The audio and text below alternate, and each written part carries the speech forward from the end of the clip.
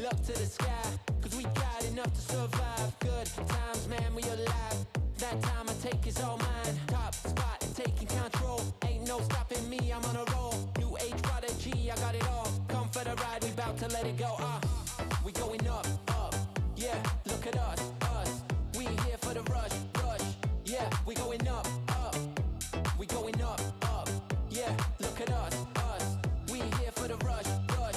Yeah, we going up, up.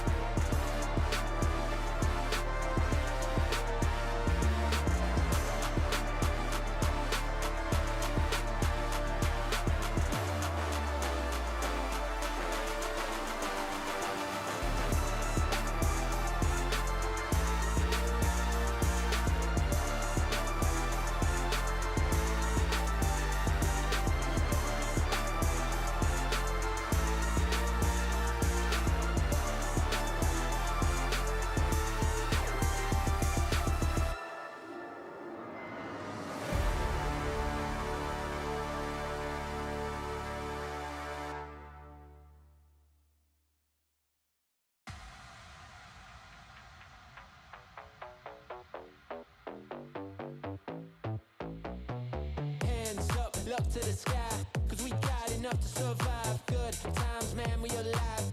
That time I take is all mine. Top spot, taking control. Ain't no stopping me, I'm on a roll. New age prodigy, I got it all. Come for the ride, we about to let it go. We going up, up. Yeah, look at us, us. We here for the rush, rush. Yeah, we going up, up. We going up, up. Yeah, look at us, us. We here for the rush, rush. Yeah, we going up, up.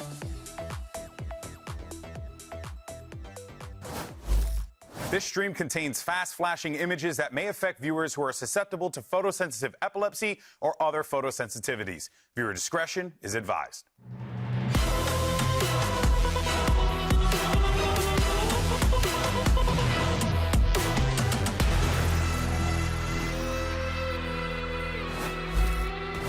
It's the last day of week 4. Playoff spots are still on the line. You got to win if you want a shot at making the cut for Masters Toronto. Hello, everyone, and welcome. Whoa, what a shot. That was sick. VCT Americas. Whoa, what is going on out here? We got a bunch of cornhole pro players Super soakers in the audience today. Look at that. Well, folks, you're back here at the Riot Games Arena in sunny Los Angeles, California. That's right, baby. I'm going. You got Vancillion here to witness and be chronically embarrassed all throughout the show. It's Dryad back again, folks. And you're right. And you're right. And you're right.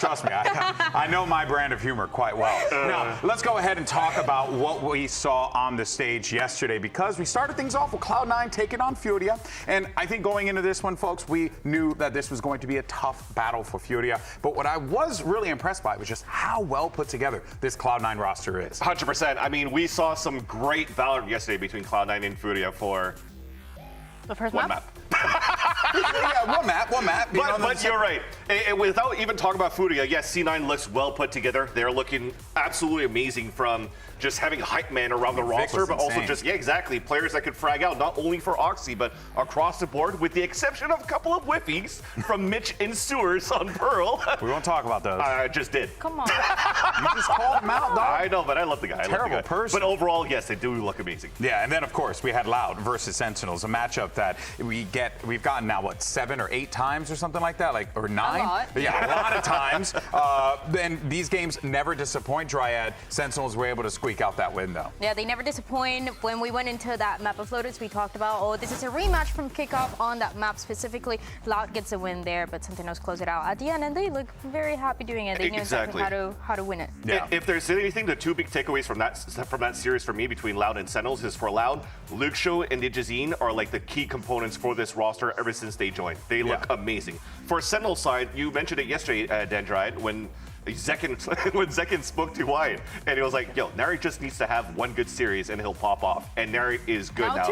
Now 2 games in a row, consistency, finding clutches, finding good trades, pushing also and flanking. Like, Nary's looking really good as an initiator role now for Sentinels. Yeah, and I mean, I don't want to make the joke, but Loud are like the best looking 0-4 team I've ever seen. Yes. You know, like, and I don't want to sound mean, but like it's like offensive that they're 0-4. It's like they're actually good, and I'm looking forward to seeing what they can do throughout the year. But man, those first few weeks are heartbreaking. They're not eliminated yet. There's some crazy chances. They're 0-4, man. That's crazy. It could happen. It could happen. It could happen. Unreal stuff for sure. But of course, that brings us to our Pulsar flick of the week. And this one, we saw a little bit of it earlier, goes to Cloud9's Vic, because there's actually a lot of flicks here. There's 1 flick, 2 flick. We got a 3rd flick 4 coming flicks up here. for an ace. That one, flick, and then flick again. Pretty much just flick all over the place. Pulsar getting their money's worth today, folks.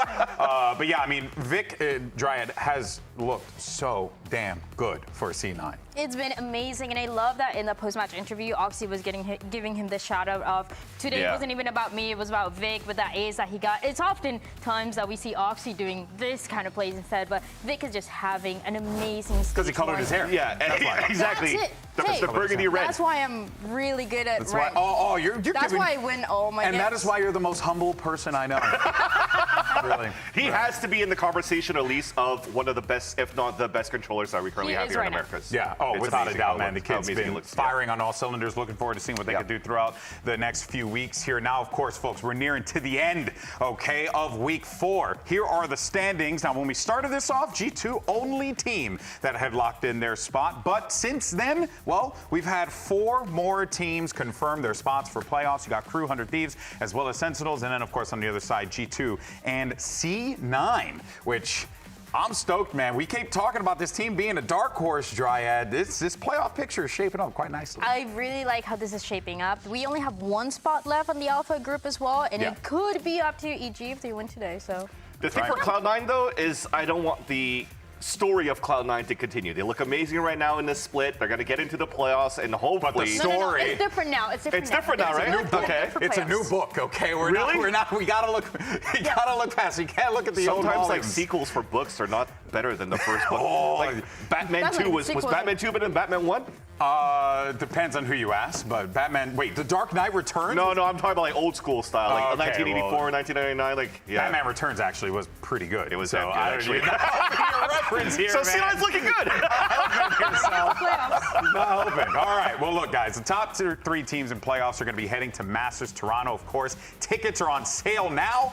Cannot wait to go join our Canadian friends and watch some VALORANT, watch some damn good games we played from the greatest teams all around the world. Make sure you head over to access.com, AXS.com to get your tickets, or you can do the thing that, you know, technology has allowed us to do and grab your phone and scan the QR code, and then you'll be good to go. So you don't have to do all that typing crap. So there you go. Done. Make sure you join us. VALORANT, get into eat poutine at the same time. Dude.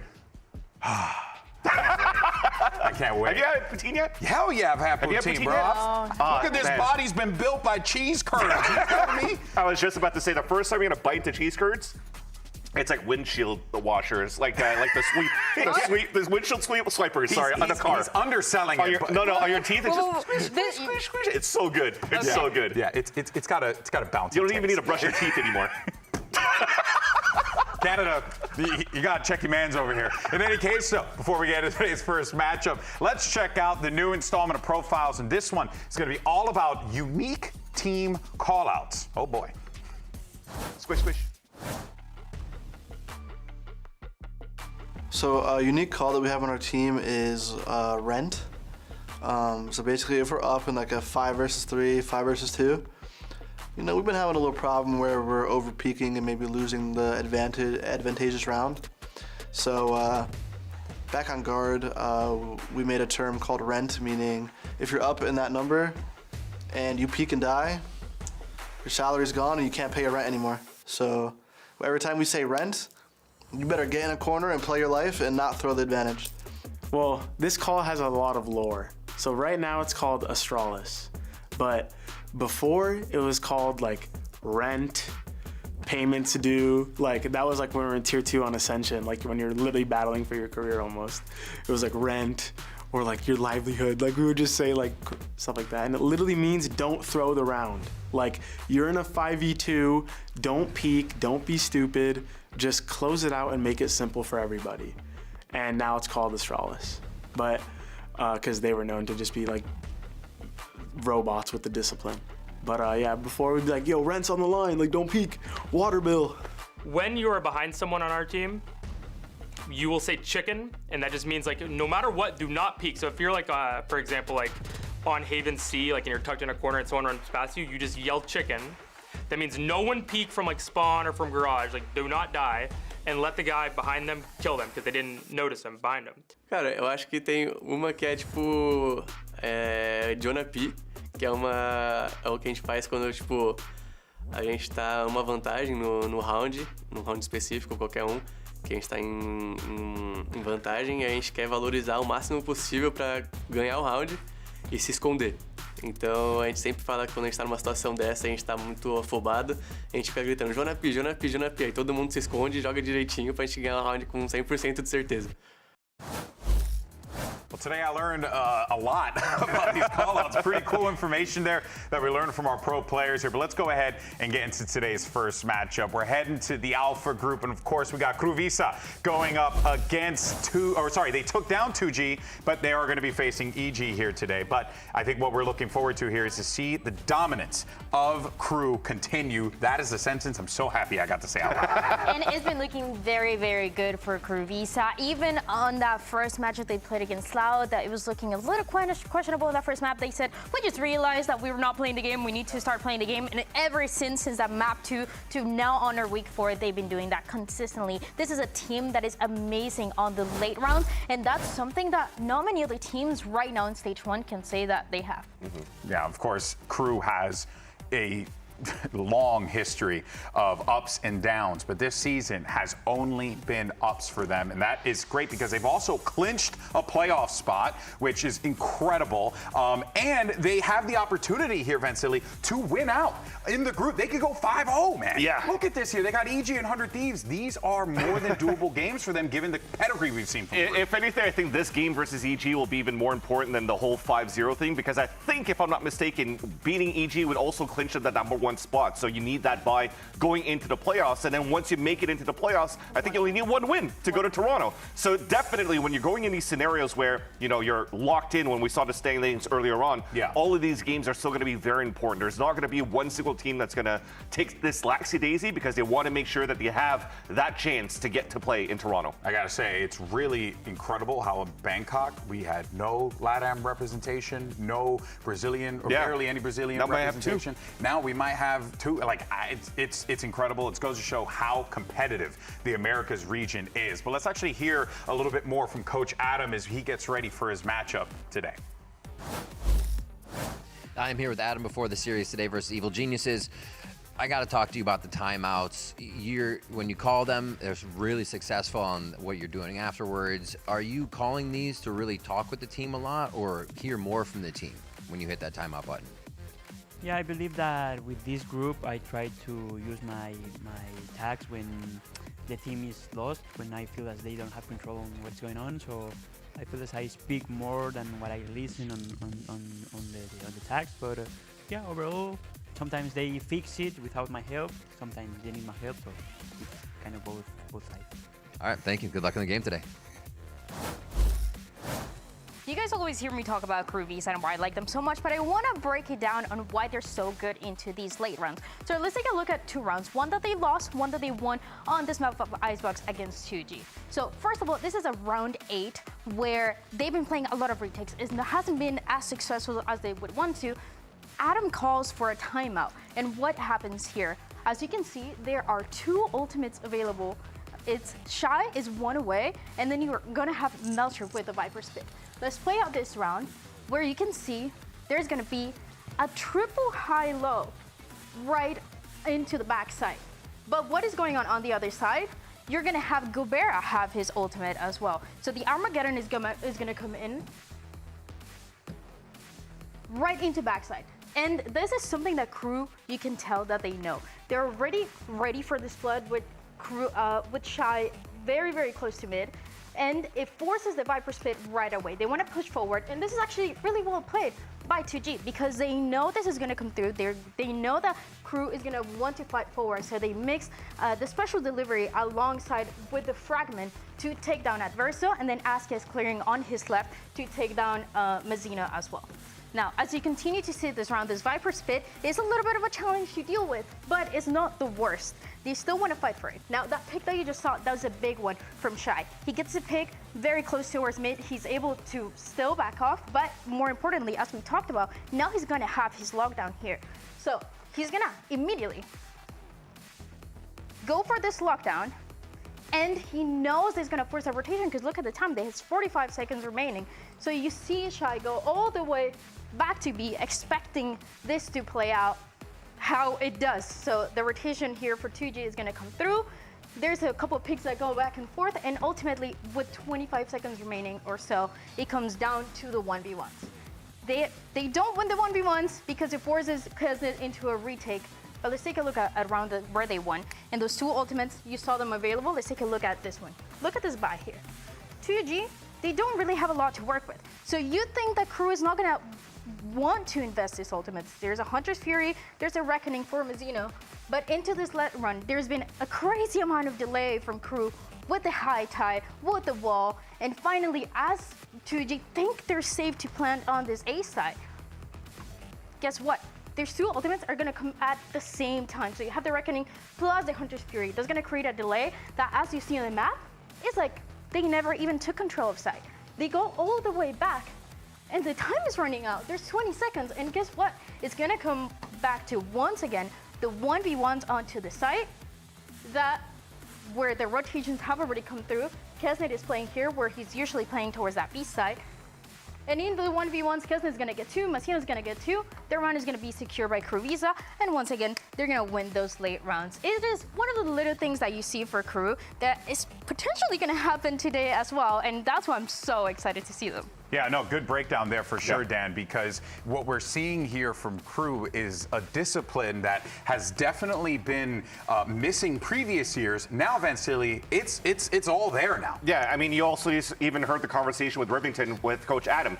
Adam was like, hey, we want to have a Crew team that's good in a 7-map pool, but also have great preparations versus different teams. So when you see the preparation going to G2 doesn't really work out, he calls these timeouts that you're just talking about. And those big ults, despite it playing against a full gun round or an eco round or a stinger round, you just want to make sure that you close out these rounds. So based off your breakdown, I'm going to have to pay attention to all these moments that if Crew somehow is going to fall behind EG, you might have something cool coming out of timeouts, just like Potter does. And we just talked about the flooding as well. We talked about the late rounds as well and how they're whittling to fight side, but they also have the best percentage when it comes to retaking. They have 42%. Next to is 2G, you have MIBR. Yeah. They are the best retake team right now. Yeah, probably a big reason why that is because you have individuals that, when they get into these scenarios, can win these ones like nothing, right? Yeah. Like they're asleep and it's just like another day in the office. Because Kesnet's one of those people, right? He brings so much aggression to the team that, honestly, I feel like it goes to show like they can have their cake and eat it too here almost, right? They're getting the aggression, they're getting the methodical play, they're getting the late rounds. I mean, everything is clicking for Crew, which is scary. Yeah. Now, of course, over on the EG side, we have Icy, who's actually been giving Waylay an honest try, but not really finding that massive moment, Vansili, that he's been looking for here. But he has taken to the agent quite well, and he's performed pretty all right with it. Yeah, for sure. When they brought Waylay out for the first time, EG did a great job delivering with Icy on this Haven side. That caught a lot of players off guard. Like, if you look at how he dashes and how he gets into different boxes and gets picks before he refracts, it looks quite good. But I think the issue, once again, is not just on Icy. You always come in with a great game plan. I feel like EG is very similar to Crew in terms of wanting to play a 7-map pool, want to be overly prepared. But then when it comes down to the match, you need your players to execute. And they can't do that. Crew can, though. And that's the thing, I like what we saw for IC on this Waylay. On the first couple of weeks, they've been playing this map of Haven now all 3 weeks, now going to this week 4. We don't know what they're going to play. But what I think that's interesting too is that they're playing it a lot like a Jet, right? On that Haven into the A side, they're playing, trying to set up IC for success with the Sova and the Breach. And sometimes it's working out, but it's also very much expected. You saw it against Sentinels. They knew exactly how that was going to play out. They were swinging off of the flash, and then that way just making that kind of play work out. Yeah. It's a thing that's easy to counter, and that's a point of concern that I have for EG in this Waylay. Well, and also too, let's not forget, folks, like this has been a rough 2 weeks for the Evil Geniuses. 2 O's across the board. We saw what happened when they played up against Sentinels. Sentinels dog walked them. It was not pretty at all. So now, Vansili, what changes here? Because we know the structure. We know what Potter likes to execute on. She's won a world championship with that mindset.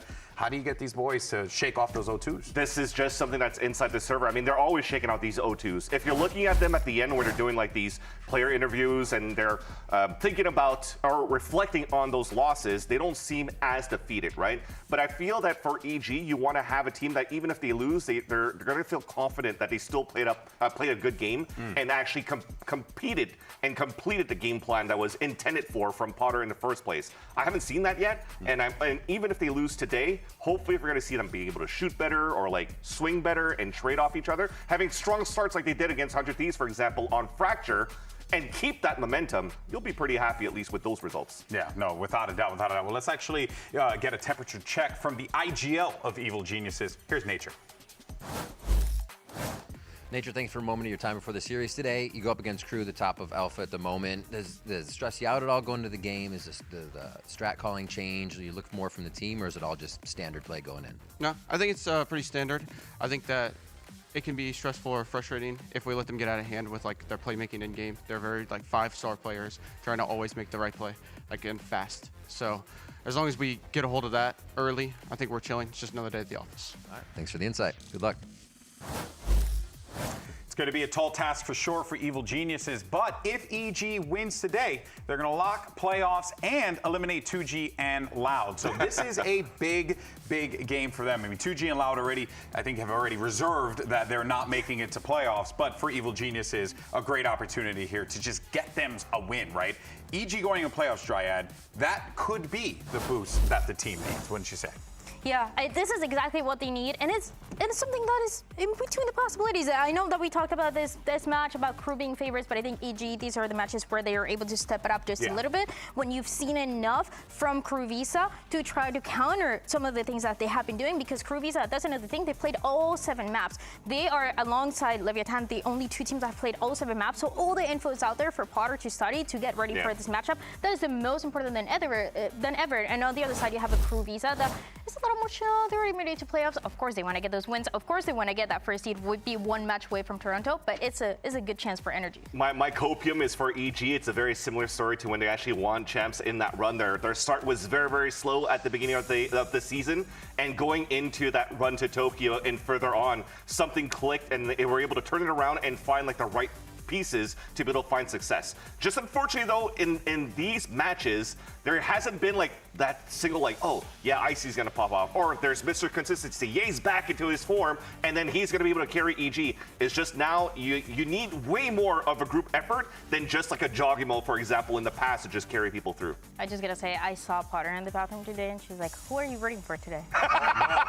What'd you do? And I'm just put in the spot. I'm like, "Well, you do need the playoffs. You need to win this to make it to playoffs. So I'm rooting for you." And she's like, "Are you joking? Are you serious?" I'm like, "No, I'm serious." I was a little. I just said I was a little worried about the Haven, but I think you got it. There's beats of sweat dripping down too. I really want to show the prediction graphic now, only to just contradict everything that you just said. Let's not do that. We're not. Okay, guys, Dryad doesn't want the prediction graphic, so it's not happening. Okay, it just might get called out and get put in. It's hard. I love Potter and I love Crew. It's you're making me pick one. It is a tough one. If anything, Loud's loving Crew today. They're definitely going to be cheering for Crew to win so that they have a chance next week against EG. Loud are going to be huffing all the Crewpium all throughout the day here today. Now, of course, EG are going to need to work together if they want to make playoffs, right? And look, we tested their communication skills with a simple game. It's a drawing game. What could possibly go wrong? Let's check it out. Hey everyone, it's Icy here from Evil Geniuses, and today me and my team are going to be playing Quick on the Draw.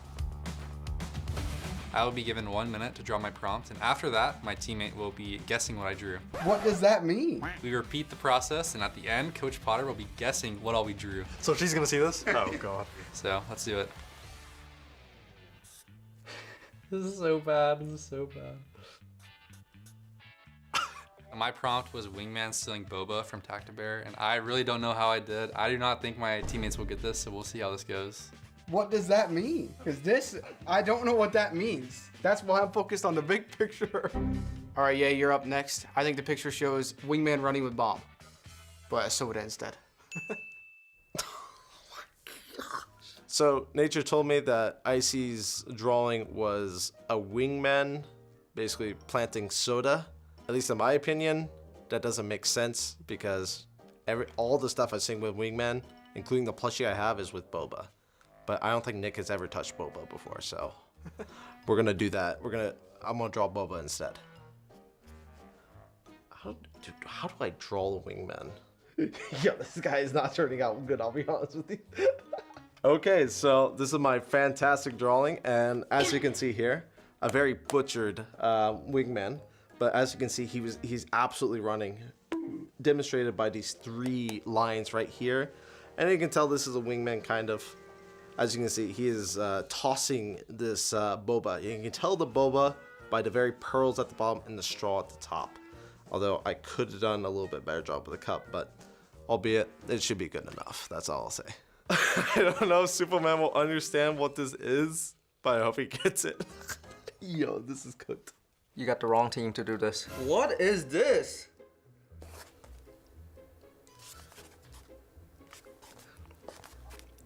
Okay, is this Valorant related? My guess is Wingman is drinking boba. I see, you know, these are the boba pros here. You know, I drink boba a lot myself, so I know what these are. I hope they're not ice cubes.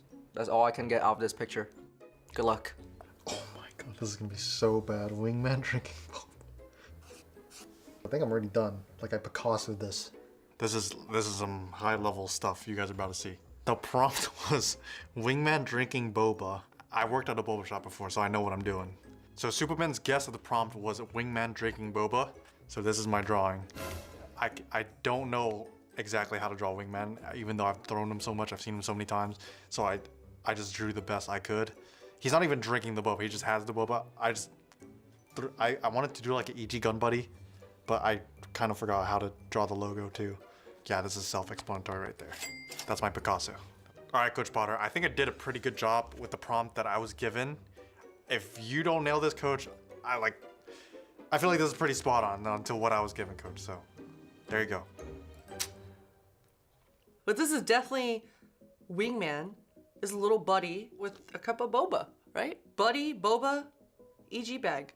What's the prompt? I don't know what the prompt is. What could this possibly be? This is Riot's new Uber delivery system. I think the prompt is Buddy delivering boba tea to the players. Based on these drawings, Buddy stealing boba from Tactibear. Okay, where is Tactibear? Oh, that's Tactibear. I see it. Guys, my players are true artists. Such artists. I think this first one is the most, as soon as I saw this one, I realized right away. Derek, this is shameless. Prime sub, come on.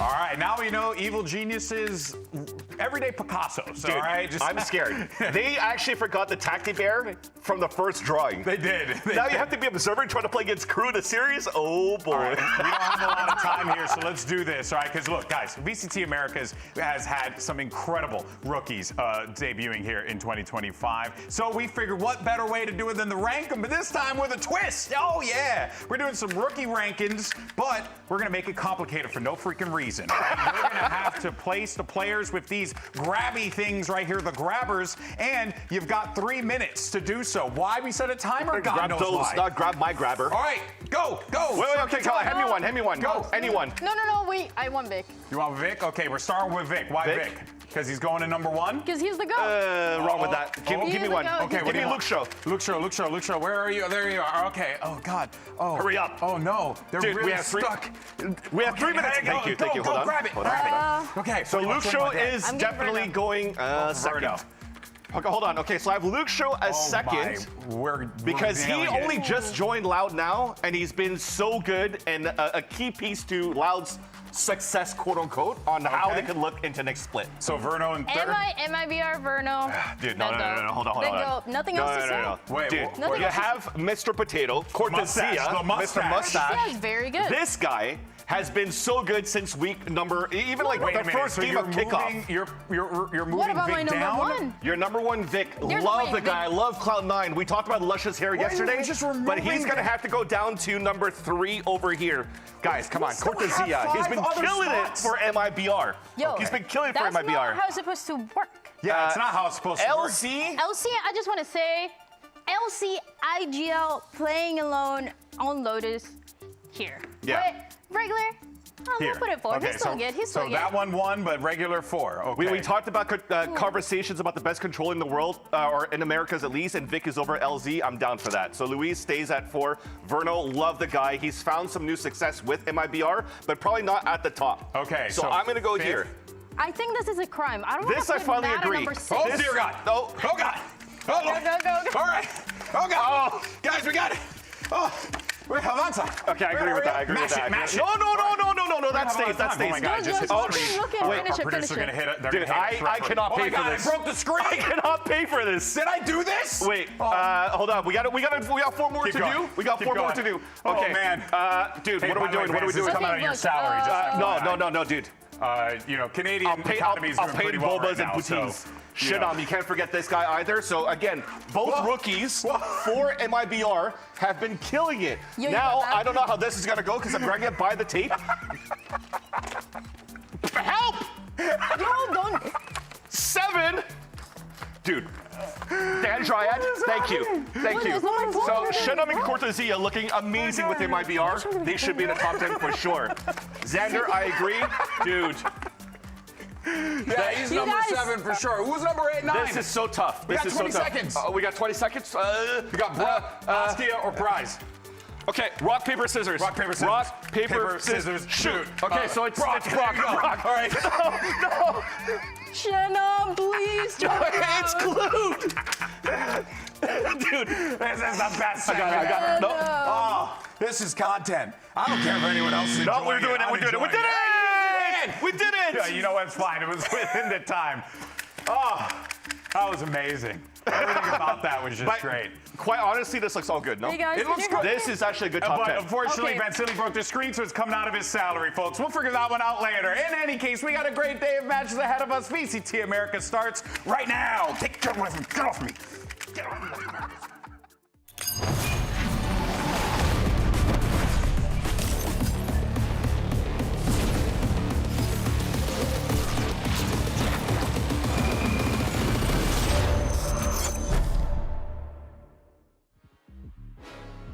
No vamos a confiarnos contra EG. Creo que no hay que subestimar a ningún rival. There's not a lot of time on this. They're going to have to fight this. Derek can fight ahead of it. Second's got to stick it all the way. The kills go through. The defuse does not. Okay, I think Crew is, in my opinion, probably the hardest opponent just because, like, from the outside perspective, they're a super team.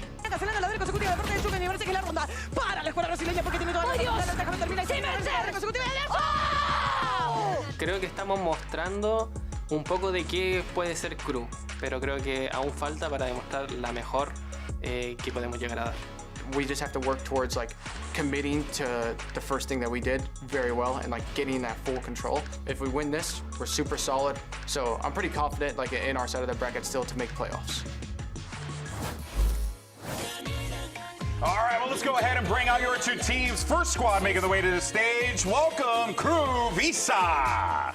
Crew Visa has been looking insane so far. Undefeated and now trying to get that #1 seed going into playoffs to be 1 match away from Toronto. You need to pay attention on how they're going to be playing these post-runs, these late runs. That's what makes them the best team right now, especially going against EG. They definitely have ironed out. The execution is going into sites on the attacks as well. How they play the pulse plan. They can play onside, offside. Always good for trades. But you also have somebody like Mazzino that just clutches all the time. Shy that clutches all the time. Kessa that opens up the sights. They have everything from A to Z to be a complete team and a #1 team in the Americas this split. Yeah, this is a massive game for them. Win this, you qualify for the playoffs here. But of course, on the other side, their opponents are doing the same thing because if they manage to win this, their playoffs lives stay alive. Let's go ahead and bring out to the stage Evil Geniuses. And of course, for EG, they get this win here. They get themselves a playoff spot. A big game for them, Vansili. So you know that the pressure is on. 100%. And again, I want to watch this game and hopefully they come out victorious. But if they win or lose, or winning and losing, or losing as a team. And you know what? They won my heart. They continue to win my heart after that segment that we just saw. Ye has an amazing personality and is so thoughtful through the process of drawing things. And now it just makes me think how much he calculates his moves inside the server. They all forgot Tactic Bear. That's a detail. That's a detail, right?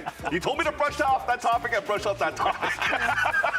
One thing that I want to go back to, something that I heard from Potter last year when I was interviewing her, is the players need confidence. And a win here very early on into these maps would be a good chance for them to do so. This is a team that has been building up from last year, from players that have so much experience, and it is a mix between the two. When we get to see the Lotus, so no Haven, Yeah. as we talk so much about the Wayland. Well, I think you're still trying to see here from EG's side if they wanted to float that or not, because they actually let that float against Sentinels. They felt that they had the number for Sentinels. They thought they had the number for 100 Thieves as well, but they actually banned it second, which is quite interesting. So they actually wanted to shy away from that one. But seeing here the first map being Lotus and Pearl, it kind of makes sense when both of these teams from Crew and EG ban the best map from each other, right? You're getting rid of Fracture, you're getting rid of Icebox. Yeah. I think it just makes sense here in the series. Yeah, no, the Icebox going away. I was hoping that we would maybe see it, but I don't think anyone wants to touch Mazzino's Harbor and like all that. It's just too good, man. He's too nasty with it.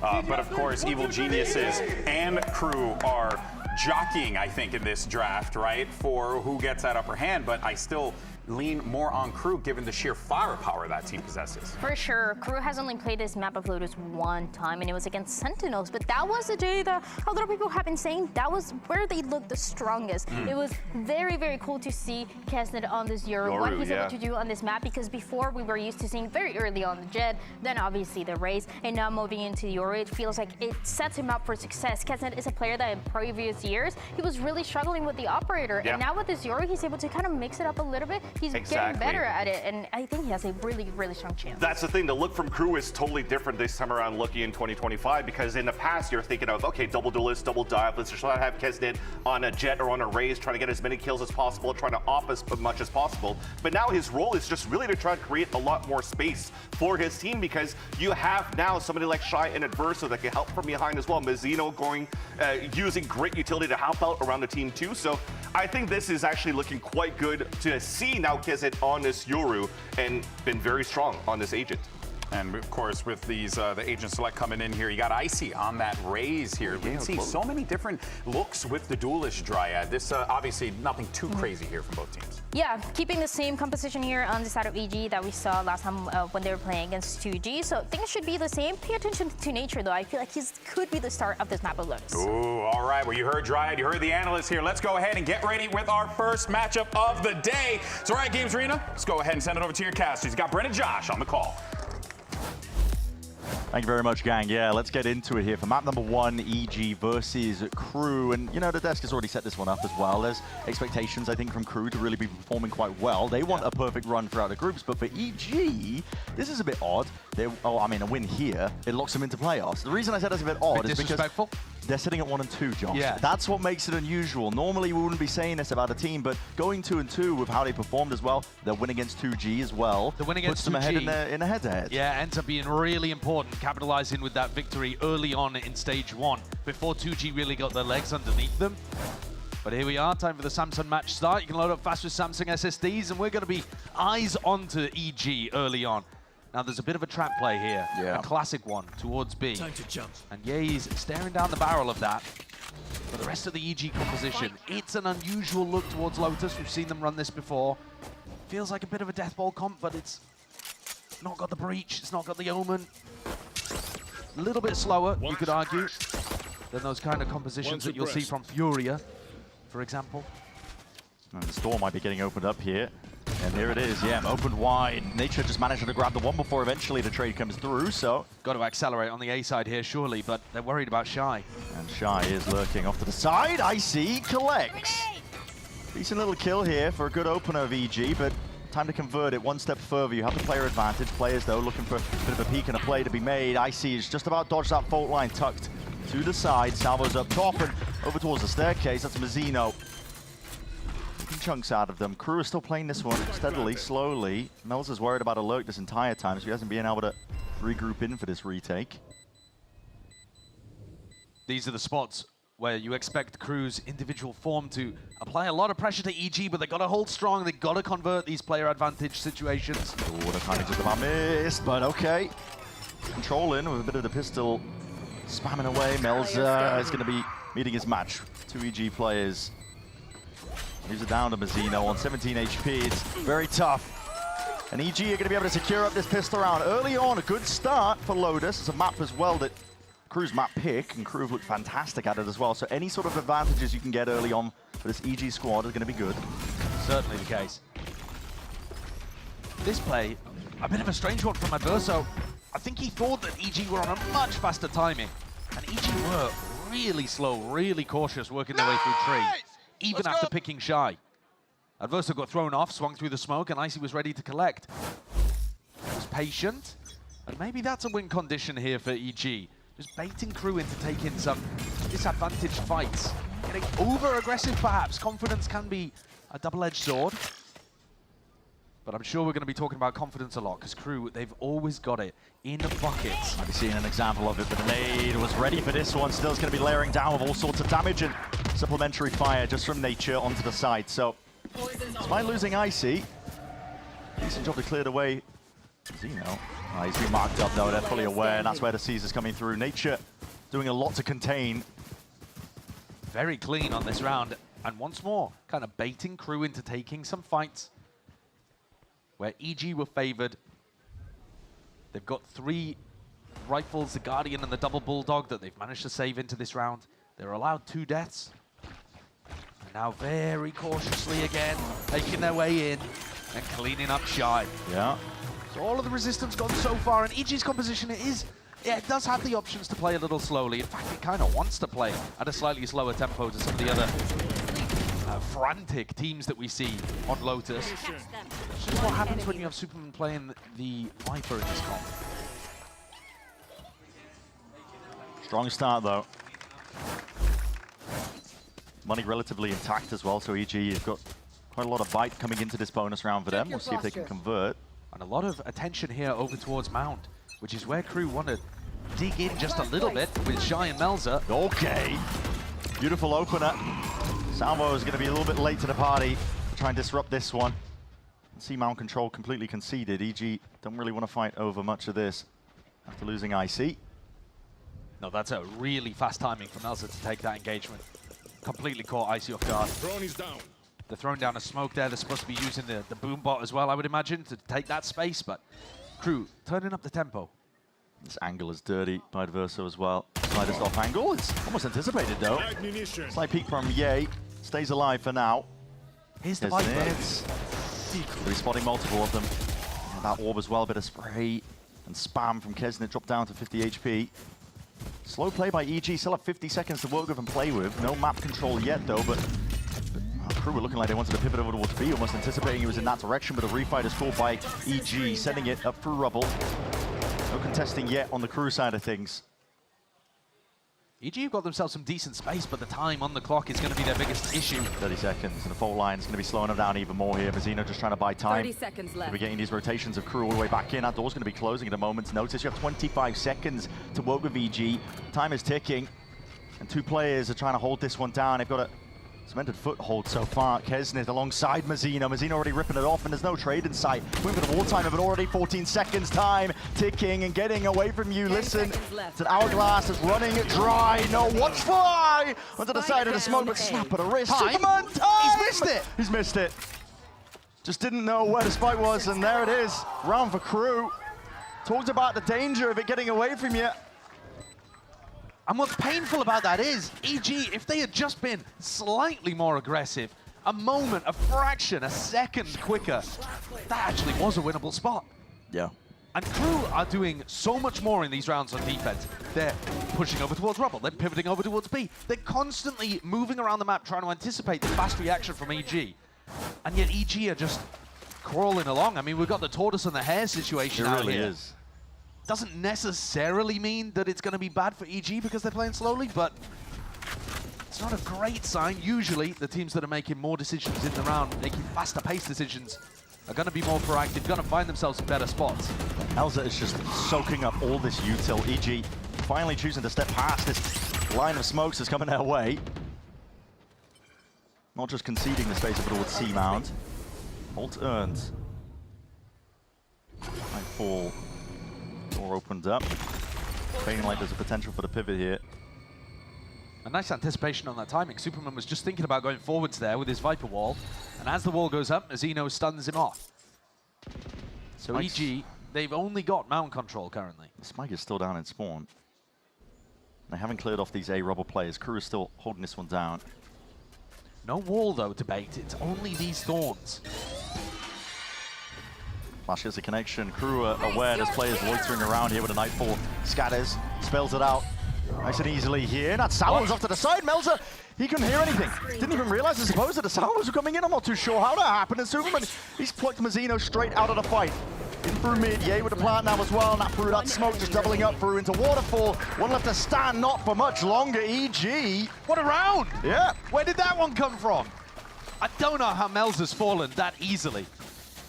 But you can see there a little bit of the nerfed Vice setup. They got back through those thorns a little quicker than they otherwise would have done.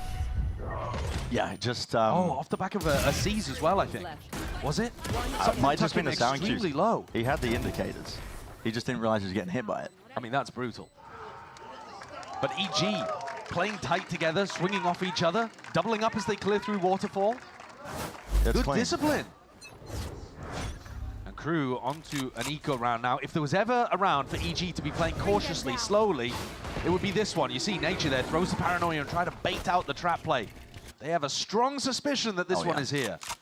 But Mazzino has a lot of patience with the fault line, decides not to spring the trap just yet. And they've always got the opportunity of using salvos and refighting over towards Rubble. Man, that's an opener. Okay. Beautiful. Yeah, it's a good kill. Melzer dropped. He's going to be scratching his head about a couple of these deaths. And Crew are left, I think, questioning in terms of, wait a second, where are these EG guys playing? He said earlier the tortoise and the hare, but okay. Tap on the door, run away. They are really cautious that Crew are going to be running a trap play, but they haven't triggered it yet. Here it comes. Yeah, and well, ready for it. It's the firing line, all lined up towards that blue room, and bodies are filling it up, painting it a shade of red. And I'm impressed. I like the way that EG is playing around here. The calling is really nice. They anticipated a trap play towards B, and then they used 2 waves of trying to trigger out the trap play on Rubble too. They're also winning individual fights. I mean, listen, I don't want to jinx it, but I don't think Shy's going to win the 1v5 ace here to be able to win the round. EG should have this one in the bag. And they're starting to build up towards some ultimates here too. This is definitely an attack side that could spiral for EG. This next round is going to be monumental. You got Breach Teho for the defenders. Wow. And Icy up to his Raze ultimate. And yeah, it was a half buy from Crew. Okay. I'm still going to lay down a little bit of respect, though, for EG, because, like you said, this discipline that's been instilled. Oh, that's a nice shot. Yeah, brutal. That's 2 rounds in a row now that Melzer, like I said, is going to be scratching his head and wondering, wait, how am I dying in these spots? And Nature just used this. Always going to be building up soon enough to another one. Superman has yet to die, by the way. He's 8-0, despite the fact that we've only played 5 rounds. So he's on the Viper, controlling that A Rubble line, and he's playing it patiently, safely, but he's also just getting his team into good spots. So big credit to that one. I think Crew are going to find it difficult to punish him because he's just playing a very risk-averse kind of strategy. Yeah. It does feel like the whole game plan for EG is to bait Crew into fights. Unfavorable fights at that as well. I mean, it's quite apparent. You just look at the scoreboard. I mean, Kesnet, we just saw him on our screens. He's sitting at 0-5 currently. Right at the bottom, it's unusual, to be honest. Crew, I mean, you think about a cornerstone of their style of how they play. It's quite standard. They make good macro calls overall, but a lot of it relies on firepower to try and make the difference. I think when you watch their defensive rotations, though, they're really used to playing against faster-paced teams. They are, definitely. They can't figure out this tempo, and it's really slow from EG. Maybe that's the timeout is going to be calling out. Take a look at this wall, actually, that's being thrown by Shy over towards C. It's really far back, so you can't jiggle that, but it could block Icy if he goes for the Raze ultimate over towards C. Crew, though, hoping that they can get a big Rubble fight going here. Going to be sending it all in over towards A. It's a TP up top on. Shy needs to be very much careful of this. Drone's going to be fading. Flash in your face to multiple players. And that's good just to hold off EG and buy time for the rotates. Thorns, 1 at least, is going to end up getting broken by that. Yeah, that's the purpose of that salvo. We're seeing what is that? Rolling Thunder committed as well through the doors. It's opened up wide. That's a great seize. Completely stunted any attempt of trying to push this one forwards. And dimensional drift, I mean, he's just being tethered. Caught to the corner, still getting the information necessary here, but he offloaded! Where the hell has Icy found that one from? Kesnet is getting all the info, but whether or not his team can do anything with it, that is the question. Flash through into the side, and Derek's already cleaned up these stragglers. Superman, what a dodge! Quick snap back. They've just done it again. They've baited Crew into taking a bad fight on EG's terms. And this one coming in after the tactical timeout. Crew left in a 2v5 trying to hold on. EG haven't had to actually run around yet. They've just held their ground. The Breach ultimate too, I think, caught onto Kesnit and Adverso. So yeah, the Siege was good. 30 seconds left. Shai's going to be forced all the way up towards the top there, just from the salvos. But there's just nothing doing. No. I mean, EG in spots like this could just group up, play the numbers. Doesn't matter if on paper the Crew players have slightly better firepower. They're not winning 1v5 situations on either side of the map. I don't know when to fight straight up. No, they're not. But they're not taking raw fights as often. I suppose Melza's fight over towards A lobby was a bit of a raw 1v1. But the whole brawl that happened over towards Mound was actually just mistimed and miscoordinated by Crew. Yeah. And again, an unnecessary fight. They're taking it early, wanting to get ahead of what EG are doing, not realizing that EG are just chilling for the first minute. That's super slow. I think they've got entirely the wrong read on the tempo of this game, and it is biting them. And wow, what a start for EG. They could not have asked for a better beginning here on Lotus. Their opponent's map pick, a map where they looked peak last time we saw them in the victory against Sentinels. Oh, honestly, it was phenomenal.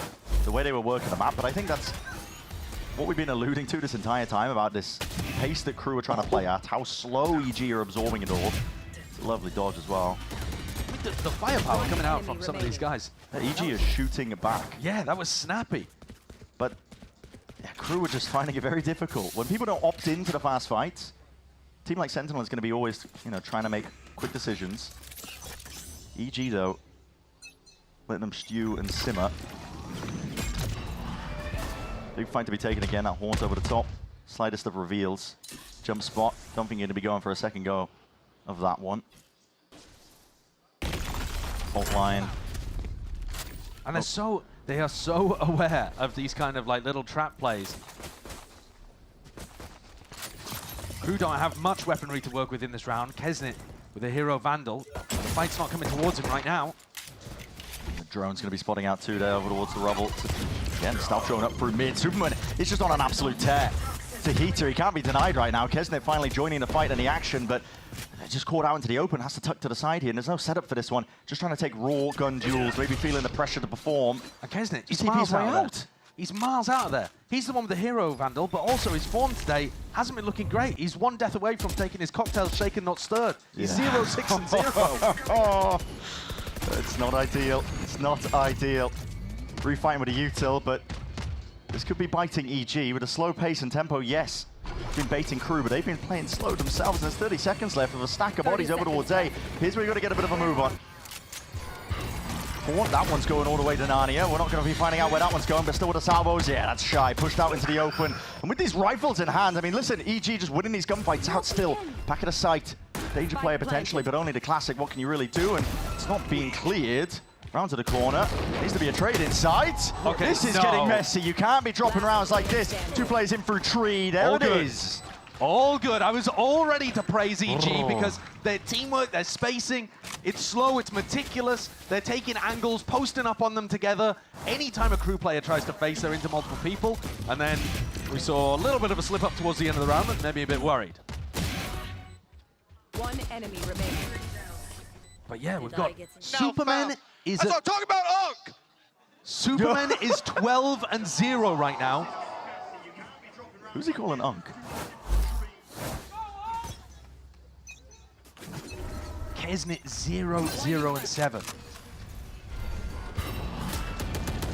One's been dealt with here. Kesnit, though, it's a prowler in his face, and he's forced back from the fight again.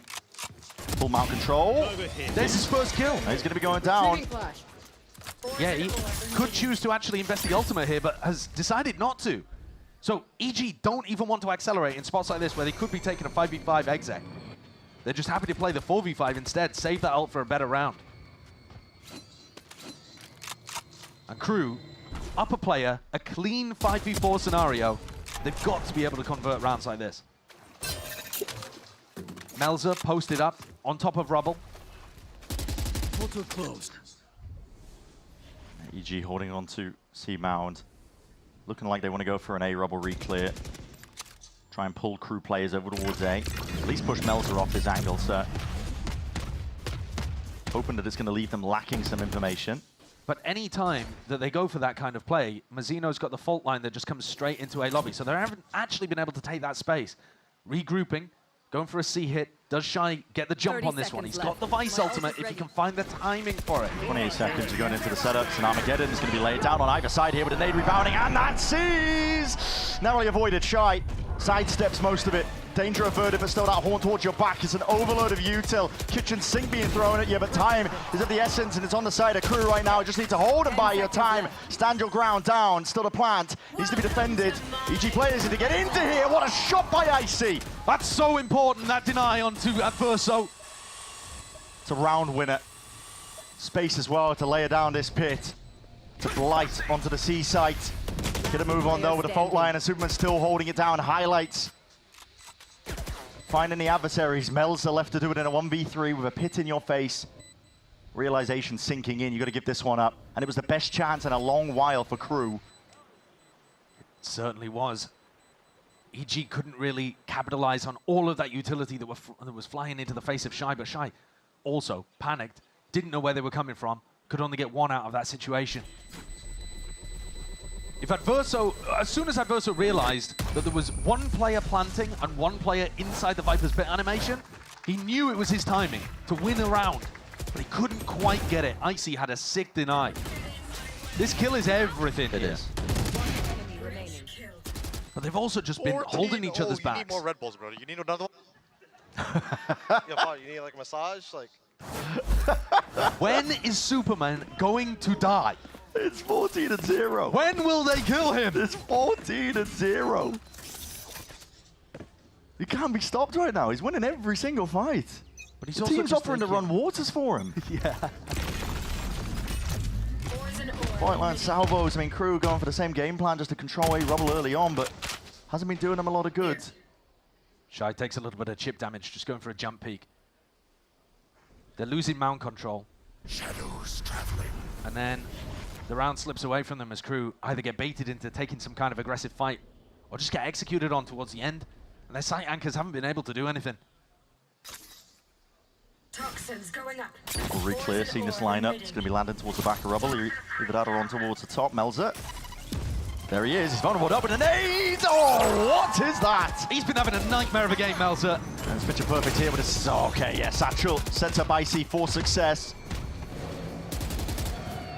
Everything just looks like it's working exactly to the game plan up until Derek dies. But it's still a 4v3, still with better guns, and an entirety of the A site open to them. Adverso, though, if he finds this individual 1v1, now Icy, he's got it locked down onto the off angle. Doesn't anticipate that, though. It's perfectly timed by Shy. Spike planted. Lands that kill for him, and out into the open again. Not unexpected. Yay, finally offloading and not dead yet. Gonna be looking for a kill now, and everybody just running all the way out of there. Stunned up, Mazzino claims Ye's life. Buys time. Up through the top angle, Superman finally falls, and you're giving away these ones now. Leaves it down to Nature in a 1v2. Steel Garden narrowly avoided slightest of gaps, but it makes it more predictable. So crew gonna know roughly where he is to play in. There it is, Aftershock, lay it down. A few more bullets to finish it off. Second round finally there for crew. That was on a half-by round. Mistakes from EG, really. But also, excellent individual play from Mazzino. The kill onto Superman in particular, being aware that Superman could have taken all of that space in the midst of Ye's ultimate, and finally dealing the first death to this unkillable guy who's just been... I mean, that kill, again, huge one. Huge one. Not just because Superman was 14-0 prior to it.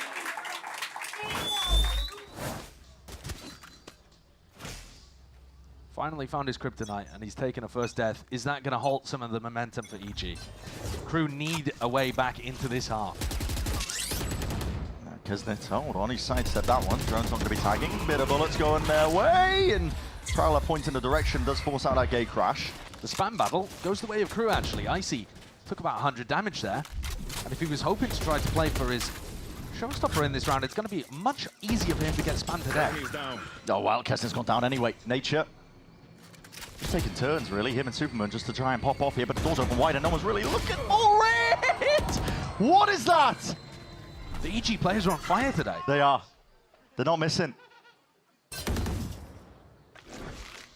Mazzino's thinking about ripping a breach ult, is he? Into Mound. Desperation. In a 3v5. It's desperation. EG is so ready for it. Yeah, they're holding you two. Look at this. Look at the C's nade. I They see are it. holding I the see C's nature. nade. Propped up, waiting for some sort of response. And Melzer feels forced to try to make a play on the other side of things. He's against Superman. He adjusts his aim in time there. He was given the right timing, honestly, just by Superman peeking out the shoulder, but gets One of the kill. first times that Melzer's actually been able to find some impact holding down the opposite side of the map. He's going to get tested again. Yeah, certainly. Fowler. Oh, he lays on the smoke, but you're going to be TPing out into the open, surely. Yeah, not long for the world. EG have got to accelerate. They've only got 20 seconds left. They've got to get the plant down. Trying to hold angles for each other, knowing that Crew are going to try to make the play. Mazzino has ult. Gotta move on. You gotta have go to plant faster. this. You've Hello. got to go faster You than have this. to plant this. Nature, hold on. 7 seconds. Pushed off. 6 seconds. Finally back onto this one once more. Stun. Aftershock. Might be resulting into a bit of a kill. Sidestep for now. Surviving at a moment's notice. Pulling the util out of him. And Derek just handles Mazzino. Pretty sure if he'd used the aftershock there before the stun, changed up the order of that, might have been curtains. EG almost losing another round to the clock. But an almost impossible situation for Shy once more. Round 10. And it feels like saving the gun here is probably the better play. And that's devastating. Yeah. Ice is going to want to go hunting here. One away from the ult.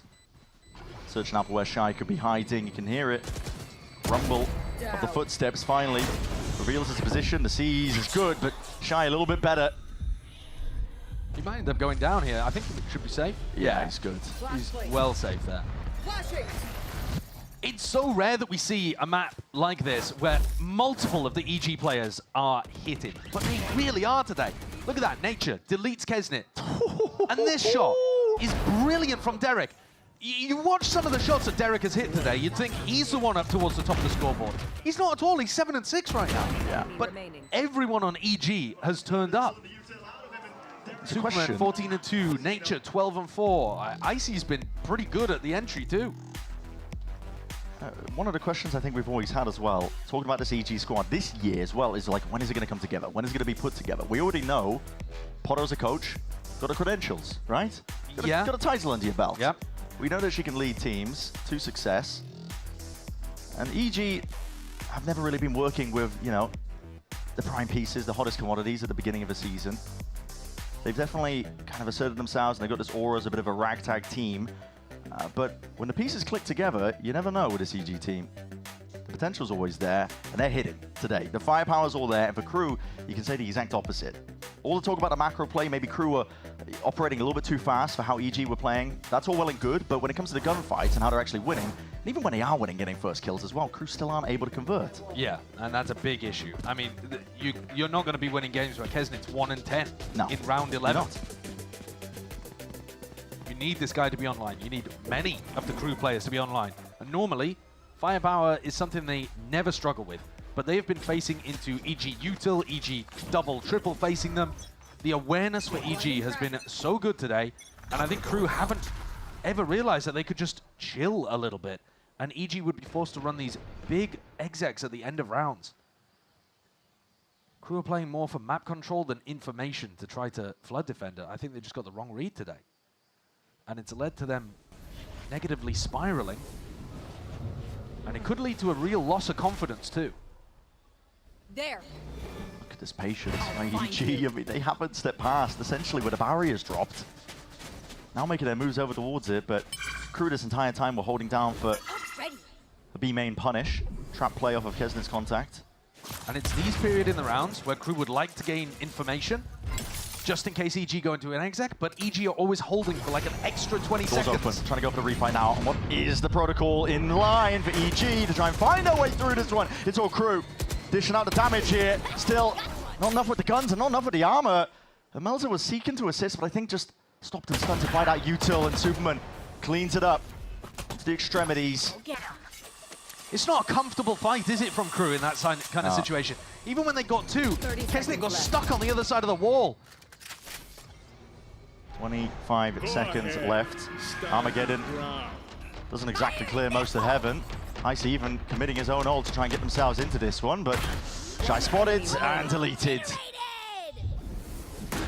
planted. Left onto Melza. Round 11.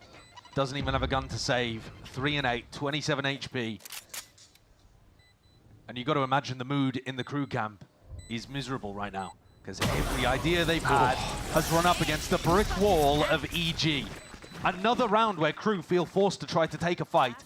And EG, even though they were slightly further forwards this time and not quite anticipating it as much, they still deal with the aggression. What the hell has happened to this EG team in a break? In this 1 week that they've had since their last game? I think they've just got a sick read on how crew want to play. I really feel like they're just adding these like extra 20-second pauses in that are ruining crew. Yeah. We'll have to see once the sides swap, because then crew will be in charge of the tempo much more. The attacking team on Lotus defines a lot of the pace. Half Armor's Outlaw into the hands of Icy could do some serious work. Serious risks being taken as well across the board. I mean, crew are challenging a Rubble, Mound Control. They're trying to fight over everything at once. Look at where these crew players are, man. And it's a deep push, triple face. At least a double, I should say. Tripping me out with the clone. Looking like they wanted to try and punish Superman, but they don't step past it again. You're really worried about EG just kind of contacting up against you. Here comes the Alpha information from Kesnet. Dimensional Drift is going to be telling them all stuff that they probably already know at this point here. Nightfall scatters forwards. See if Melza can hold it down here in crew mid. As Superman takes the challenge, wins the fight. Kesnet from behind. That's a 140 jobber and just cleaned up in the end. And those are two duels that again go the way of EG. Raw fights and they're winning them. Nature taking that first point. Mazzino with the fault line has slowed them down to a degree, but there's that stun and there's that return again. Just sweeps in Superman to save the day. Discipline taking a fight together. EG are 10-2 on crew's map pick. And Superman's 2 kills in that round are like a microcosm of what he's been able to do the entire game. Yeah. 17-3, almost untouchable. Deletes Adverso, comes back in, combines with the rest of the team to get another one. Off the back of what would have been a great stun from Derek, even had a chance to connect. Complete dominance today from EG. They believe they can do it, and I think other people watching are going to start to have that same belief now. Oh, yeah. Going to be heading into the next half, of course, as well. And we'll see if EG can close it out. They have 3 chances to do so, but many, many rounds. Well, more than 3, I should say. They only need 3 rounds, buddy.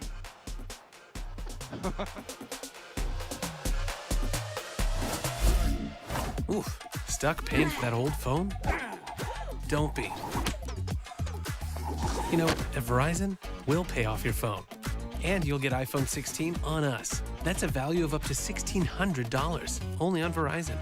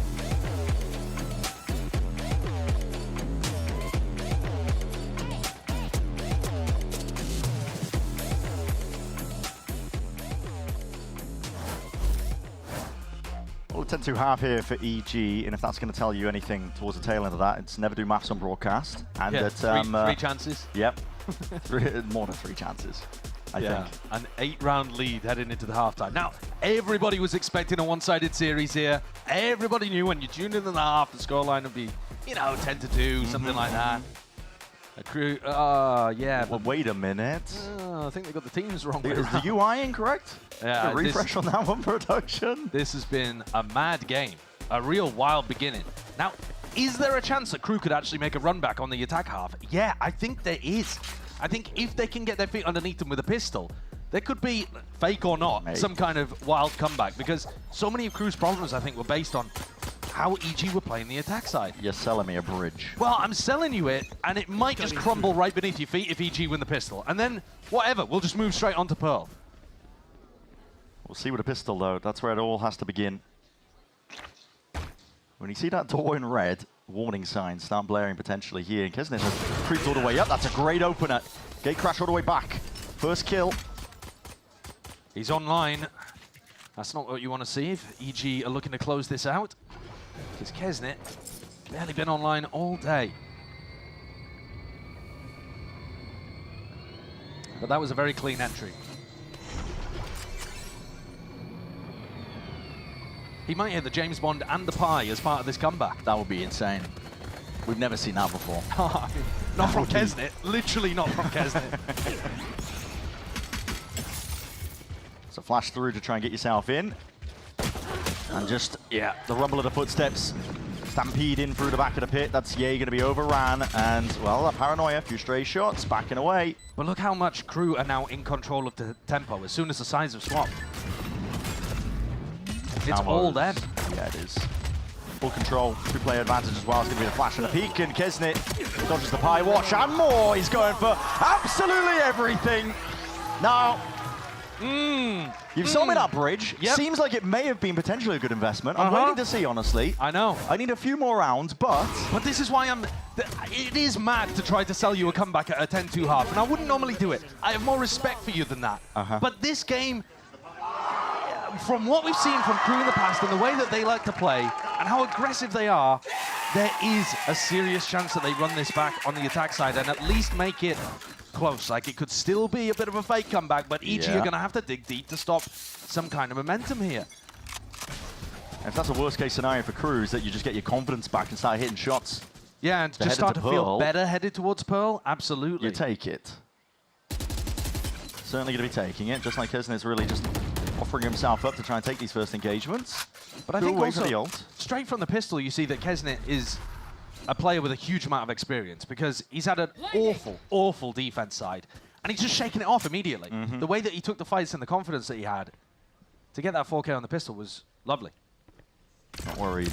So C's held here, waiting for it. That's a big connection, big nade, but they can tuck themselves around to the corner, and Icy delivers it. That's a death blow. Straight to the head, straight to the dome. Kesnet going to be taken out here. Nature needs to be careful. He's not going to be caught out into the open. Scurrying towards the back of the side as that door opens up as well, so... Warning.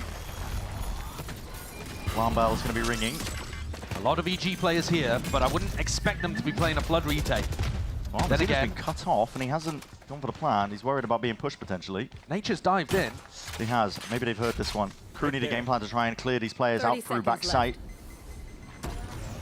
But they are rooted in spot for now. EG just trying to play it a bit more disciplined, waiting for the salvos here, and there needs to be that peek and round to the side with the pistols in hand. Classics to try and do a lot of work here. There's a lot of damage done. Multitudes of players. Weaken up. Superman! My goodness! He can't be stopped today! Take a look. The superhero that EG needs. 20 kills.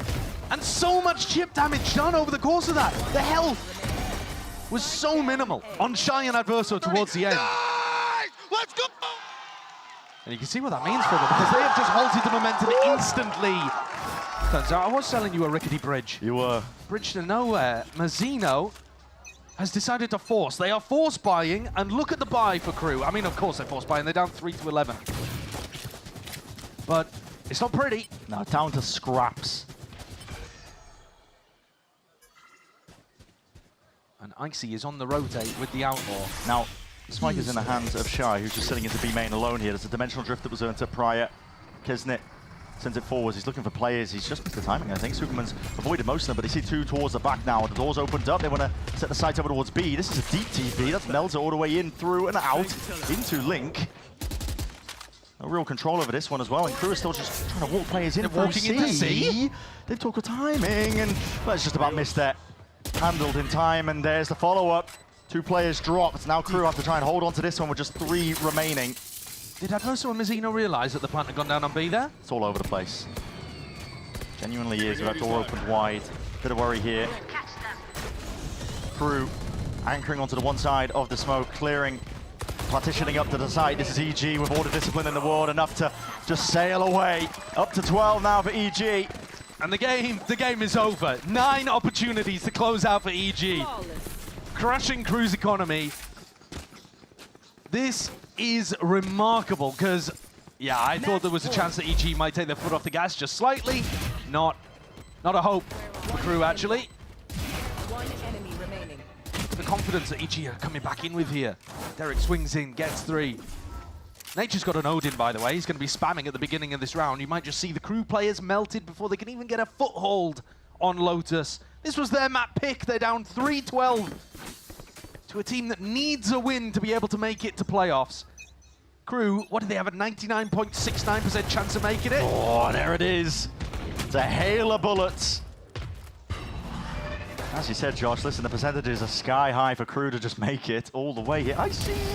Out into the open. That's a crazy fast timing to be taken here. Mazzino, he is setting that pace all the way forwards here. Nature! He got 2! He gets 2 in the middle of that, and yay! He's instantly down to the scene of the crime. Might even look to try and peek past this one as well, as that curtain's going to be dropping. Mazzino's handed it, but again, Superman from the side. These trades have been just impeccable in terms of that timing, and Shy to 1v2. Spikes in your hands, but avenues covered. Smoke into your face. Finds the first. Garrick's going to be dropped into a 1v1. Superman. And he has been lights out. Plant down though. Shy. Got to do this to survive and buy a bit more time. Steady with a Guardian.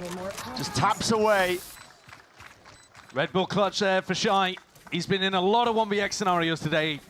Wins one to keep the dream alive, but it is a fading dream.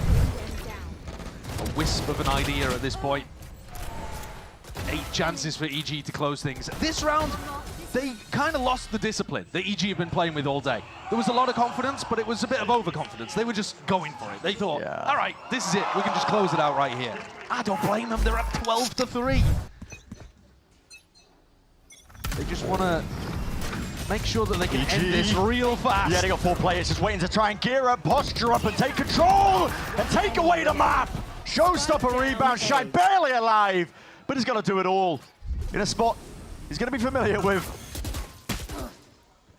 But now being surrounded, it's a net that is tightening all the way around him, constricting, and Shy, your options running dry.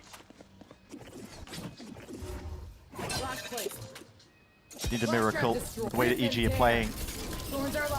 Dawn's not broken, not deaded, but Icy just topples him anyway. 13-4 for our opening map of this Crew EG game. Going the way of EG. I've never really seen anything like this, to be honest, in terms of expectations. You're seeing almost prime form. I'm talking Superman LCQ, Derek LCQ, Prime Yeaster. You're seeing everybody just frying today. Nature's pulling off miracles, man. This is a team with just fire in the belly right now, and they want to make it to playoffs. Superman in particular deserves so much credit because he was everywhere. Yeah. He was doing such a great job, and the slow pace from EG baited Crew into a nightmare scenario. This is a team, Crew, that are fighting for #1 seed heading into playoffs, which would allow them a bye. They would be 1 win away from Toronto if they could get past Evil Geniuses and 100 Thieves cleanly. And this map, what are we talking about cleanly? What are we talking about? It wasn't even close. No, shaky for Crew. There was a moment where I slightly believed in Crew coming back, but the score was 10-2. I mean, what was I thinking? Too late. At that point here, and for Crew, if the firepower's not there, that is really just a cornerstone of so many of the fundamentals of what makes Crew a deadly team. We're going to be stepping away, of course. Up next, GP and the analyst desk, breaking it all down for map #1 and setting up for that map #2 as well. We'll see which direction the series ultimately ends in.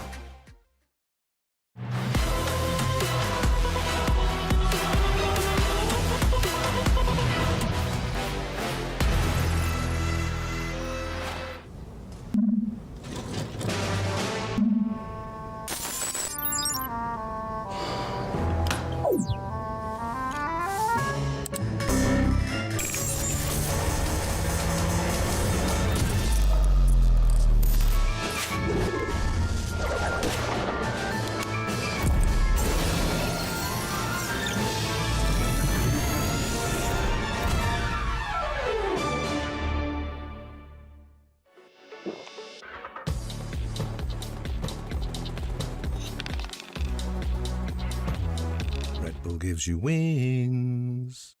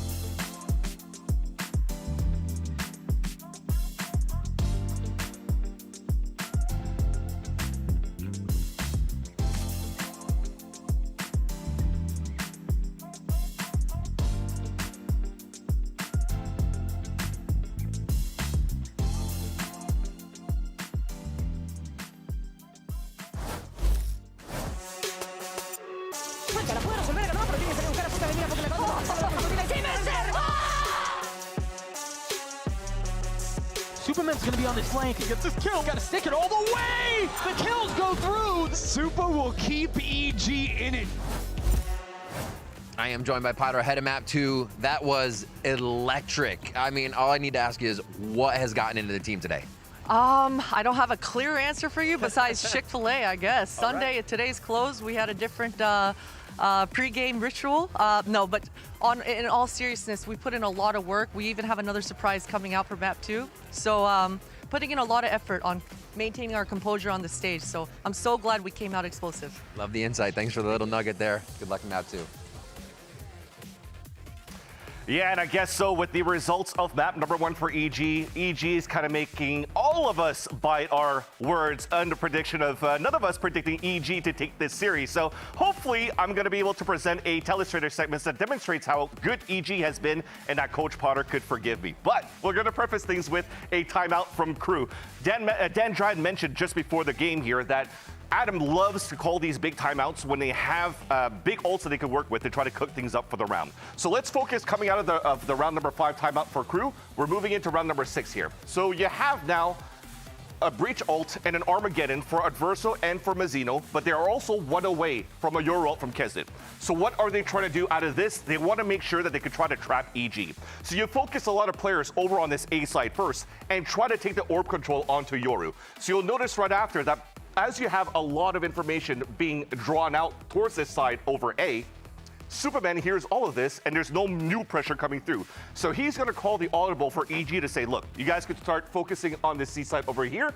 And crew is also all ready to move in towards these two areas to start fighting and try to trap against EG. And we've also mentioned at the beginning of this game, we wanted EG to be more reactive, to be playing as a team, to swing as a team. What happens now? Drone comes out, being called up by Superman. He says, okay, they're going to lean towards the C side. They're probably going to try to trap us. Ye, meanwhile, when all of this action is happening, he's already grabbed the orb for the Clo Vault here as well, right?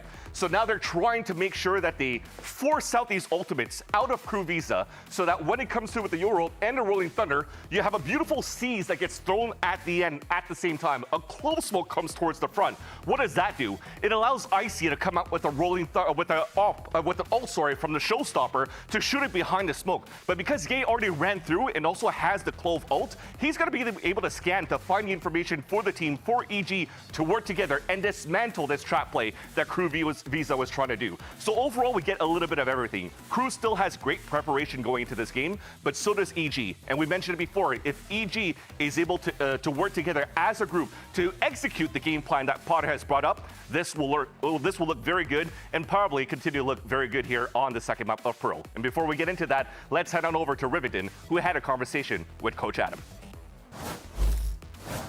I'm joined by Adam for a moment right before map 2. Looking at how well EG was playing there, it seemed like Crew had a little trouble getting going. What are you looking to fix there and heading into map 2?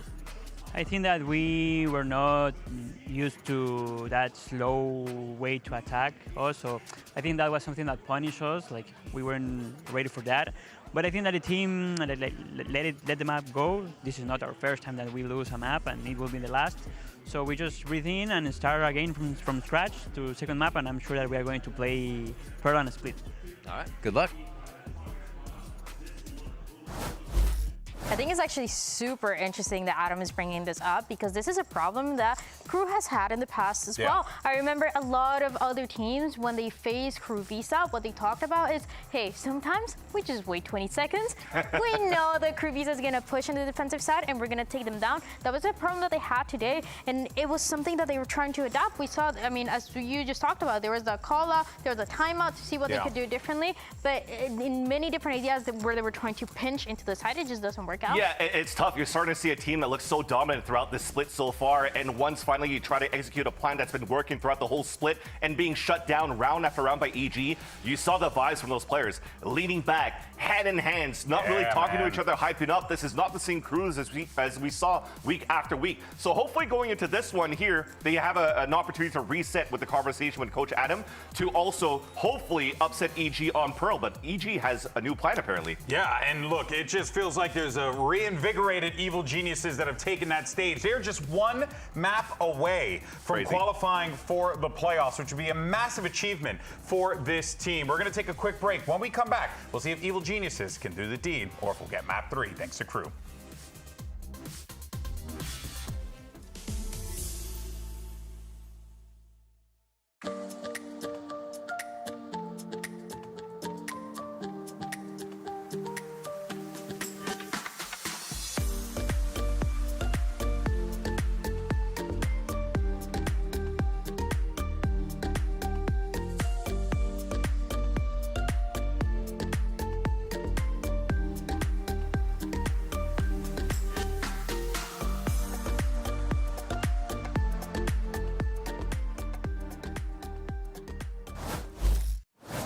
Welcome back, everybody. Yeah, I mean, a lot of insight to be gathered, I think, from just that entire death segment, to be honest, especially with a coaching interview and talking about what went wrong. Like Coach Adam kind of detailing, you know, for Crew, okay, we've lost maps before, we're going to lose maps in the future. Time to look forward to the second map, a Pearl, which they know that they're good at.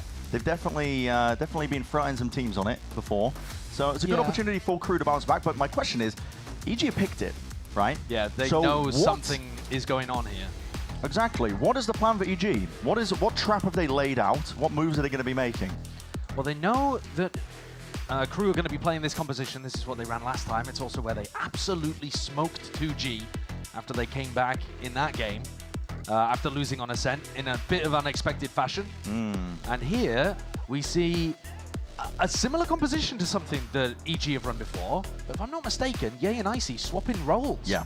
So this is a return for Ye back onto the Jet, away from running the Phoenix and the Yoru and the stuff that he's been playing more of that kind of flash duelist role. But a lot of emphasis is going to be on that duelist duo to really be on fire. And the only slight concern I have is that Ye was actually one of the only players that wasn't frying in map 1.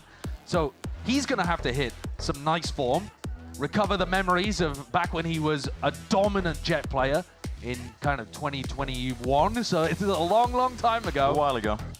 But if we get Masters Berlin level Ye out on the server, then who knows, we might have another dominant map. But this series could still go anywhere from this point. It's hard to believe that we're going to see exactly the same again. Crew themselves tripled up towards Kesnet, pure disrespect. Up towards B long, there's no pushback, he's making a lot of noise. I think the goal of what Crew's opener looks like they wanted to feign like they're doing a big high-pressure play up B long and force a reaction into Art potentially. Yeah, and then they've got a trap in Art. They've got Chamber taking contact, so Shy takes contact, and then they have a flash for Mazzino to peek. Mel's is also there to provide some support.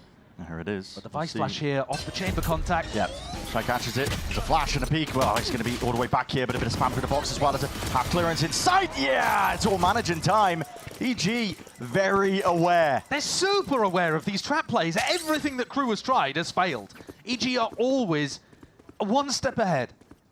And they've always got multiple players too. They're never just experimenting and teasing into these spots with one or two. There's always a full pack of bodies ready to trade out. Because an Adverso going to be making a good go at this one. Might be a 2v5, but as a pistol running, got nothing to lose still. Other than your life. Adverso. 1v5. Players are low, but Josh has already sold me a bridge. I'm not going to try and pawn it off to you. No, the 1v5 does not look likely here. And EG playing with a ton of discipline, picking the timing off the back of the Vice Flash and sending it.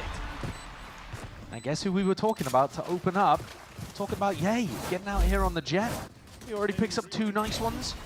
Nice shot. Beautiful opener onto Melza, and then comes back in for another one afterwards with a long-range kill onto Kesnit.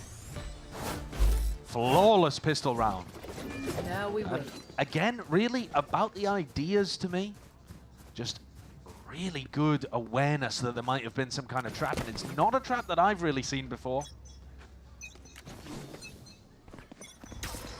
Very ready for it here. Crew, standard play when you're on an eco. Try and build up to the next rounds, really. Just thinking about longer win cons, steal up the orbs. And I do think we've looked at the way that EG has played on the attack side of this map before. They tend to put heavy focus on mid control rather than playing for A main at the start of the rounds, B main at the start of the rounds. And that does mean that Crew should be able to hoover up that ult orb very frequently. That should be a defense-sided ultimate orb in A with the way that EG like to default. But it also means that Crew are going to lose mid information super often.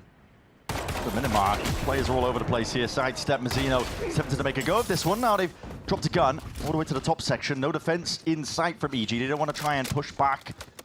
The repeak there from Icy, a rare moment of a player overheating a little bit on EG.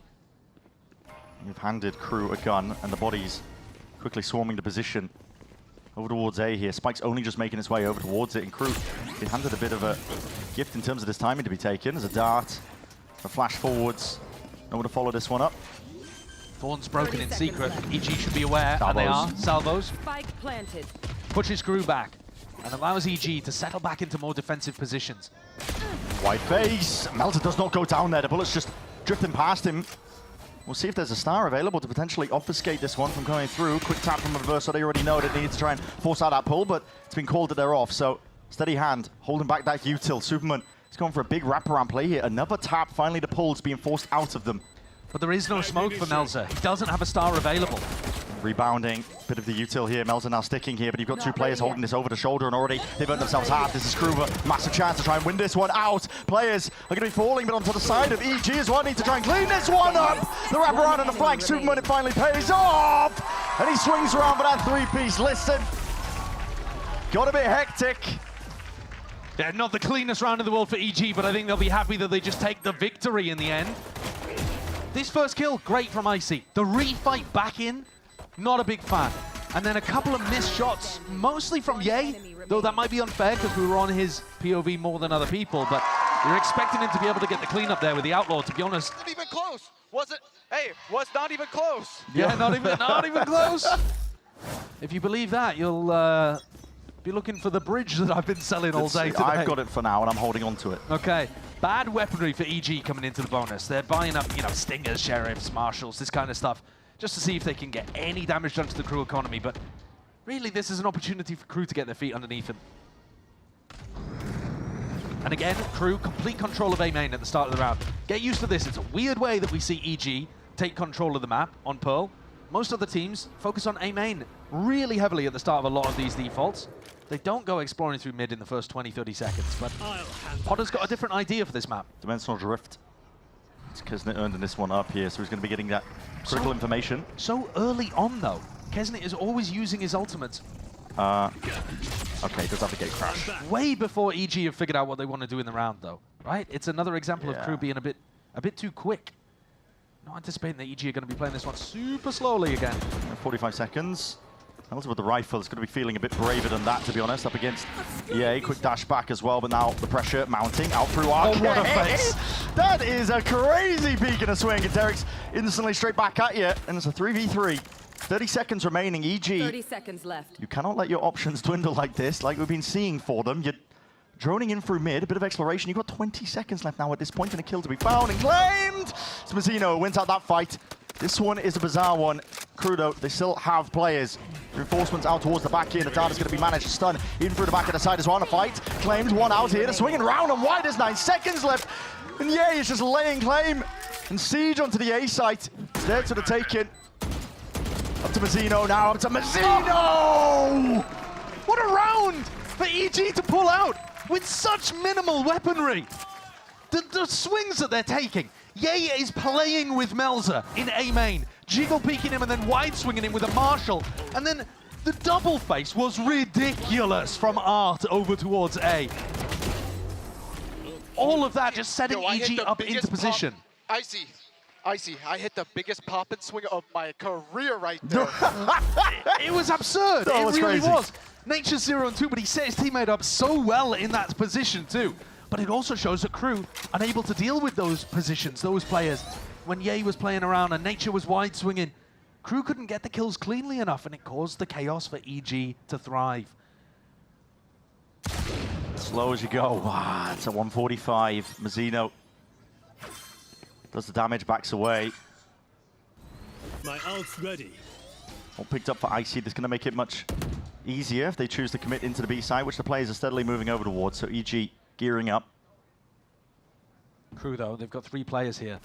But it's about patience for Crew, isn't it? All right, here as the ultimate comes through. Yeah. You should be fairly aware. Peeking out into the line of sight. Kisner's already been dropped here. There's a wall baited out. Drone has to be dealt with here, and he's already spotted a few of these players out. Icy finally going to be letting loose in through the back here, but the smoke's propped up. Gives Mazzino a potential entry plan all the way through towards the top. Does he want to try and blindly fire off into this one? Derek's going to be sticking that one. The plan goes down, an extension into the round itself. Crew, what a shot by Mazzino now.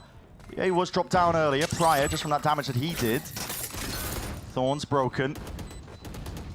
It's EG that are embedded in towards the back of the site here when the flood attempt is finally starting to come through. Crew just trying to barrel over. See if they can find a way to win this one out with just the raw bodies. The guns are not in hand, dropping down. Mazzino again. This is a 1v1 that he's earned himself into. Rifle picked up already. Salvos have to be used here. Denying him that chance to try and get half onto the defuse, but it's not a good plan for Derek. He's going to have to swing wide out into the open. Sidestep with a movement again, and Derek wins it. 4-0 EG. There was danger, for sure. Crew, they're still gonna push you in these kind of rounds, but with the opener and with the closer from Derek, EG managed to navigate those choppy waters. Great lead again. With them like that? It's incredibly impressive that they have the belief and the confidence coming into a game like this. Yeah. It shows you that to be an elite competitor, you need a short memory, to be honest. Yeah. You just need to reset and treat every game as if it's winnable, because, my God, EG are out here, and they are playing some great Valorant, honestly. The player that we were looking at to have a big performance is Ye. He's 6-2 on the scoreboard right now. He's handling his situations really nicely. Had a massive round in round 3 to get them over the board. Shy is going to pick up the operator here. And I would imagine, with the way that EG have been playing, heavy kind of mid-defaulting for the first 30, 40 seconds of the round, that they're going to be hyper aware of him being posted up in some kind of like A-main, B-main kind of position. Now, I will say, one of the questions I kind of asked at the beginning was, why did EG pick Pearl? Why has they selected this as the staging ground? Have they seen something that Crew are doing? And as part of their game plans, their mid-defaults, the Salvos are going in common positions for the chamber TP.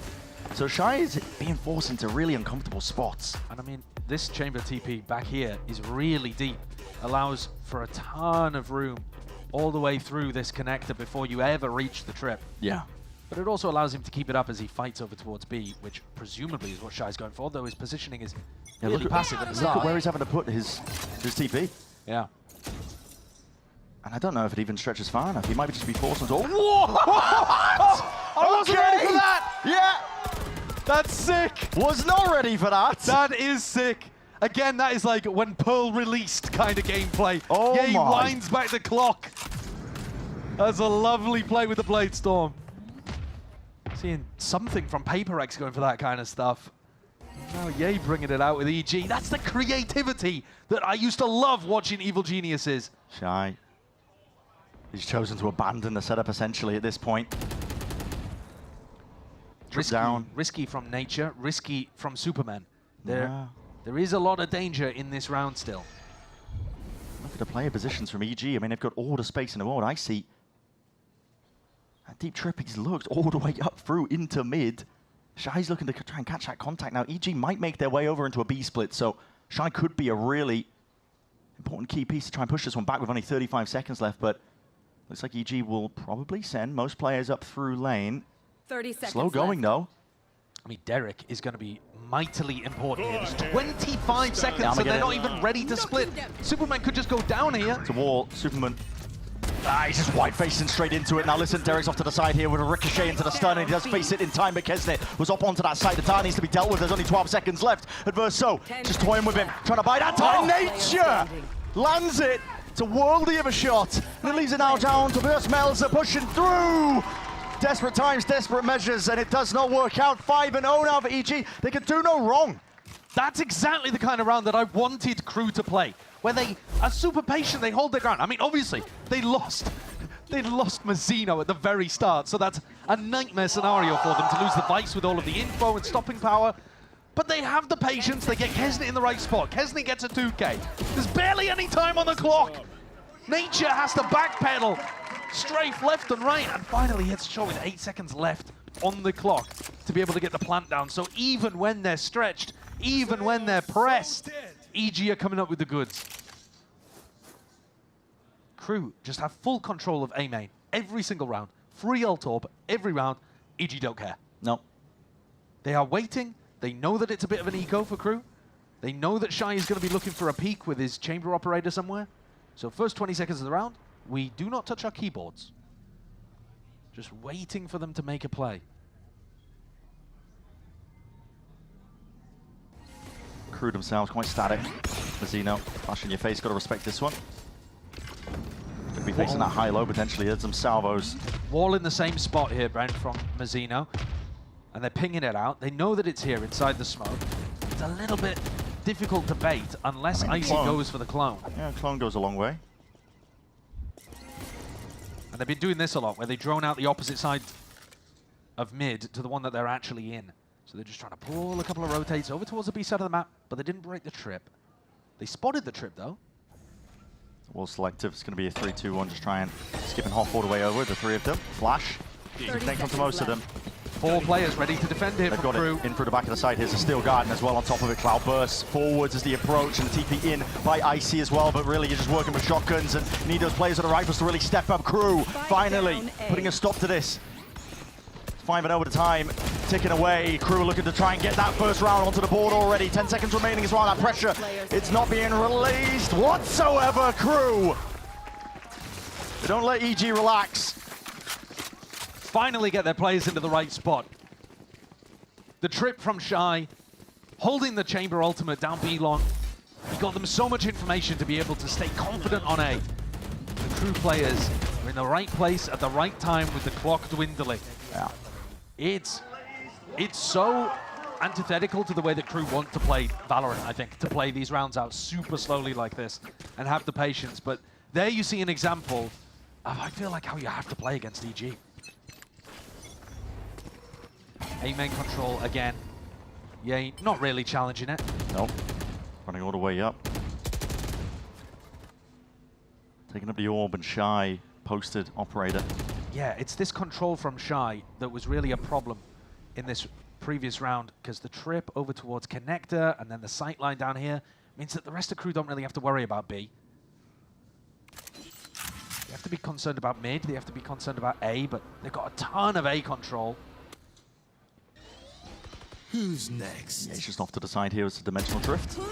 Popped off. That's Icy's looking for a bit of information here with a dash back and away to safety. 2 players looking to see if they can put a stop to this one, but they're spotted out now by Icy. And what's the game plan here? Towards the back of the side, he's going to be just unleashing it. Steel Garden as well into the players' face. They can't quite hop over to this one. This is Kesnet seeking to see if he can return that favor again, but a dimensional drift. Yeah, it's fading. He has to take the gate crash all the way back here. Thorns Drop down and lay it down, Crew. Planting for Art. And they evacuate out most of the site here and give them access to that plan, but that's 100 Fury. It's delayed, and Verso. No connections, no tags. Shy off the mark there, and Icy cemented. They didn't clear this. Deep forward spot, and they might just think it's cleared in a moment's notice. Off to the side as well, just slightly there with it. And okay, Shy does land that shot. Cosmic Returns Divide. It, drops him, Cosmic Divide, gives that space for Crew to try and get themselves in. Preemptive. Salvos. All that Utah's going to have to be used to clear it all the way out. Don't think that's where the intended placement of that flash was. Might not matter though, but what is the game plan now for EG? How do they even stop this one with the wall into their face? It's a bit of spam! Oh my! Spray and pray, but half already earned into this one and just hopping into the smoke. It's Derek who lands that final one. 6-1. Good plant position from EG. Really good usage of the pull and the salvos to bait out all of that time that Melza had the Cosmic Divide active. This kill probably shouldn't have happened.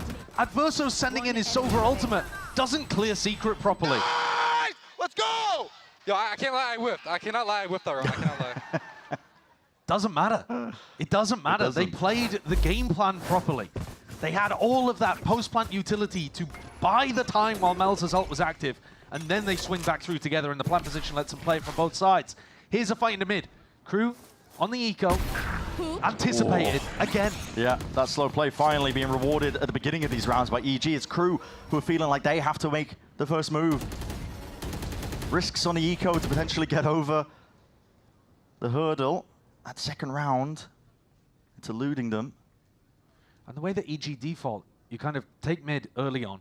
If Crew fight mid, you've got to collapse onto them. And then you kind of know which angles people are going to be posted up on B main and A main. You're luring them into the extremities of the map.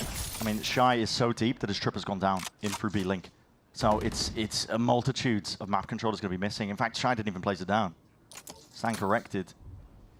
Kisnet finally going to be shoring up the gaps and potentially landing a shot. There it is. Yay. Gone down here. Gatecrash is going to be TP in the air all the way past him here, but Shy really could do some damage. Again, not clearing! And called out a little bit too late there. Icy. He's removed one of the thorns in their side. Adverso getting a bit of a run and a jog on all the way up towards the top there, just peeking out. Icy. How long do you overstay this one? Because you don't want to be giving away too much more in terms of guns as a sidestep and a deep fight. Good decision making by EG. It's a plant not quite for Heaven Control, spawn side maybe, but as long as they've doubled up here and Shy realizes he's got quite a bit of space to clone into the face and peeking right behind Nature. Some of these spots, they get tough for EG, and then they make the right decision. As you said, Icy and Nature pushing forwards into spawn. It's another great shot from Keski. You know, he's finding his value in this map. A very different field compared to Lotus. But Melza and Adverso just couldn't hold on. I can respect what they're going for as well with the bad weapons, just going for like a mad jump peek. Yeah. Trying to throw up the crosshair placement. But they couldn't find an isolated fight. EG playing together and taking control of that area of the map. Second timeout. Really early on. Very early. Who had an EG 2-0 out here? Not many people, I don't think. Did we get a chance to look at the predictions graphic at the beginning of the day? I don't know. I mean, I'd be interested to run that now. I know that Dryad didn't want it to be shown because she told Potter that she believed in EG, or was rooting at least for EG. But I think she went for Crew. I mean, how could you not go for Crew the way that they've been playing recently? I know. They looked like well. Crew looked like not a lock for top seed, but an extremely strong chance for top seed after they beat Sentinels. And yes, they had a little bit of a slip up against 2G. Their form didn't look amazing in that game, but you're expecting them to rebound and have a great performance out here. It has been utterly different. Utterly. I think you've had underperformances from a couple of the Crew players. I've not been a big fan of what I've seen from Adverso and Melza today, and I know that looks like I'm just picking on them because they're at the bottom of the scoreboard, but they both had some rough moments on Lotus too. But I think EG deserves so much credit for just having a slower tempo and a controlled pace that has taken all of the sting and the punch out of Crew. And now Ye picks up an attack side operator. You know it's going to be a slow round. You know he's going to want Crew to peek into him. So, I mean, sit back, relax, grab a snack for the first 40 seconds of the round because EG, they're not going anywhere. That's a recall with a smoke. Ooh, okay. And a bit of spam flying forwards. Imagine yourself in Crew's position right now, though. As the tension builds, as the clock ticks down, you're worried that they're like contacting into A main and getting ready to pop. You feel like you need info at some point. Flash. Ooh, just barely out of dodge there with a rendezvous. You're right, Crew feeling that squeeze, feeling like they need to make the plays. Here. Dart's going to be broken. For that clearance, did they realize that Icy slipped up all the way in through? It's being watched by Shy. Derek, drone forwards, but it doesn't stretch far enough. I mean, Ye has just spent an entire minute clearing out these angles over towards A main. And it looks like they're eventually going to be going back over towards him. All of this pressure on B is a fake. 30 seconds The left. trip hasn't actually been broken at Pillar, but it's so deep that they could essentially be B-splitting by the time you even get to that. All over the line, the wall's going to be triggered. Thorns down though, a bit more delay, and Crew are able to just, again, provide bodies, a bit of support now. Bring the town bow, get the Iron Golems involved at this point, but Icy, he's all the way in. And that's going to be it, Dart towards the back here, but Crew is still going to be shredding them.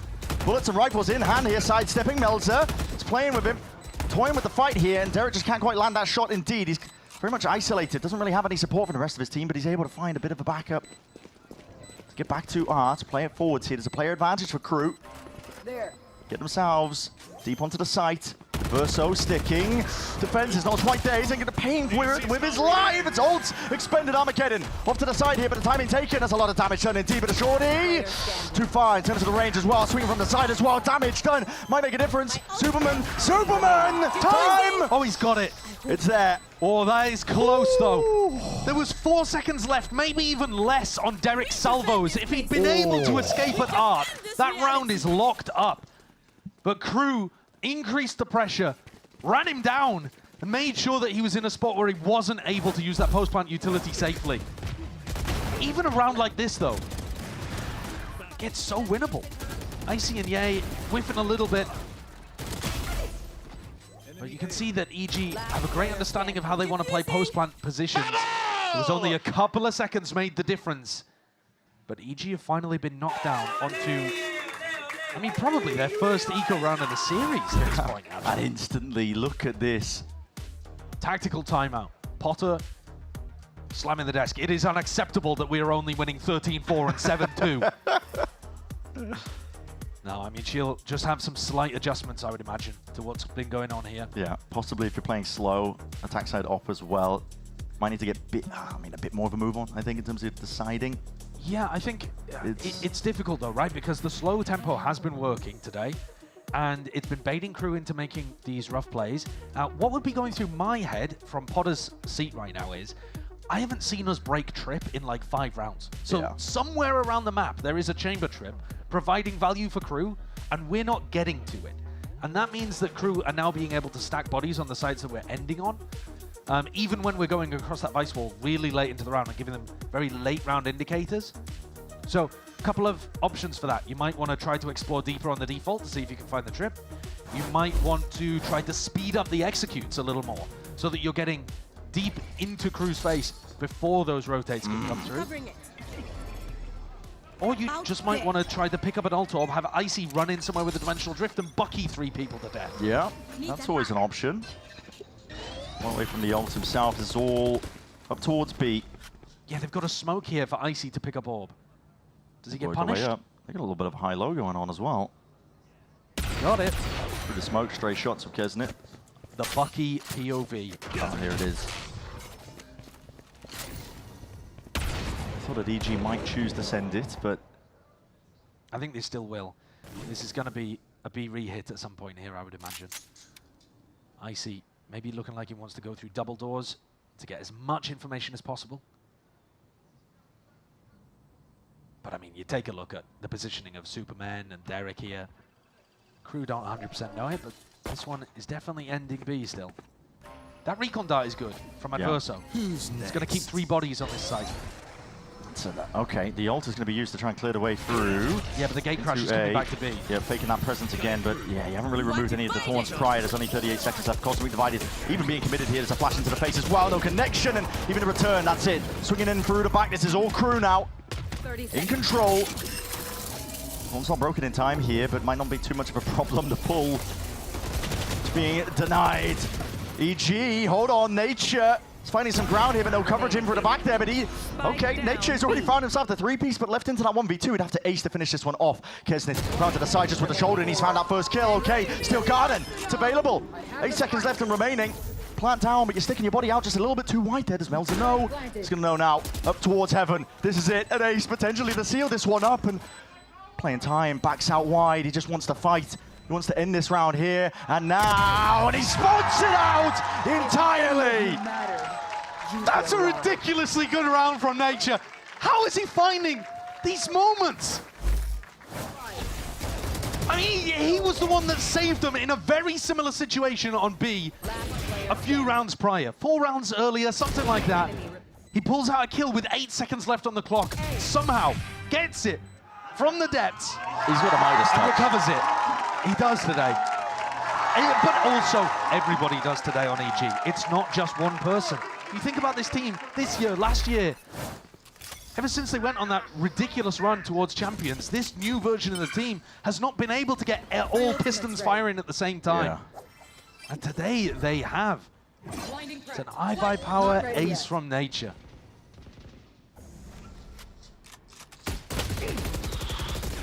Kesnit. Again, Gambit and a gamble here from Crew. They're all onto the weaker weaponry. The exception of Mazzino. Facing this with a lot of the players now, EG are not going to be rushing into anything. We know this at this point. 2 more rounds left into the half. Game plan doesn't really need to be adjusted. It's pretty similar to the pistol round where Crew have got a trap play set up over here, and it does feel like EG are hyper aware. And again, I'm going for something here. Yeah, they're being met with a multitude of players as Mazzino does clean up. Acceleration has got to be the name of the game here for Ye. Got to take the forward. space. He's out, so he's missed it in terms of that timing, and the Steel Garden would have mopped him up regardless. Mazzino is doing a lot in this spot. Squaring up to take that fight. Superman and Derek, they've won there once, and all the way wrapping around, this is Shy. 30 seconds left. Plan's going to be down. One thing that Shy has got going for him is that EG don't know where he is, lurking round to these corners, tour de force. But we can see from the minimap, he's not going to get a free kill here. And he's up against a pull, salvos. It's a nightmare. It's the worst 2 players to try to clutch against. Genuinely is. Shy. That's a good spot. Uncomfortable, has to tap. Needs to get at least 1 layer of this down and out. Doesn't clear it all the way. A few bullets sprayed and fired away. Here's the salvo, second wave of things. Shy's trying to play this one as best as he possibly can, and he's already removed and eliminated at least one of the elements. That's a stun, and time ticking away from him. The stall is just too much. Circle already shrinking. This is round 1 out by Superman. Oh, and he's going to get taken out as well. Can't even save the Vandal. Betrayed by his own Chamber Slow on the floor. Are we really going to see 2 10-2 halves? It's dominantly from EG on the attack side. It's crazy. It really is. Genuinely. And I was saying, listen, last 2 days, Josh, we've been going into these casts and we're saying, okay, all of these Americas games, they feel like they're one-sided on paper. There's going to be one of them where the upset occurs. There's always one. There's always maybe one. 2. And I didn't say it at the start of this game. Maybe I should have. Because I think on paper this looked like the most one-sided game of the week. Yeah. And actually, in reality, it was the most one-sided game of the week. At least if EG are able to close out here. Dimensional drift forwards. This is Kesnit. Spots it. 1 player at least. And again, this is an early dimensional drift if you're looking for information of how slow the EG are playing. But it's so early. It's slapdash from Crew. They pushed up Shy. Yeah, it's pushed Shy up onto an extremely aggressive position. So he's hoping to catch Superman as he goes for that re-exploration. They know that the people on the extremities are just contacting through. That's kind of the way that Derek and Ye have been playing this, you know? No salvos being used here, no drone being used here. Just peeking around the angles, slicing the pie up, trying to get to the point where you're meeting the vice wall. This time, did they bait it just then in art? Yeah, they did. Jump spot. Yeah, so now Mazzino without that wall to be able to rely on. More moves being made by EG just to clear up the remnants of this util. Okay, but this round, Shy's positioning is going to be everything. This is such a weird spot. No, you don't anticipate it. You're not droning this out. 35 seconds left. You're going to be heading over towards B. This is the spike as well. It could be dropped down. They're droning this out. Droning, but oh, it's spotted! What level of awareness is that from Superman? Launching thorns. Sniffed out Shy's spot as well, and that really could have just been it. Spike dropped down into the middle of nowhere if he managed to claim that two-piece. Crew still really trying to pile onto the bodies because there's only 30 seconds remaining for this one, and a Hunter's Fury could be exactly what they ordered, what they need to try and deny this one as that attack. Derek is forced wide and out to the side. At 6 seconds left, there needs to be that reclamation. Here it is. Push it off to the side. Defense in order. And the VIP protected. That's a spike planted, and EG not in the mood to be dropping rounds even when the time and situation gets dire. Completely in control. Playing the clock masterfully. With the pace that they've been playing at, torturously slow.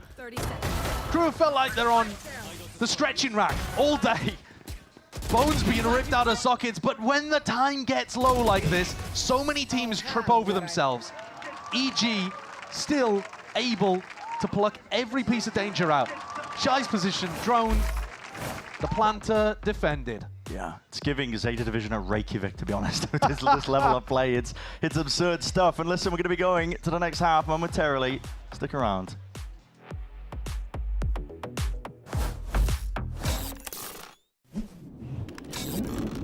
Red Bull gives you wings.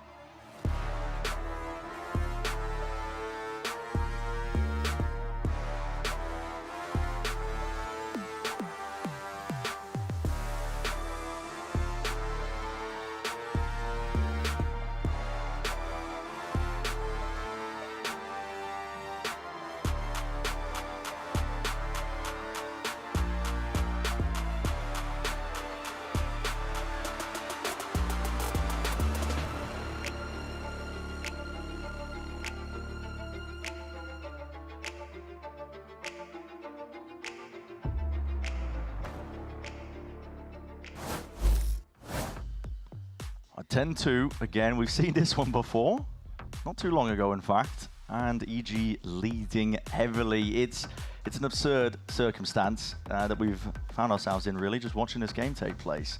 Yeah. We keep saying it, Josh, but really, you've got to iterate it, got to hammer it home. No, they couldn't have found a better time to come online. EG's win earlier on in Stage 1 against 2G was, you know, a solid victory, a good win to put in the column. But it didn't turn any heads. No. And I think EG's play all year hasn't really turned any heads. They've been living off kind of the legacy of what they've done in 2023. But this is a massive, not just scalp to take, because obviously winning against Crew is enormous, but the way in which they've done it today is electric. That's a clean sweep, almost. Assuming that they close out here. It would be a disaster if they let this kind of lead slip. But I was selling some kind of Crew comeback on Lotus, and it dissipated immediately. Yeah, we'll see. All players grouped up here. Now Derek is alone off to the site. We'll see what kind of support is going to be available for him with the drone. That's a spot onto two of the players. Gate crash back to safety. Guess they're going to be avoiding that. Very cautious here by Crew. It's not being broken in time there, but a util still expended and a reclear. Called for EG. They want to get active. That's a flash that does connect. Gonna land this kill. You gotta lay claim to it. Adverso finally dropped into the moment, but here is the follow-up. Crew are quick to respond in kind. Yay! From the side, Meltzer is right there. Ghost into his face. 45 health left for Shy, and they're making rapid moves once more. Crew trying to dominate, take control towards the back of the site here, and they've just missed Nature. Yeah. What a timing. Slipped his way in through sewers as well, so he's going to be safe for the time. Big Meltzer! Astral form! That's just unfortunate. Can't call it much else. EG now are going to be wondering, oh, where on earth are these players? Yeah, they realize. Got a weird timing. There. Still, slip the net towards it. It's planned for backside, so that's going to steadily, surely realize it. That is a hell of a peak and a hell of a pick to find into the 1v1 here. Superman has got to do it all against Mazzino, and Mazzino hopes and dreams laying down onto this one. As damage done, surely the advantage lays in Mazzino's hands. He eventually gets it done. Classic right click, the superior tool for the job in that situation. but it's not a clean pistol round like we saw from Lotus. Opposite a clean, man. Very similar story though, isn't it? Entirely similar. A 10-2 half, Crew come out with the pistol round. I reminded you of what happened in our previous episode. That was EG coming out and then doing so much chip damage over the course of this eco that they ended up coming away with a victory and going up 11-3. So keep your eyes peeled. If the script writer's got a different idea. Yay with a Marshall. Okay. Could be a bit of danger. Recall smoke into the recon dart. Crew making a bit of noise here with the dart as well to clear up close. They're trying to obfuscate that they're not doing this, but EG is still stacking with bodies. In fact, Derek's making moves all the way back over on top of it. It's going to be the drone. I think he's just missed that timing. Icy, he slipped into this one. Into the smoke. He can't move a muscle, though. If he does, he's going to give away the job here, and he's just pushing all the way forward. That's a risky play to make. Damage done to Kesnit, but he's still alive. And that's the important factor. Mazzino's taking a bunch of space on the other side of the map. He's the player that only had a ghost, so he's allowed to go and walk around. It's not too much of a problem if he ends up getting taken out, but he's doing a great job of exploring and vacuuming up all of this space. He's going to hear a couple of rotations in spawn as well. Carrying away. Spotted the one. Knows that yeah, he's going to be there on top of it. And Superman from behind. Okay, they are, but at least clean out that one particular area. But they know it's going to be landing over towards A. Crew. Got the guns. Got the bodies too. Yay. Smokes in your face. Going for a quick little peek here with the damage done. 30 seconds Does he left. dare blindly fire? Does he dare blindly take the shot here? Classic! It's doing work somehow. Still Adverso will go down. Kesnit will go down. But there's a cleanup. Melzer just in time. Melzer was required there. The only player with over 100 health. Yeah. Yay with a Marshall. Could have gone dumb crazy in that spot. All right, 10-4 though. This time, Crew actually managed to convert the pistol. And so they've got more of a chance of building up some level of momentum on their attack side. You can see the pace completely changes once Crew are on attack. Way faster, way more mid-round pivots from one side to the other, ping-ponging around the place.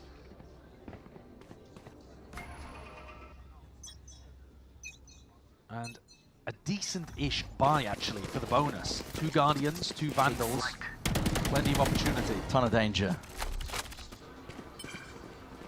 Crew could make a bit of a statement here. They'd love to be honest, to get their minds back into the series. All the way forwards, though.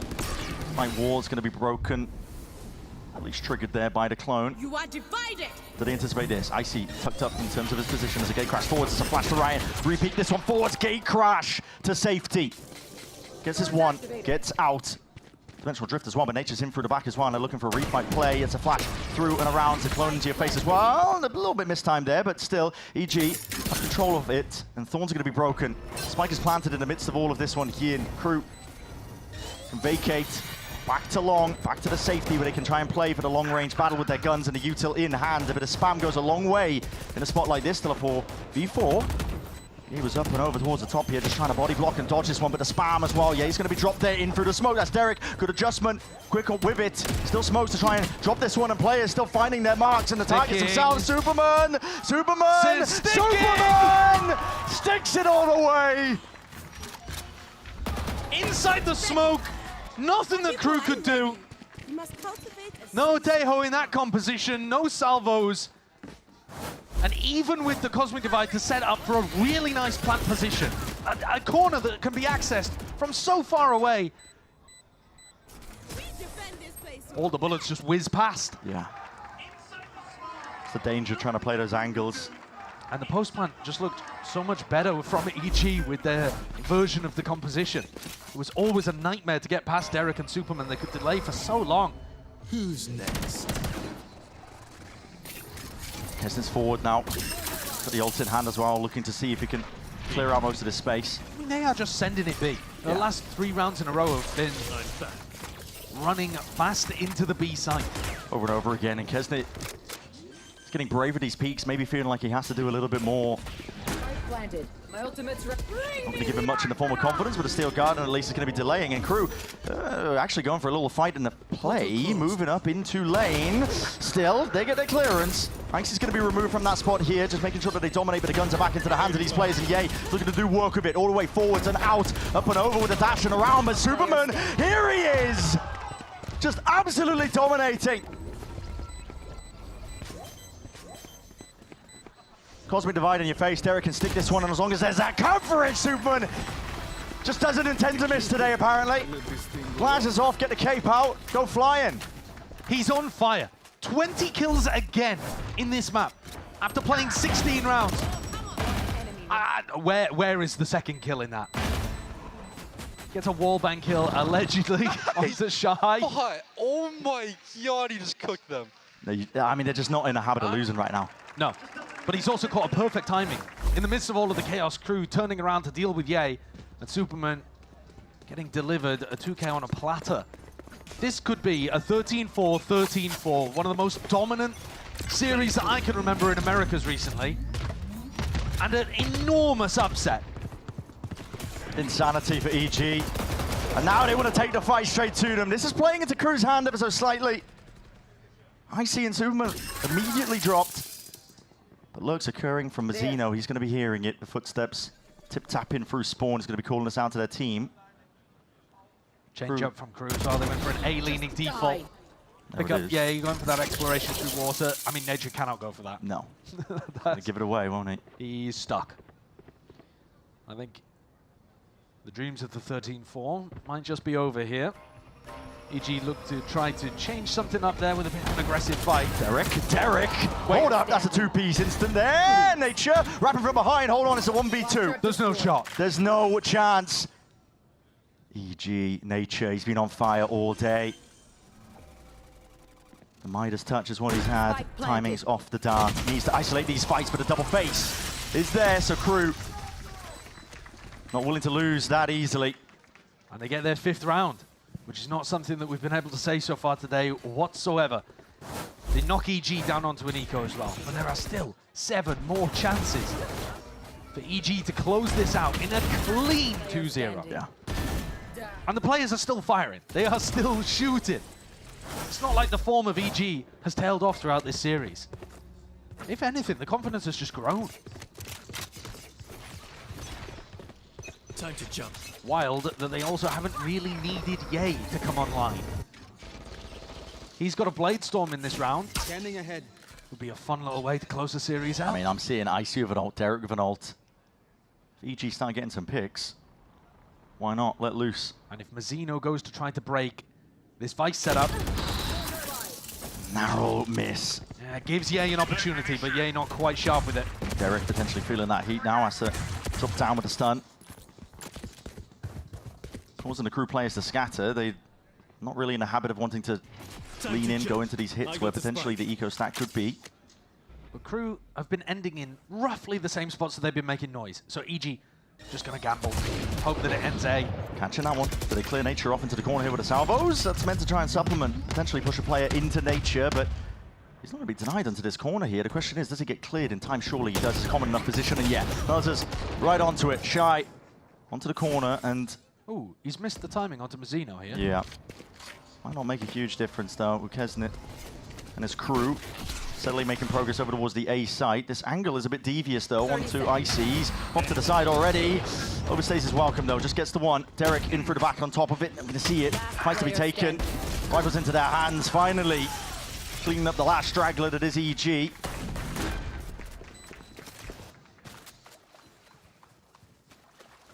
EG now with rifles back online. Last time we saw them with a rifle round, they decided to take the fight to Crew. Just looking for a mix-up. Not something, though, that's been working for EG today. Yep. Instead, it's been reacting to the noise around the map and just trying to flood in. That was how they got... I mean, they didn't even really need too many defensive rounds on Lotus, and they don't need many defense rounds here either. Here. 3 is all Dr. Ordered. Ye picks up an operator. Might take contact against Kesnit here. Potentially on the pixel angle. Oh, what a shot! Oh, that's outrageous. Oh my! Okay, Kesnit. And here's an ult earned up. The back of that one and the orb on top of it as an Armageddon to try and slow down his approach once more. Derek, you can see it. Blue outline tickling around to the side here, and he's hoping that there's some help here, but how does Shy go down to it? It's salvos. Just being set up. Got to see a replay of that one at some point potentially here, but a TP deep in through the back. Just try and get the hell out of there with a Hunter's Fury. Icy is dropping a Mazzino all the way through here. Just raw spam and firepower. It's brute force is what it feels like to try and get away into this site, but tucked to the side is Superman once more. These bait and switch setups. 2 players spotted. If Crew don't slow this one down. But if they do slow it down, they're going to run into a salvo And in 10 here it seconds. is! Superman swinging from the side. Fights to be taken. Crew barely winning it. What a round from Kesnet. The pre-fire to open onto Ye, shuts down the operator. And then, as they continue to try to brute force their way through the choke point, he gets 2 to close things out. Not a round where Shy should have been dying into the Teho utility, I don't think. There's still a large spot of safety that the rest of his team is playing inside of. But all right, things get scrappy, things get chaotic. Crew stay alive. 5 chances now. And EG on a bad buy again. Standing ahead. So it feels like they have a lot of opportunities to close this game out, but the actual amount of rifle rounds they're going to have, if they keep losing, what, 3 more? That works. Maybe less. Okay, I mean, Ice has gone for the same playbook once more. This time it works, though. And he didn't even have to invest the ultimate. So Icy now has a dimensional drift where he could try to do the same thing. That's so cheeky. He's been going for that kind of play pretty frequently. Yeah. Didn't find too much value out of it, but what a round to pull it out. Icy seen. Considering the ult here, but honestly, some presence. If he goes for the ult, now could be the perfect timing because he just sent the gate crash over towards A as well. Mazzino, he's walking in. Oh, he's all the way through. caught. The shot's gone wide, but not a second one. That's Ye. Finds it. Pops ahead of Mazzino. Dimensional drift of Icy as well. Looking to clear through most of the site. Just realizing, actually, hold on, it was just Mazzino into the fight. That's a rifle picked up. It's a 5v3 to close things out and deliver EG a 2-0 to get into playoffs. 30 seconds left. A gift. Circumstances we weren't expecting at the beginning of the day. But here we have it. Making moves now. Crew, Cosmic Divide to give them just a bit of safety, but the Salvo's going to be pushing the back anyway here. Verso needs to find a bit of a spot to try and plant into and stick this one all the way through. There's that extension forwards. Time has been bought, but in a 3v5, Steel Garden overlapped. The win cons are just dwindling right now for Crew. Small pocket to play in potentially here. Facing the challenge. Derek gets 2 with a bloody Bucky, and they are swarming EG. It's a 13-7 finish. A flourish towards the end here. And a 2-0 dismissal of Crew in an insane upset to secure their spot in the playoffs. They came in today with one goal, to make it into the Stage 1 playoffs. And my God, they were explosive. The openings on both maps were utterly bonkers from EG. Yeah. It's not hurt Crew's chances of making playoffs too badly. They're going to be able to laugh this one off a little. Listen, maybe when we look back at this, if Crew miss out on Toronto, then we could talk about the impact for them. But the story today is all about EG. Yeah. And people are going to be looking at this result and thinking, what the hell happened? Yeah. Was it EG playing well? Was it Crew playing badly? Can EG keep it up? Are they going to be able to take this and go on some kind of run? Because when you look at some of the players on the roster, the coaching staff, for example, you're thinking about 2023 and the ridiculous run they did there. It's always there, isn't it? It's always an echo in the back of the mind that Potter might be able to take a bunch of individuals and craft them into an excellent team. But my God, the form today and the ideas and the plan to counter Crew, it all came together. Beautiful work. Peak performance from multiple players, but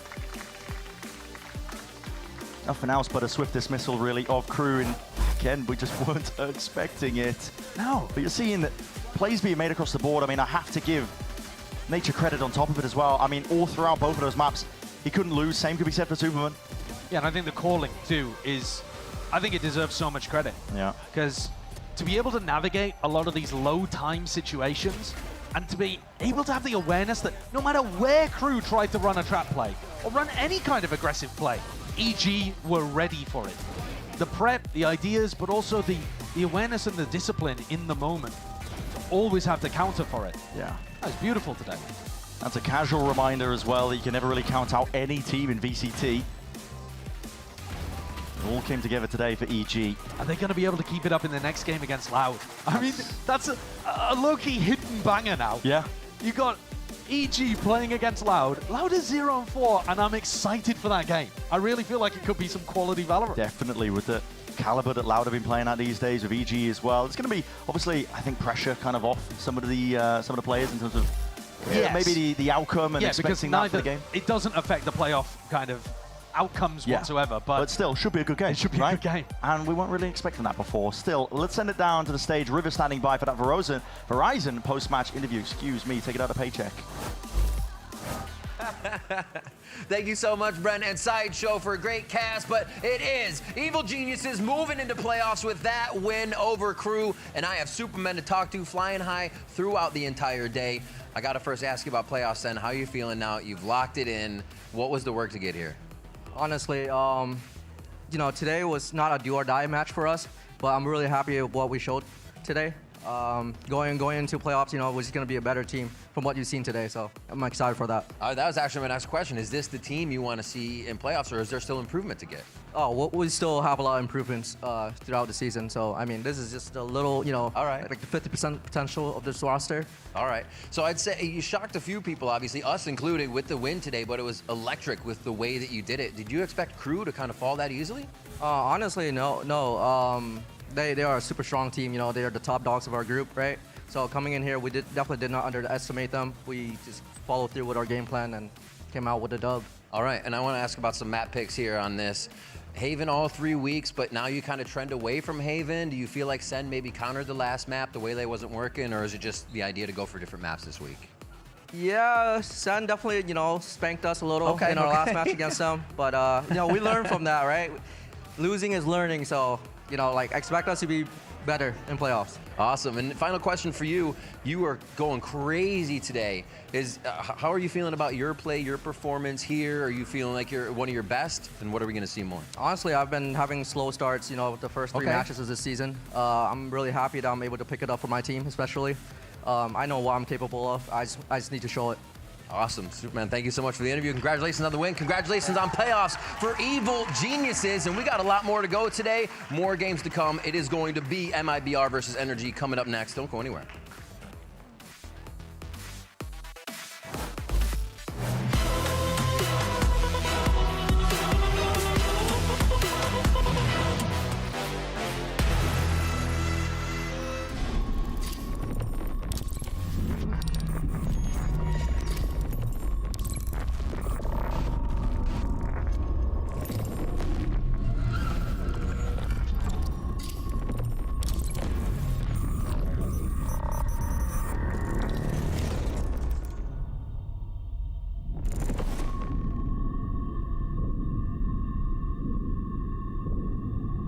The human body was built to move, not trapped at a desk in one singular posture for 12 hours a day. It's time your chair evolved. This is Secret Lab Titan Evo.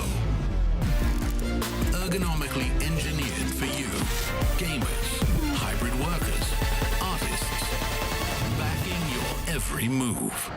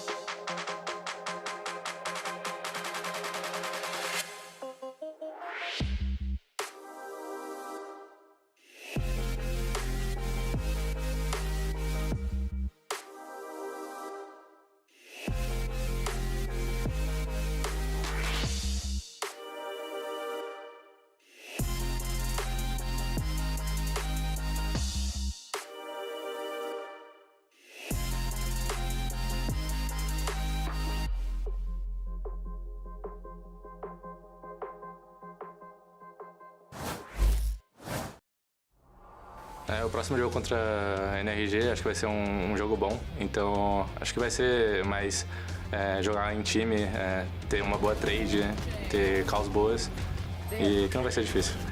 14-13, corta eles, cortesia! Pretty big match for us. I think we're now 1-2. We'll have to beat MIBR and Lev. We're definitely gonna come in with all the fire that we can. Tom 10 HP in a dream. Eu acho que, sendo sincero, o único ponto forte deles é quando realmente o Mada tá jogando bem, ele tendo um suporte bom ali e ele tá com a Bira em dia, acho que vai ser único problema. Just in time, he's able to get that one down. And NRG just trying to flood their way straight back into this one. It's Mada. I don't think Verno's playing up to his potential, only because I've played with him and I know how good he really is. Oh, the question is, does Mitch clear it? The answer is no. It'll probably be against us, where he steps it up, so it'll be a fun game to play against him. Welcome back, one and all, to VCT Americas and our final match of Week 4. And this one has it all, folks. It's got history, stakes, drama, revenge, Canadians, reclining. It's NRG versus MIBR. Oh boy, it's gonna be a good one. I'm Golden Boy, you got Dryad and Vansili here as we break it all down. And you heard Riv in our Verizon post-match interview just a little while ago mention Evil Geniuses locking in their spot for playoffs. Let's take a look at the standings right now because Dryad... Oh, we get to see them after all. Yeah, that's right. You get to see the standings there. Dryad, you famously told Potter that you did not pick Evil Geniuses, and now you have to reckon with your mistakes. How does that make you feel? I told her I believed in them today because yeah, but then we saw the predictions. You didn't. Yes, but predictions was beginning of the week. Okay, it was beginning of the week. True. It's I didn't have the chance to change it. I told Potter, and that's what really matters. I just posted some things. You know what? Same thing for me. and you know what? Same thing for me. It's only today that matters. I believed in EG. All right, well, look, guys, if there's one thing, though, that we have to do is we have to thank the script writers because they gave us everything you could possibly ask for here, people. We got a storyline on top of a storyline. It's the Verno revenge match. Dun, dun, dun. But more importantly, so much has happened, Dryad, since Verno's exit from NRG. He's now here on MIBR. He's been thriving. He's been shining. We've been gifted a storyline. It's so good. And of course, we had to have this as the last match of the week because Verno, this has been the whole topic of conversation since the beginning of Stage 1. When NRG make those changes, they kick Verno out. FNS on that podcast for NRG mentions, yeah, I'm not really a fan of making changes like this one, but this one wasn't necessary. One, communication was not working out. The team simply was not working out with Verno. And guess what? Verno goes to MIBR and he looks better than ever. There should be no communication there either because Spanish and Portuguese doesn't really go well together and they're looking pretty good. So my guy, he's a human Google Translate. But that's what we're talking about. You're seeing that on the side of MIBR. There was another storyline on that side where like, oh, well, it's Aspas being able to play with Noswer, everything's going to go well. And then Noswer somehow left the roster and he needed to find somebody else to bring in Verno. Everybody's scratching their heads around that. But Fraud also mentioned, during Kickoff, when he picked him up during Split 1, rather, he was like, dude, there is a problem with not picking up Verno, and there's a problem to keep him on the bench. I need him in my team. Puts him in there, and MIBR continues to look very good as they're second in their group and had a great fight to almost make it into the first place against G2. Yeah, which is what a story that this kid has had this season alone. But let's actually check in on how Verno is feeling today as we get ready for the matchup. We got Riv standing by. Verno, great to have you for a moment before the game today. How are you feeling? What do you think is giving MIBR the upper hand as you go against NRG today? I think we just have better players, and we have a good plan, good chemistry. Do you think there's any extra read from coming from NRG? You know what they're going to do, or is it just MIBR's game plan? Honestly, I'm not really thinking of them, what they're going to do too much. I just care about what we do, because if we play our game, we play well, we'll win, no matter what. So, I mean, in vetoes, I knew what they were gonna do in vetoes, but I don't really know what they're gonna do in the game because of that. All right, thanks for the insight. Good luck in the game. Ooh, spicy, spicy. Yeah, look at that Verno. I don't know, could you qualify it as talking some trash? Mayhaps. Dryad? What do you Hey, think? I love it. I love it. And he's been saying it not only now, but he's been saying it in some match point interviews where he's constantly saying, oh, we have really good players. By the way, my team is really good. We have really good players. So he's saying that constantly. Now he says it again. We have better players. So Yeah. Makes sense. We'll you got see. Osboss. Yeah. You got great rookie players. I mean, look at them. They got They do. Cortezia. Technically on paper, right now in 2025 Split 1, they have better players. Yeah, no, and this team is nasty. Now, of course, MIBR coming off of a hard-fought victory over C9, another team that has been seeing a massive upswing in this season. But it goes to show you, Vansili, just the endurance that this MIBR team has been able to build up in a short time with all these moving pieces coming into it. It's been so impressive. Exactly. You went from a learning experience and dropping in Kickoff and then coming back of seeing a resurgence of MIBR, that the rookies are actually just as, for example, Tex mentioned before, playing as if they're veterans. So overall, in such a short span to be able to get these type of results, it allows for you to have such good matches against some very tough opponents. it was a really good matchup for sure against Cloud9, one of the best ones that we've had. But something that we need to mention is that MIBR, to be fair, they were struggling to close that second and third map. They had a 9-3 lead, and they were scrapping, Didn't get the curse. bringing anything that they could to close it out. One goes all the way to OT, the other one is closed 13-11, and that way they close out the series. But that's something that they're gonna need to work on today. Yeah, for sure. But here's some good news for MIBR fans out there. Look, winning the game, winning the match, oh, that's great. We love winning the match. But all they got to do is win a map. They just win one map, and they're qualified for the playoffs, Vansili, which is probably like the most low pressure. I mean, it's high pressure, obviously, because you got to perform. Yeah. But you just got to win a map. I mean, if you're thinking out of recency bias to try to win one map of NRG, technically it should be quite easy, right?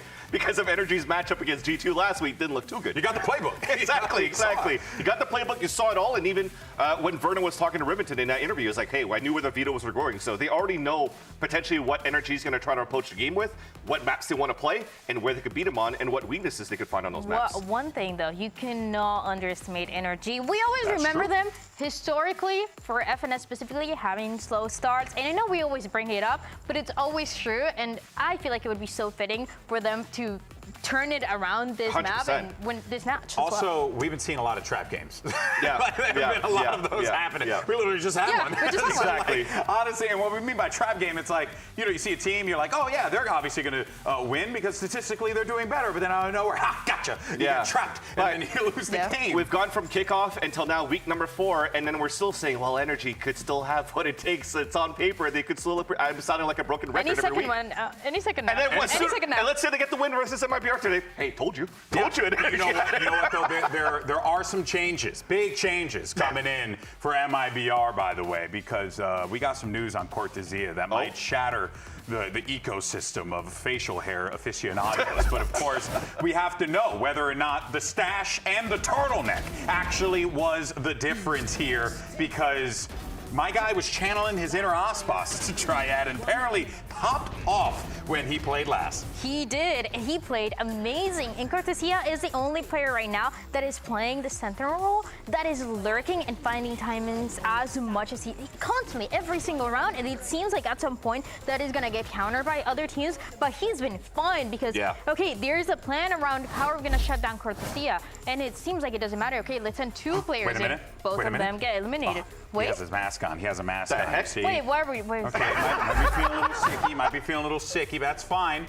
It's okay. But I heard, that's why, right? I heard that. Yeah, I heard there was no mustache underneath there. Really? And it is perplexing. That changes everything. Changes the Let's game. change So now wait, we have predictions right ball now. buff, turtleneck buff, and now mustache buff. Well, actually, mustache nerf if you remove it.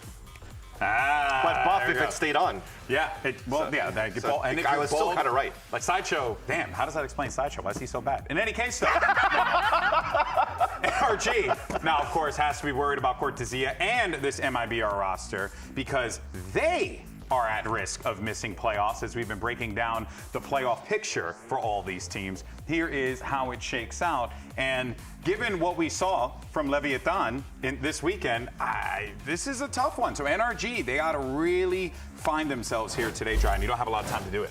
Well, I think this is the hardest match they have. I think for Lev, I actually see them pretty close. They can do it, but Lev was looking pretty solid. Lev has been stepping it up week after week. They look amazing on the match that we got to see from them. But again, I think NRG, if they're about to win a match when nobody expecting it, it has to be this MIBR. I do think it's winnable. It's not easy, but it's winnable. And I like that we're seeing shots of Mata here too, because when they got thrashed last week by G2, he tweeted out, you know what? It's just an off day for me.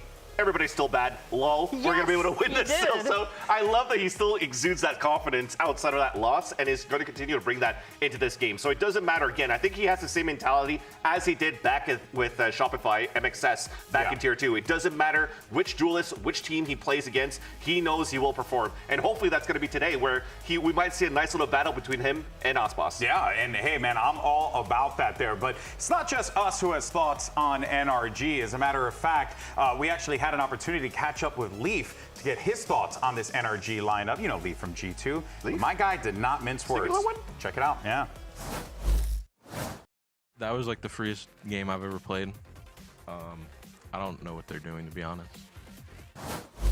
That was it. And him saying it was the freest game. And look, NRG unfortunately got rolled by G2. Yes. What happened, Vincent? What went wrong in that game for them? I mean, you're playing against G2. G2 always has a great plan going up against it. When you're looking at the duels, everything was going in favor of G2 as well. Again, I feel like it's an off day not only on skills, but it's also just on the strategy. It was a little bit of an off day as well for someone Mata who have been the pieces stepping it up for the setup NRG, making it winnable, making it competitive.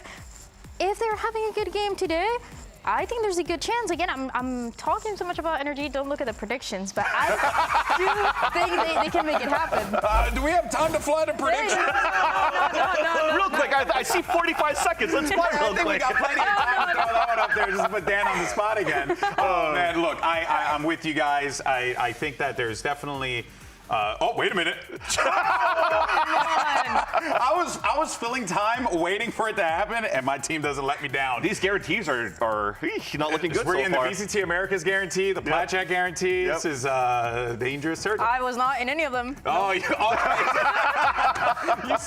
see, just you gotta stay true to it. You gotta stand on business. You know what I'm saying? Never been wrong. Never been wrong. See, what a boss! What a boss! All right, guys. Well, I think we're all excited for this matchup. The time for talk is over. Let's get the show on the road and bring out your two teams. And let's bring them out. Of course, you got both teams making their way out together. It's NRG and MIBR. Big game coming up for sure, but especially for NRG. I mean, MIBR, it's pretty much looking at all the scenarios and possible scenarios. MIBR pretty much has it locked going through, but you just need to win a map. Exactly. And again, going against NRG, it's very, very doable with the results that we've seen previously of NRG. But you mentioned here, Dan, slow starts coming out from the side of NRG. I like to say ever since Mike's joined, yes, maybe it was a slow start versus G2, but the first time he showed up as a head coach, they looked actually not bad. Yeah, I mean, for NRG, they've had some great moments. And again, we talked about Salmon, Mata, and what they've been able to do with very different roles, right? Salmon, the controller, as always, one of the best that we have. And then Mata constantly dropping 30, dropping more than 25 in so many maps, going and running it down with the Neon. But sometimes it just doesn't seem to be enough. Is today going to be different? I mean, they need to get this win. This is critical for NRG. They know it. You see it on Sam's face there as things are getting ready, listening to one another and what the game plan is going to be here, right? You got so much experience on that NRG team to take you over the finish line. But on the other side, I always talk about Coach Fraud, a legendary esports player in his own right, but more importantly, a championship winning coach who now has the tools necessary. Previous seasons wasn't necessarily the case for MIBR. This is it, Vansili, and they look strong. I agree. Fraud was basically a champion before a lot of people in the crowd weren't even born yet. That's true. So when it comes down to the experience throughout the years of understanding tactical FPS and understanding how they can work a map on default, exactly. Now you add the abilities on top of that. I mean, it's just so easy for Fraud to get cooking with this team. And he's got the tools to do so. I mean, you literally have the greatest export out of Brazil, Osbos, on your lineup. Without a doubt, you couldn't ask for a better mix-up of players here. But Dryad, are you feeling like this could... Whoa, wait, this match is gone! Oh! And the turtleneck. And actually, no, the turtle, he's got a little turtleneck thing, Jacob, going on over there. Time to see if facial hair is the difference or not. Because definitely wouldn't be the turtleneck. Because it wouldn't be the I mean, Osmos has proven the turtleneck is actually kind of goated, so. I think it varies from player to players, you know? Okay. Osmos is going to be a natural one. Do you think you could pop off with a turtleneck on? I definitely can't pop off with a mustache because I can't grow one. You had a beard when I came back today. What are you talking about? All right, here's the series leg. Haven, Icebox, and if necessary, Dryad will be taking a trip over to Pearl. I'm really interested in this Haven map because we haven't seen it for NRG since Kickoff when they played it against Crew and lost 13-10. And also, when that was happening, Verno was still part of the team. Mata was dropping 30 kills, as we just mentioned. So I'm wondering if there are any changes, and if things remain about the same, how much info does Verno have on the other side? Yeah, if anything, there is a lot of tape, though, for MIBR on this map for Haven, because you mentioned it, it's games that went to distance, 13-11, 11-13, depending on who they play against with. So they got a lot of things that they could work on for the side of NRG that they could counter against the side of MIBR. And even when you mentioned on the side against Cloud9 last week, last week, they almost had a chance for Cloud9 to close this out or even at least push it into overtime. And you needed players like Osmos to just step up and try to get a 2K towards the end to secure that win here for the side of MIBR. It's completely different. They're playing a double duelist here. Ethan going on the Yoru, Mata is going on the Jet. Before we just talked about how Mata was playing the Neon instead. So something completely new, where the initiator that you have that swap between Verno and Brog is going to be with the solo. Standard compositions there for MIBR. Nothing too crazy, but very curious to see that Mata versus Ospas matchup and how that plays out in those opening duels, right, Vance? Definitely going to be a good one. And Ospas playing over the Jet instead of a Whaley, because he mentioned again with the Sentinels podcast, he doesn't like that agent yet, so he's going to stick to his tried and true. Well, let's send this one over to your casters to get the show on the road. You got two guys who happen to be a big fan of pie. Wink, wink. It's Uber and Wyatt. Oh, what is that? Is that a euphemism, or like, are we actually going to get a pie game today? Why is he winking? Not. Why are you? Surely no one's going to just going to eat pie. At a pivotal moment like this. Yeah. That would never happen. No. Well, I mean, it is an NRG game. By the way, I mean, walk with me down this garden path, right? Verno is kicked from NRG for, checks notes, communication issues. Right. Goes and joins a full Brazilian lineup and then finds great success. Then comes alive, almost enhances this team from what we saw from them at the start of stage 1.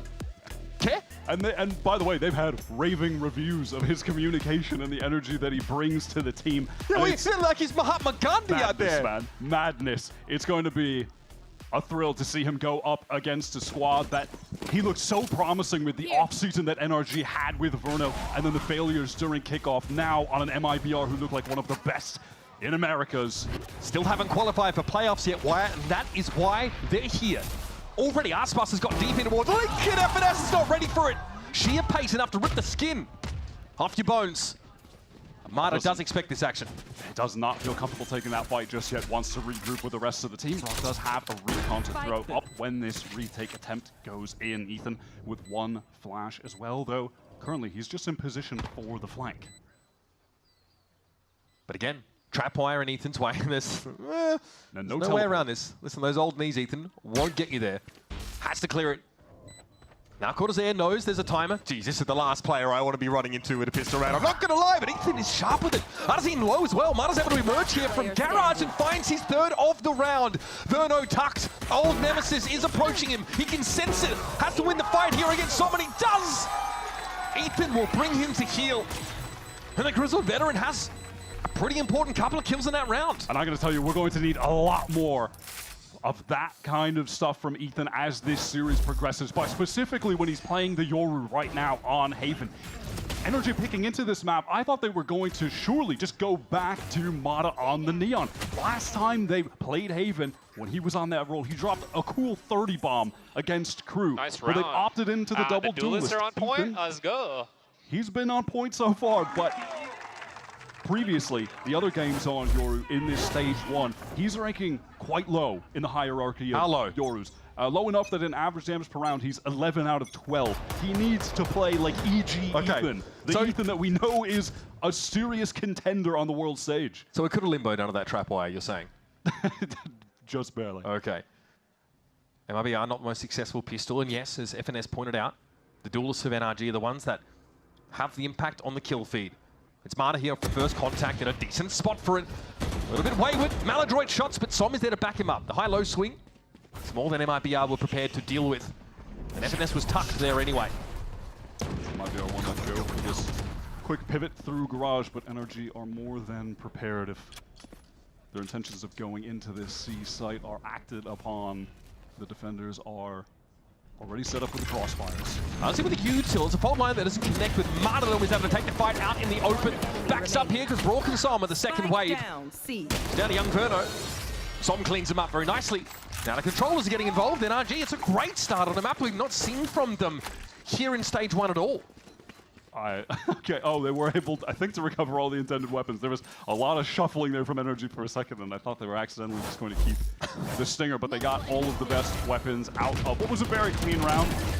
They understood that MIBR were eventually going to execute into that C split. They shut it down. They already had 3 players rotated back to site, so as clean of a start as you could really ask for the NRG team, who are in desperate need of a win. Especially after the trouncing that they were the victims of against G2 last week. Probably the most decisive game that we've seen all of stage 1 so far. And I expected them to pick Lotus in this series, but maybe that's why. It was such an abysmal showing for the Marta, though. Always equipped to succeed. That smoke there in lobby lets him get up there for free. Why does he have intentions of sticking around? He does, because that dark cover was placed in addition to the cloudburst. He's doubled up with Som at the moment in sewer. What a start to the bonus round for NRG. They have a real chance to capture early momentum. C-Long control that finesse as well. This has got MIBR in a tough position as we enter the mid-round. Another great start for Som, coming into this game with the highest ACS of any controller player in Americas. The shining light for this NRG star for so many of these games. Remember, they're not out of the contention for playoffs either. It's just a much rockier climb for them. Look at this NRG. They are in no way convinced they need to leave this A site. A lot to do with finesse. He's got the cam watching in towards the site, just peeking back and forth, making sure that no one is walking up on him in the corner, and hopefully 30 he seconds can catch left. the right timing for his sake. And yeah, that is Verno. Cage triggered. Time for the leader here to step up and find his one. That's all he needed. I know. He only needed one. I got scared, but he got it. He got it. We're not reliving that fracture moment there at Tree. That's fine. Okay, MIBR get the spike down here. NRG. Again, distributed north and south here, 2 and 2. Shannon's able to catch Som out. That's a huge pick here for this retake scenario. Harder now for NRG to break their way in. Got a bit of this util. Brock still carrying most of those abilities. It does have that recon going to go through with the flash. Big flash. Cortese had no chance to respond on that. MIBR forced into pure post plant here from Long. With the TP across from Shannon, but I think he was heard. Mara gets an easy one. And then Aspas cannot fight his way out of Cubby. Nicely done from NRG. Methodical. Could have been interrupted there as FNS only went 1 for 1. But a nice completion. 3 Vandals maintained. That was nicely done from Mata, just adding a few additional seconds of wait time to that reflank into C-Long. He got that perfect window where Shannon really believed no one was actually going to be pushing him again from that angle. Good effort from him to get that initial kill, that peak that we had just seen, but not enough. Bonus round converted for NRG, up 3-0. Economy in fantastic standing.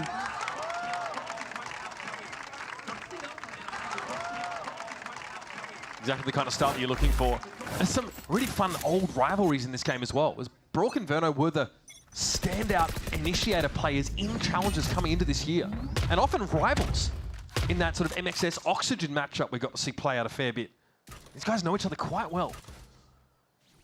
They've gone back and forth plenty of times over the past couple years. Look at this double setup with Mata taking point, taking the contact, and going to dash away. And when the rest of MIBR go in, they will never expect Som to be top left.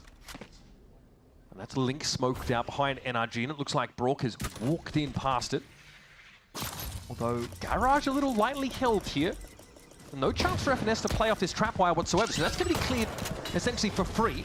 We do have a light on the spike cam, and FNS wants to reassume this position, but by the time he does, MIBR might be long gone. So they've gotten the site control for free.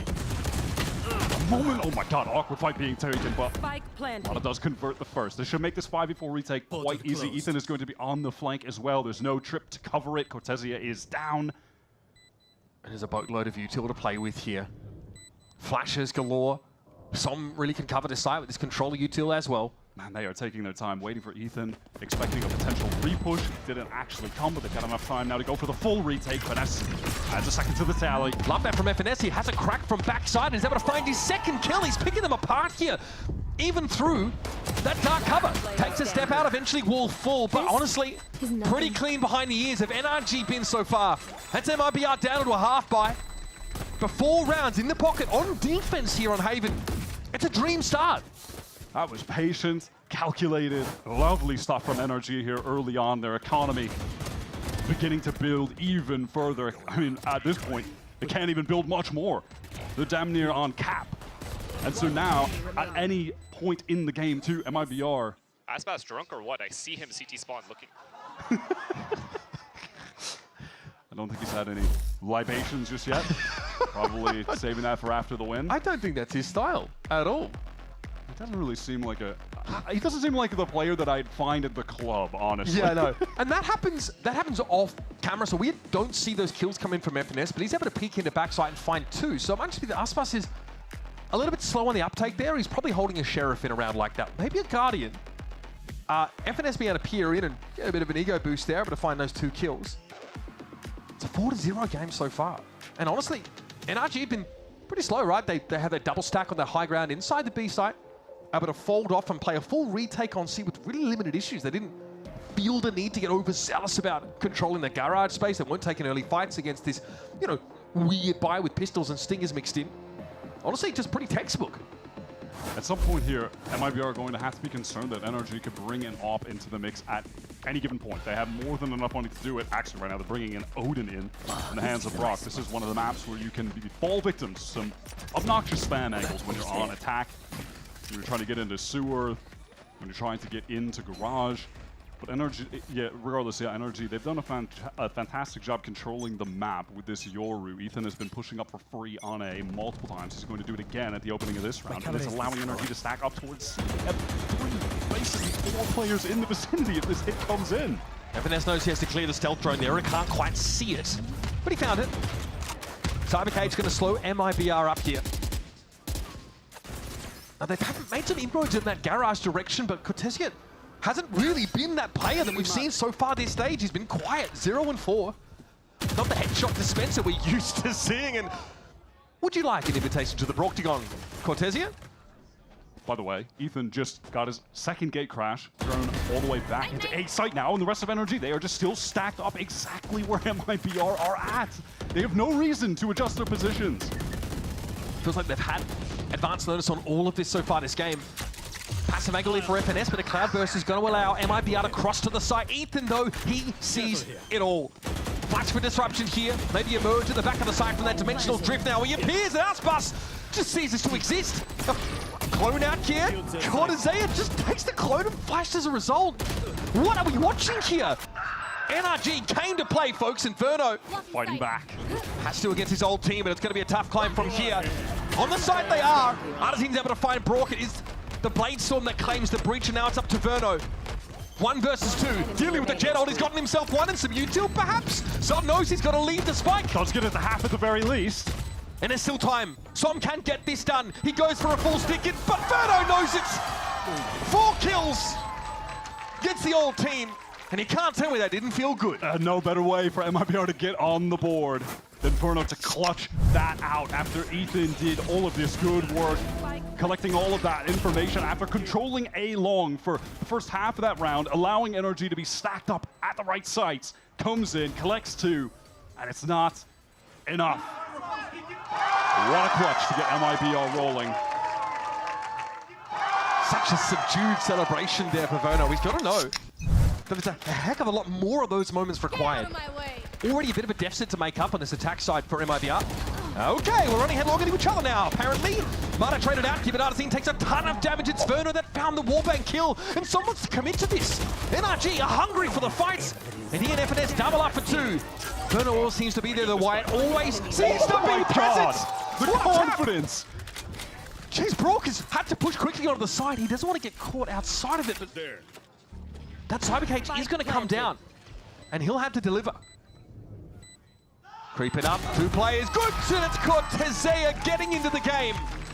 And once again, Is this man leaning the way for his new team? He knew he was about to get lit up by that neural theft and just stood ready to take that duel as soon as the dark cover dropped. Serious confidence exuding from Verno at the moment. Stepping up back-to-back rounds. 4K into 3K. They still haven't been able to put a lid on this NRG economy. It got so out of control from winning the bonus round that they can just keep buying and buying and buying. It's still such an uphill climb for MIBR. But they've gotten up those first steps. Cortazea with his first kill off the map. Up until this point, actually beating out Aspas in terms of ACS on this team. Had a quite a game in comparison so far. Here's a Rolling Thunder hitting on towards this ace site now. It's still going to unseat things a little bit for Brook, but the backup's there. Artazine and Verno, once again, are in position. And it's someone who could only guess as to where MIBR is set up, and he does not find purchase. Oh, had a chance for the trip going off, but the player wasn't illuminated just yet. 3-on-4 NRG with Mata on this flank. You know, he could try to updraft over this if he intends on doing so, or do they? I think they're just done. Opt for the save. Yeah, these last couple of rounds have been pretty just draining on that economy that NRG built up, going 4-0 initially in this game. Now it looks like they'd rather let things go. On the horizon as well, yeah, another ultimate for Verno. It feels like it was only a couple rounds we last saw that. Since then, he got 7 or 8 kills. That's not an exaggeration either. He popped off. They're going to have an opportunity now, MIBR, to really get the snowball going. If they can get an orb into his hands on this next round, Mata just wants to deal some damage. He does have a fair amount of money still. I mean, I think, honestly, NRG had enough cash that they could have tried to prod at that a little bit, but they're going to play it quite safe in this instance. Good tuck here for Ethan. Yeah, just couldn't get out in time. That was a fast trade from Artazine, the IGL for MIBR. Did he have a gate crash set up there? Yeah, he did. Okay. He was trying to get out. Yeah, it just didn't. Yeah, could have been a teleport off in time. He was mid-air hitting the button, but just wasn't out in time. This goes here. It could have been a big difference maker in such a round. Still, Rolling Thunder gets MIBR what they were looking for. And like I said, they're about to cycle into another Initiator Ultimate because Verno is 12-4.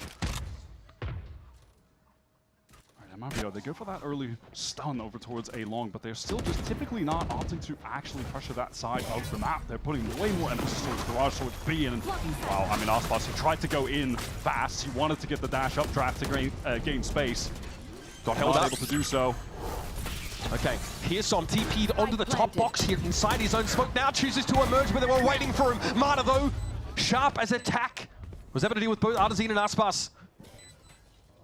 We still have the issue, though, of the defuse that has to occur. 3 up here for MIBR. And Verno is ranging far and wide. He's found Ethan. And now can shore things up, keeping an eye on B from mid. Jenum's anchored here. And he's had a slow start, too, but that was so crucial. Now it's all on Mata. Time has dwindled significantly. Making has to footsteps, ace. he's making sound. He knows that he has no chance but to save the weapon. Jenum has stabilized things for MIBR. Backside with some excellent movement in that 1 versus 2. Finding both kills in lovely fashion. MIBR had gotten right back into the game, putting NRG in an uncomfortable position. Mata trying to dodge the salvos. Okay, he will barely survive. And just like that, the game is even. 4 rounds in a row for MIBR, answering a red-hot start from NRG. At this point, you've got to be calling a timeout, right? There's an opportunity here to confer, get your boy Mike's in their ears.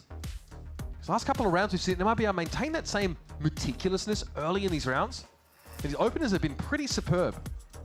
At that time, they just sent that early util A and slammed B. They just had a great post-plant setup, and you really have to give credit to Shannon backside, who has been silent up until that moment, but that 2-piece was lovely. The second kill onto Finesse, just skating around.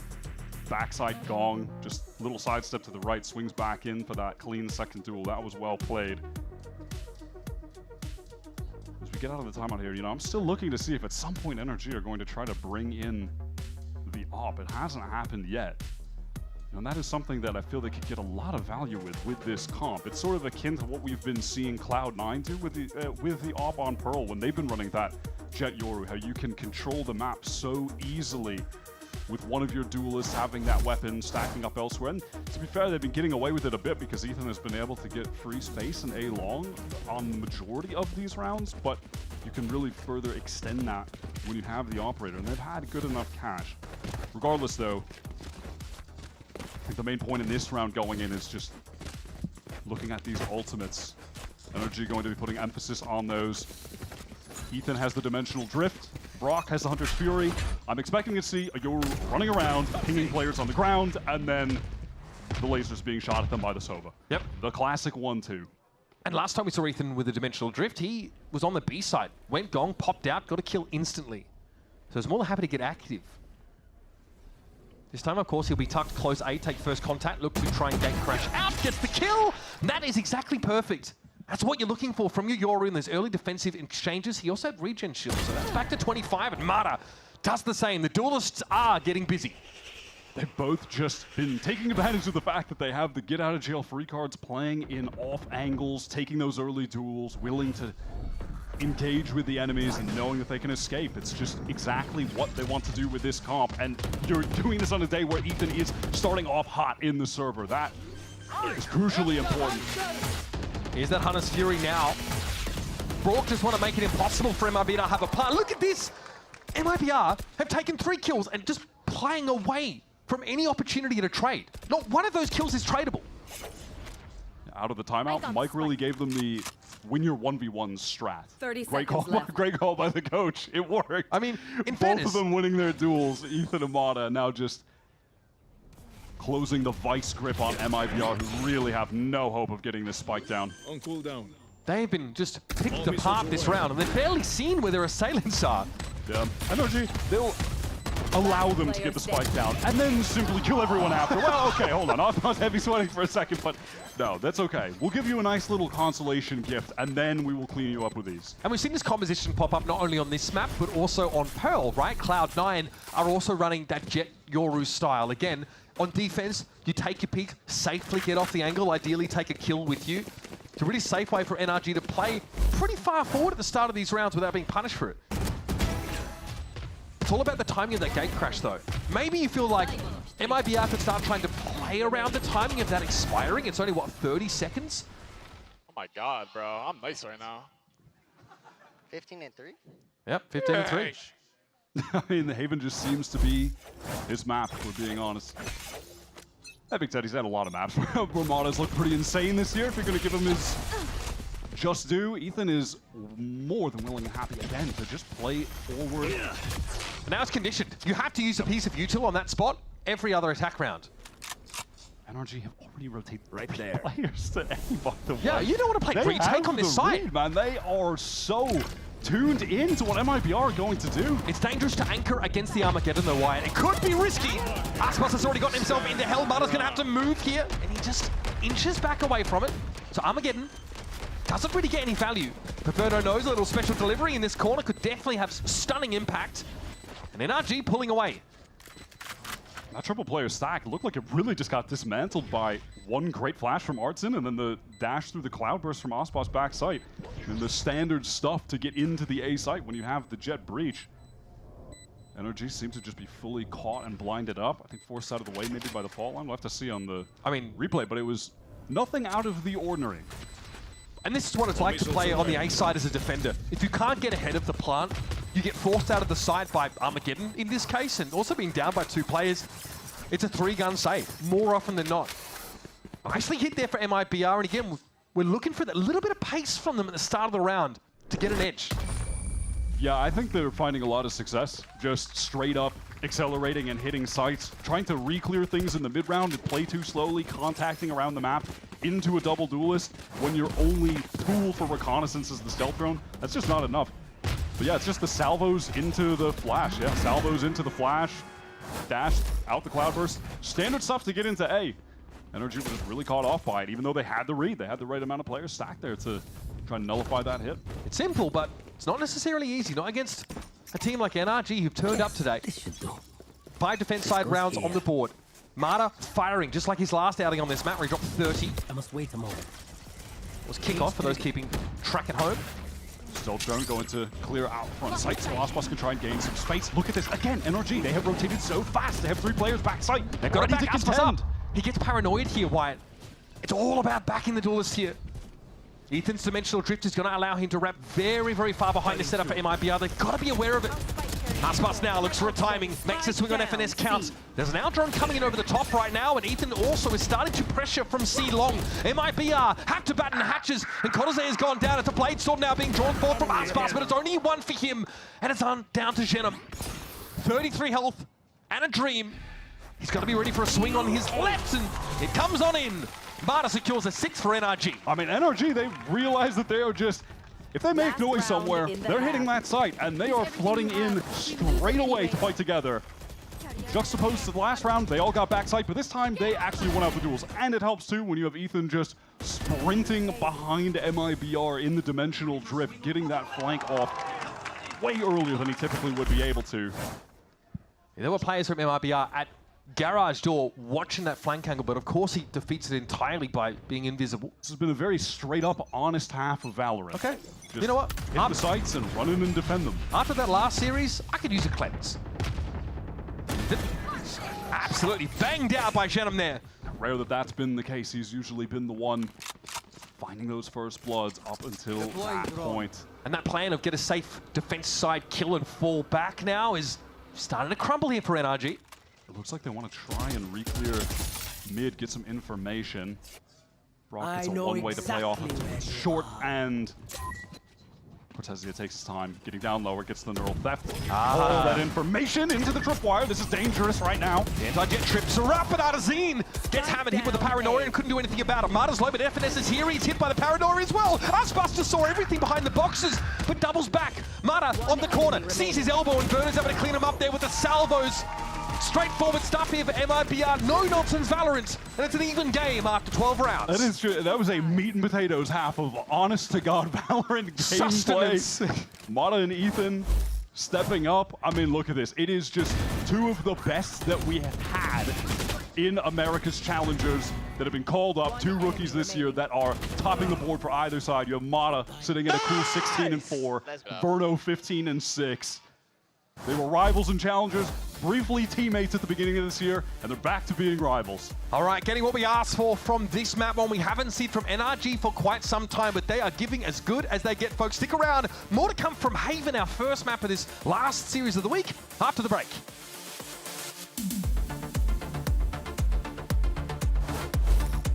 It's for you. Do you like it? Come on, Charlie, use your new door. Come on, let's go. I said go. Let's go. Silly dog. I'm gonna trade you for a cat. Red Bull gives you wings. The new Red Bull Zero is here. 100% wings with monk fruit extract.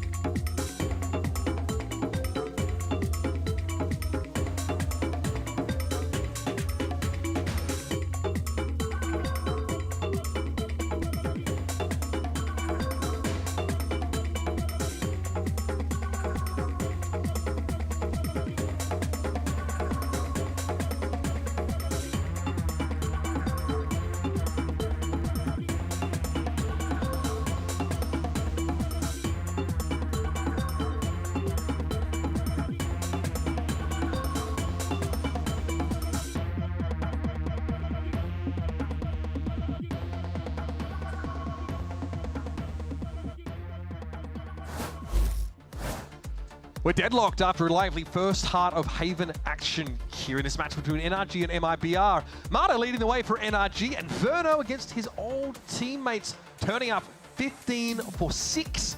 Showing maybe there's a bit of acrimony here in this reunion with some of his former compatriots. But he's been cool, calm, and collected, and he stood up where, honestly, the normal stalwarts for this MIBR team have been a little quiet. the entire team was down and out. They had lost the anti-bonus. They were down 0-4. Verno brought them back into it with that 1 versus 4 clutch. And now to start the second half, they want to go for an aggressive look down mid. Aspas claims that second to get his team the man advantage. Bro, he did not want to leave. His teammates were like, yo, get out. Nice work, though. 2 NRG players handled. Verno's probably seen more than enough there as players cross it into A lobby and then back out with the insertion of Marta, just in case it was a re-peek. And now what's the plan? Back to C? At this point for MIBR, they can take things nice and slow. Play for that 4 versus 3 retake. They're just grouped up, stacked towards A with Cortezia on the passive. Look B. All right. Can we see this potential Rookie of the Year candidate thwart this NRG pivot to the B side of the map? He scared him off. They headed him garage instead. When you have that Taeho breach, you have a lot more util for a retake like this on a pistol round than you normally would with other comps. They have great tools here to use. The fault line just came back up for Artzin. You have the salvos for Verno. Looking good for MIBR right now. Antonis is ahead of it here. Quick course correction for Aspas keeps him safe, and then Som dives deep. MIBR overwhelm NRG. It's down to Mata. 44 points of health. And yeah, he hears a pitter-patter, a little feet getting out of that C site, and he realizes he is severely outnumbered. Aspas waits for him, takes his second, and gets MIBR, that crucial pistol. Yeah, Amada wanted to take a timing there, but it ends up looking a little bit foolish when he's the last one left, slowly working his way back into that 1 versus 4. And it all just started off with MIBR running an aggressive pistol round strat on defense. And I do want to take a mental note of the fact that on attack too, they ran a pretty cheeky strat where they had that wrap all the way through B, split C from 3 angles. So they are clearly coming into this game with some cooked up set pistol strats to try and throw NRG off. NRG pushed and pulled them a lot around the map and ended up at C, whilst all of MIBR was still grouped in B League. Right, early stealth drone is going to come out from MIBR towards long. FNS is having a fun time shooting at as the rest of the team try and work their way through garage. Standard trip going to need to be broken. Aspas on the time with the outlaw, but damage done. Som very low. Ethan also chunked. Like saved by the clone. Honestly, took the brunt of the damage. Aspas has to just huddle here. Cloud bursts off that recon, and Ethan, apropos of nothing as far as I can tell. Headshot by Aspas as he tries to step up onto C. This really is going to force NRG to put the brakes on, as they only have a Sheriff to Classics now. Som ever the patient one. Zen-like trance as he sits here in window, waiting for someone to give him an opportunity. It's unlikely to come. Mata is a player on NRG with an upgrade. It actually did bring him down to sub 1K credits, which could end up mattering against this outlaw if it's carried over into this next round, and it should be. I mean, FNS can only shoulder peek so many times. He has to 30 seconds try and generate something there for NRG. Not sure what it was supposed to be, having a classic against a outlaw. But A for effort. Here's Verno. And he'll be chilling. May not expect the second player to be so quick on the heels of Mata. He'll know about it now as the salvo here will deny a plant. Som has 10 seconds to get it down, and Verno comes out of nowhere. Great reactions from Som, but his position very obvious. Cortezia pats the stats a little. And now bear in mind as MIBR are taking the lead here after starting down 0-4, by the way. Just 1 map win will guarantee them a spot in the playoffs, but obviously past that, winning every match is important for getting the champions points. That plays out later in the year as the 4 best teams in the region try to qualify for that tournament. So every match has a lot of weight to it regardless, but this map specifically for MIBR. Stage 1 has a lot of weight when we start to look towards the end of the year. It's not just about Toronto. This is a very competitive league. In this group, to be fair, hyper-competitive. So Mata has got his full armor, but it's resulted in Som only having a Guardian at the moment. Cortezia going to feel the pressure flashed up. Recon comes in, and he knows that he just has to retreat, play for this full retake right now. Now, MIBR are not going to have the option to wrap there via C-Long for quite some time, if at all. They're just not in position for it. Now, they're going to be waiting for Aspas as well to rotate all the way over. He was playing Pretty deep in A long. Stealthdrone going to get some information. Backside for Verno. This util is getting a little bit thin for MIBR. They've got to actually do something with it. Or at least get back in backside, but they just haven't found an actual timing window to do it. Psalm's playing in the dark cover. Wow, they have sniffed him out. He is in serious trouble. He takes a little bit of damage. There's nothing to write home about now, but here come MIBR. Flood into the back of the side. It's already a ghost fighting purchase as Som. His head rolls. Beautiful stuff. Verno just steps up, takes the fight, and Mata has to make use of the recon there. What a bonus for MIBR. Such an unlikely scenario.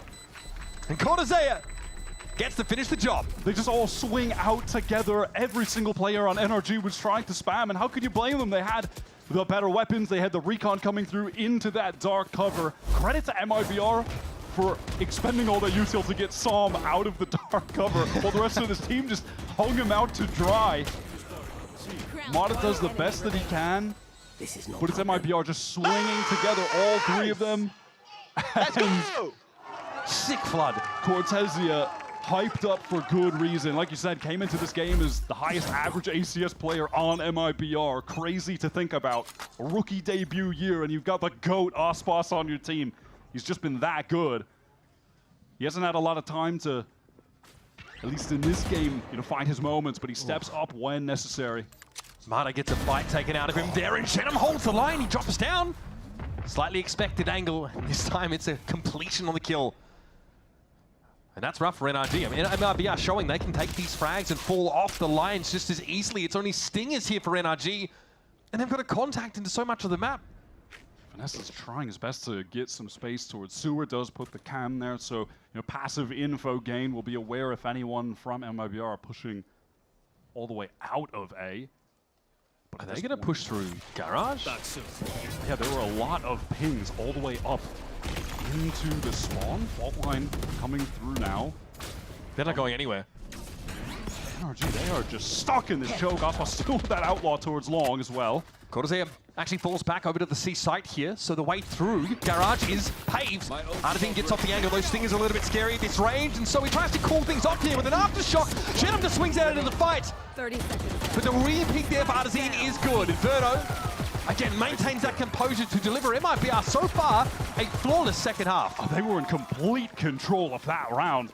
A lot of credit to Art Zin, the utility from his breach there, just stifling NRG at every turn. Knew exactly when to let that fault line loose as they were trying to get through the garage door. NRG used that first little wave of util, try and flash through, and they're stuck. And then we try to go out top garage, chase him down, and aftershock, they're stuck. And then immediately after that, MIBR just re-swing into them, farm them with the superior weapons. That was really well played.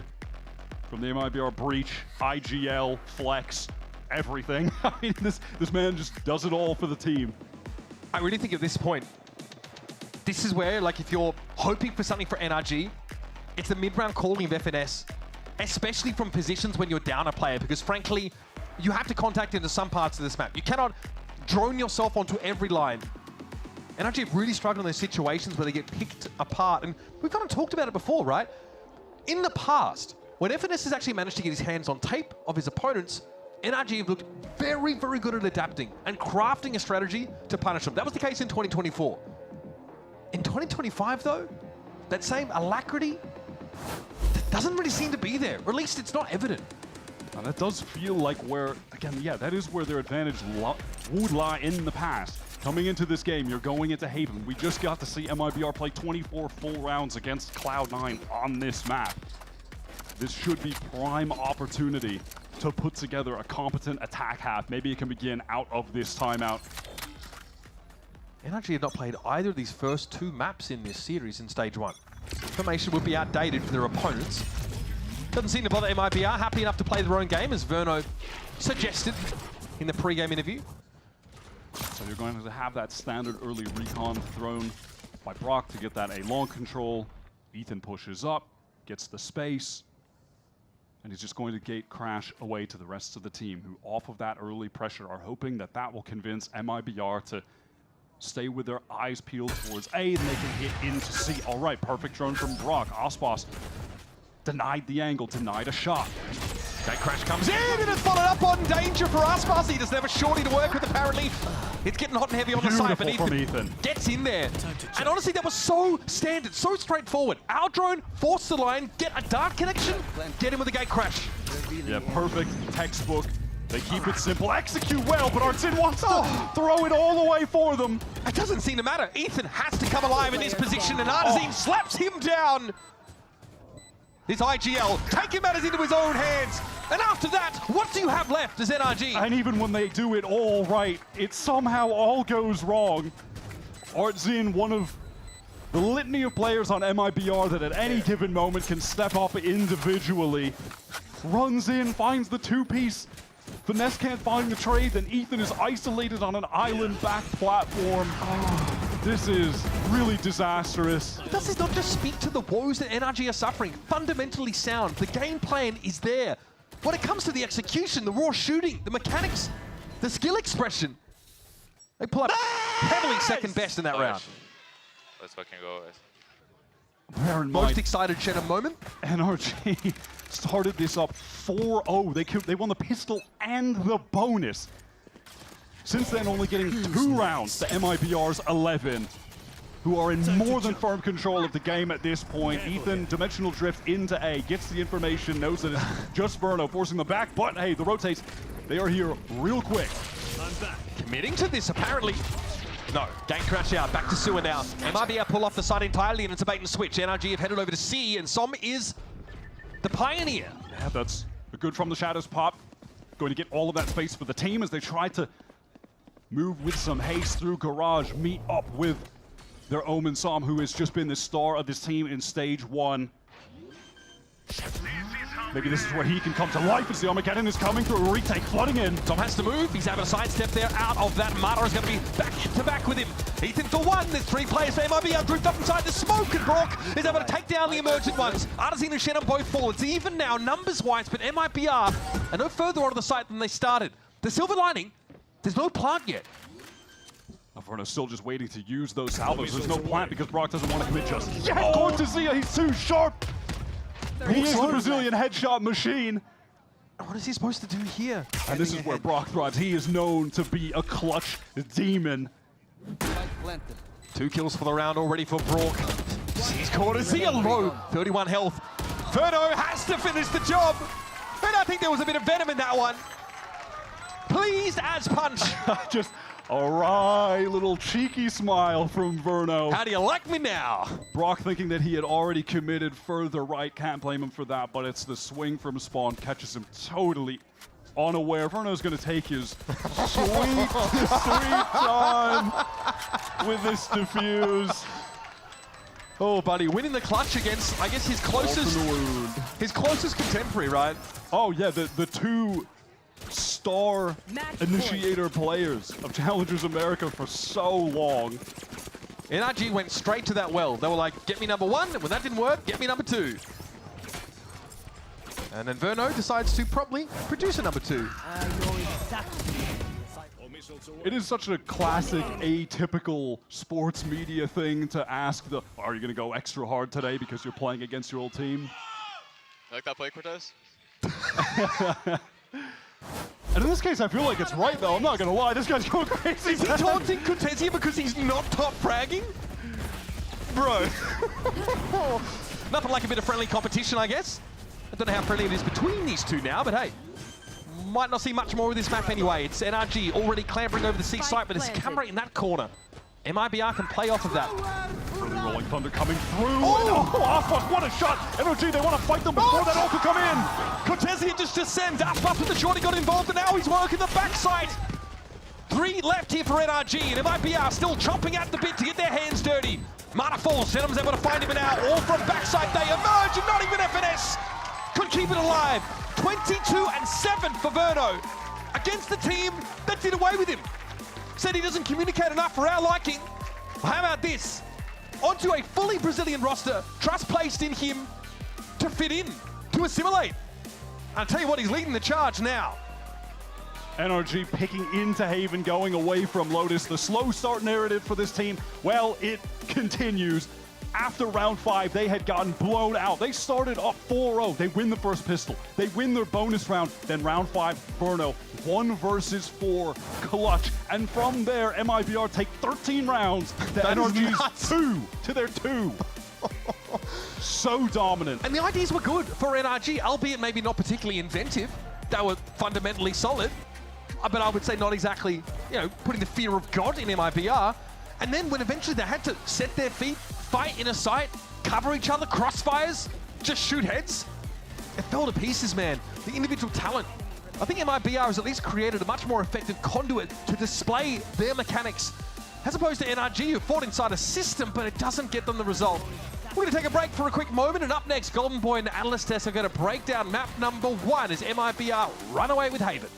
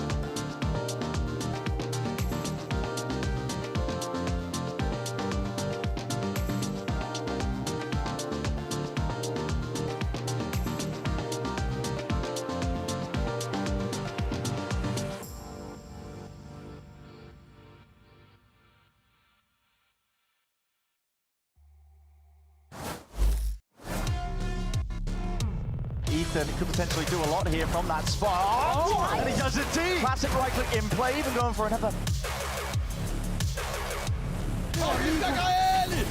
Se consegue ainda levar a partida. Aspas é com você.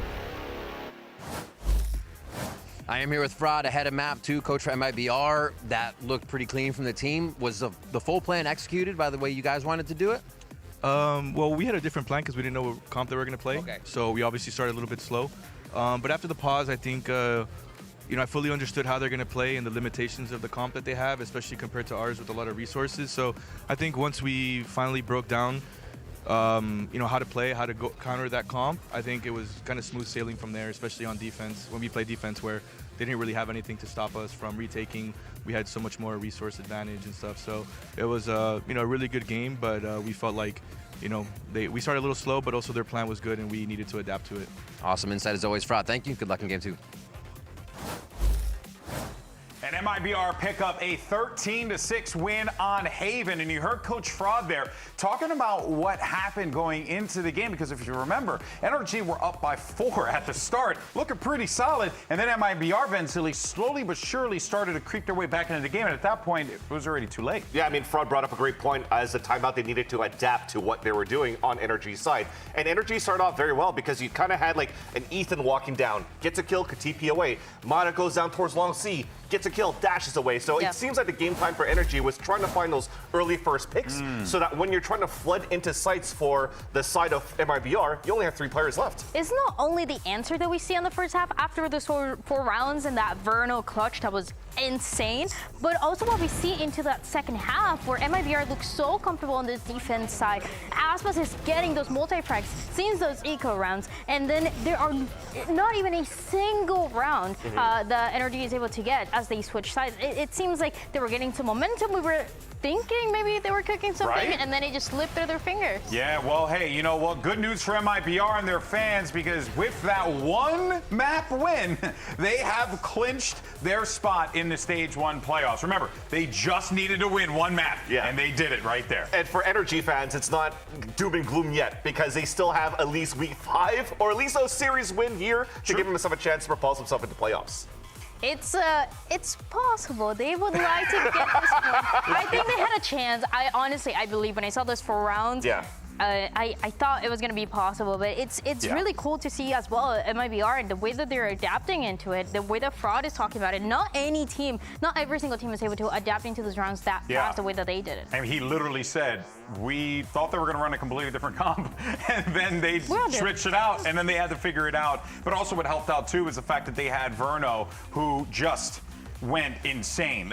Certainly, you know, revenge of the rookie, without a doubt, because this young man was giving them the business. I mean, some of the plays, Vansili, that this guy was pulling off, he cleared this whole situation couldn't have worked out better for him. Exactly. In duels, head-to-heads, and even anchoring sites, Verno's been doing an excellent job in this first map. And when we go back into the game plan of what NRG had versus MIBR, they actually did a good job shutting down those rookies that we praised so much going into the game, but Verno really stepped up. There was a really good understanding on how the other side was going to be playing, right? But on top of that, Verno, it seems like in that round 5, when he gets the clutch, he's like, there's no way I'm going to lose against NRG. And so he steps it up, he gets those multi-kills, those opening frags as well. And he's doing a couple things. Don't worry about it. Oh, you mean like some tactical crouching? Yeah, you know what I mean? You know, just enjoying themselves some tea on this day.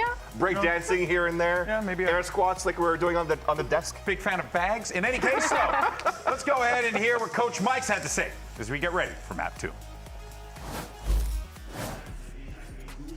I am here with Mike's HD before map 2. Looking at that strong start for 4 rounds, but what do you think after that allowed it to slip away for the team? Yeah, I mean, in the following rounds, Verno got a 4K and a 3K, so I think he did a really good job to get them back in the game. Obviously, 6-6 is still good on Haven defense, but we could have had a lot more, and then we just threw away a lot of post plants in the second half. And how you feeling about now going at Icebox as MIBR's pick? Yeah, I mean, we obviously got to see them play versus Lev before, so we have a little bit of knowledge about it. I think the biggest thing is just shutting down Aspas on that map. All right, good luck getting to game 3. Thank you. All right, so Coach Mike says, got to shut down Aspas, got to figure it out. But I got to admit, I mean, look, Coach Mike, just so everyone knows, he's a very low-key dude. So his demeanor is always like that. So this is not anything new. Sure. If you hang out with him, great guy. But I do think it's important to note that it does feel a little bit like, yeah, we lost. Don't quite know what's going to happen on Icebox here. Dryad, that is a little concerning, I think. Yeah, like you said, it's not inspiring me, as we heard, for example, from the coaches yesterday, where he's like, okay, we're ready for this map 3. We have a couple surprises going into that one. It was just, we threw a lot of post plans, we threw a lot of rounds into that second half, which is exactly what we were talking about. And I was going to ask, was that your assessment of it? And it was. Yeah, for sure. And then, I mean, yes, everybody says it. Going into Icebox, you're thinking Aspas always, we just need to shut him down.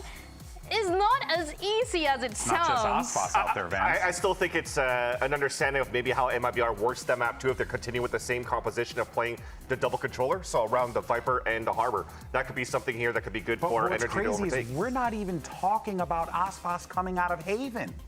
And they're thinking about Aspas and Icebox. You now have to deal, like Verno is popping off. This is dangerous territory here, Dryad. Not saying that the game plan isn't wrong, but it does give me a little bit of pause, though. That's the thing when you have a team as strong as MIBR, right? We remember they were the 3rd seed into Kickoff. If they had 3 spots for that first event in Bangkok, MIBR would have been in. And it was, first of all, it was that Aspas conversation, Aspas and everybody else. But then we realized, actually, this MIBR team is insane. Every single one of these rookie players have been stepping it up and coming into Icebox. Not only you realize that this first map of Haven was a little bit of work of everybody else, and especially Verno, but you also have that piece of consistency that we've talked about since the beginning of the year and since the beginning of time in Aspas. Yeah, it's incredible to see what MIBR Ventsilli has done with these rookies. Yeah. But then also with this whole experiment that they've managed to pull off here. Definitely, and what they're able to build with these rookies is amazing. And we saw that against the Leviathan game, and that's what Mike was talking about at the same time with Remington during that coach interview, saying we already know how they played against Leviathan again, as how they were really good at working up the A site. And maybe there's ways to play through the walls and through the fights against that a bit. So we'll have to see what happens there. Yeah, we will definitely find out in just a little bit. But earlier on, we asked Shenham for his take on NRG and who he'll be facing for the first time. Let's take a look. Eu acho que a NRG não está jogando muito bem como equipe. Não sei se foi por causa da mudança, não sei o real motivo. Mas eu acho que realmente em equipe eles não estão tão bem. Nem individualmente também. Então acho que vai ser mais jogar em time, ter uma boa trade, ter calls boas e que não vai ser difícil.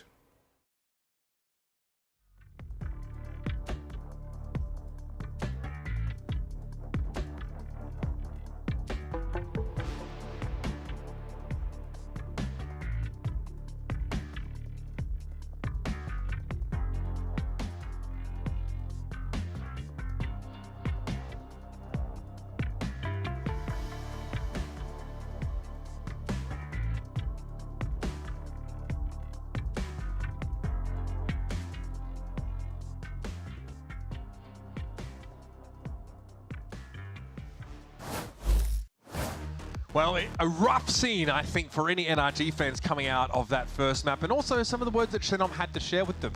Basically, putting it down to, I don't think this team has the team play. I don't think this team has the individuals. So what do they have? A cool logo?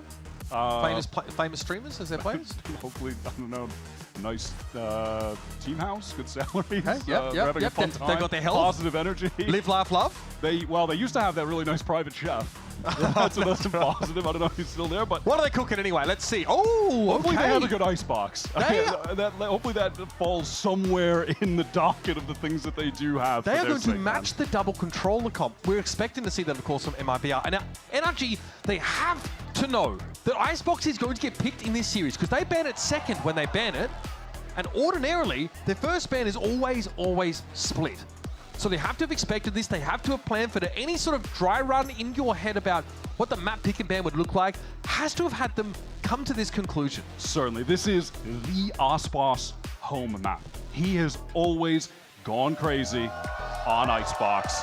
And that's why Mike said in the interview, we're looking out for him. I mean, yeah, sure, Verno was the star on map 1. Aspas had a decent game. I believe he finished 16 for 11. Yeah, it's really solid in the end. The retakes were very nice. But when you're heading over here to Icebox, that is where he is going to shine, especially once he gets that operator rolling on the defensive side. Conversely, though, for NRG, I am looking at Sam. He came into this weekend as the statistical best controller player in the league. They have not played Icebox yet this year. This used to be his home map. Sam used to dominate on Icebox playing Viper, and we need to see that from him today if NRG are going to stay in this match. Conversely, this is Ethan's first Harbor game on record. So NRG truly have put together something a little new for us. Can they pilot this composition to the same level we've already seen from MIBR? And the same level we've always seen from the Brazilian scene. They love to run the Harbor here. Anything south of the Panama Canal, actually, teams are trying to get Harbor involved. Crew obviously always loved it. Leviathan. Either way, Shenham here. I'll see some shots with that cascade wall, the high tide. Rather, Marta's trying to get into the cloud burst, but it's pretty obvious where he's going to be standing still. Shenham can't connect. It's Ethan finding two, both headshots. And Verno has to back up. Well done from NRG, just taking their time there for a second and then able to triple swing back yellow after Mata makes that space, dashing into the cloud burst, creating that space. Verno finds a pick, just pure spam, I think, through that high tide. Nice to get a freebie. Fighting chance. 30 seconds left. Been a good round for Ethan so far, but he is on the lower end of things. MIBR are going to look to get active. It's Verno is sat over towards a Snowman. Cortazir gets a frosty reception as he tries to make a peek here onto the site. Wall refreshed again. Aspas with helmet ready. Dashes across, needs to take a pretty hefty fight here if he's going to find success. A shoulder pick probably doesn't reveal much, but Brock serves himself up on a silver platter, and Cortazir deals with some now. We have a player advantage for MIBR, but time is not on their side. FNS handles Aspas, and there's Ethan's third. A spray through to stop the defuse. And NRG once more get the start they're looking for on this map. A crucial duel to win from Finesse, coming to life there when they needed him. Aspas looked like he was surely going to get that second. He already had him tagged up. Just one body shot would have put him in the grave. Very well done by the NRG IGL. That was just a pretty competent round from start to finish. This triple swing here, it was Ethan collecting the two, but if it hadn't been him, it would have been one of the other two on NRG. They picked apart that defense. Good fundamental play. Yes. Then they cycle those walls, have a nice post-plant setup. Textbook stuff, looking good. That being said, this is how things started on last map. Classic. There's a... oh my God, Aspas. All right. Guys! Can we stabilize, Guys! please? Okay, Okay. thank you, Ethan. Bring us back to normalcy.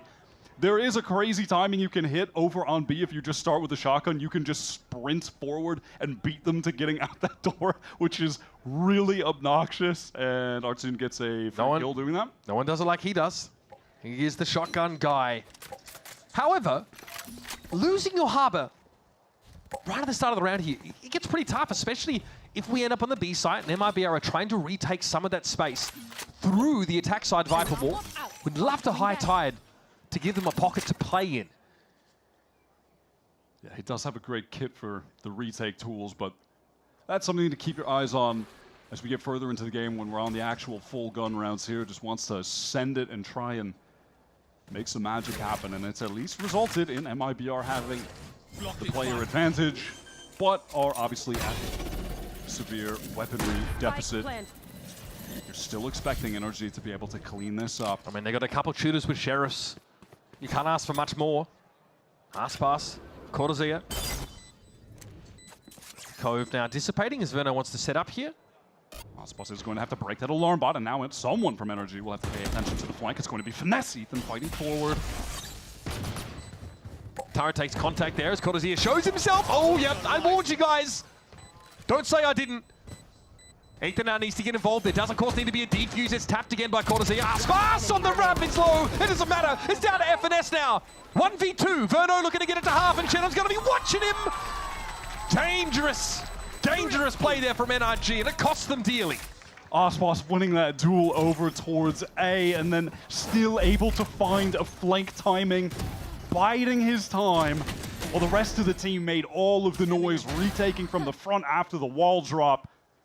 Is able to get the window to take down Ethan with the Stinger, despite being on low HP, despite them knowing that that was going to come in eventually. Hopes dashed early. MIBR recover a couple weapons. They're in economic control of the game. Outlaw to hand for Aspas, and plenty of use case for it in a round like this. Into mid we go for NRG. Pretty quick about it too. Under tubes, Cortazir up. That's one. And I don't know if FNS fancies following it up. Okay, gives himself away there, and some damage done with the Stinger, but he's low. Looking to take this fight, and Cortazir knows better than to get too close. His head is just torn off his shoulders. Outdrawn in the meantime over towards B, and NRG have gotten quite far forward here as well. But there's a big weaponry advantage for MIBR. NRG are lightly armored. They haven't made use of the Reckoning yet either, and as high tide comes down, so does the percentage odds of NRG in this round. Pretty effortless from Cortazir holding down that site. NRG on the eco round. Finesse trying to take that timing. Fight with the Stinger at long range, going to be tough. Makes it look easy. I think the real thing of note there is just that MIBR opted to go for a four-man push out of A at the very beginning of the round, actually, despite it being an anti-eco. So something to take note of is their willingness to aggress. And I was even with Aspas just having the outlaw. He was the one taking point. Didn't have to do too much. He was over on that A side of the map, and NRG in the meantime just plunged into mid. Cortazir was the one who got a bit busy. And now it's him standing up. Something about this MIBR team, they always have great output across the whole roster. No one is a straggler. Oh my god, Mata just spamming through for the rope angle. Aspas trades one back, and he will be content with that. Okay, I was going to say he'll be content with that. Well, actually, why don't we go for a little bit more? MIBR do not want to give this up. Drone over the top, info. So much. All of NRG midway to getting towards their prescribed locations. They're just going cascade for cascade, drone for drone, and NRG want to push up off this wall, but now they're stuck behind it. Okay. Wall from the MIBR harbor. Also, there's the MIBR Viper wall that's not usable anymore. So they won't have that for the retake. But look at this, MIBR want to anchor, they want to fight. Here's the Reckoning. This is going to get them scurrying about now like a kicked and kill, but Som's able to find Verno. He's Aspas on the move. You got to respect the guy. In any stage of the game, he found 3. There might be enough as Adazine gets a glimpse of Ethan, who's having a great game so far. Spike planted. And Som's able to plant. Cortazea, frag leader for MIBR coming into this round.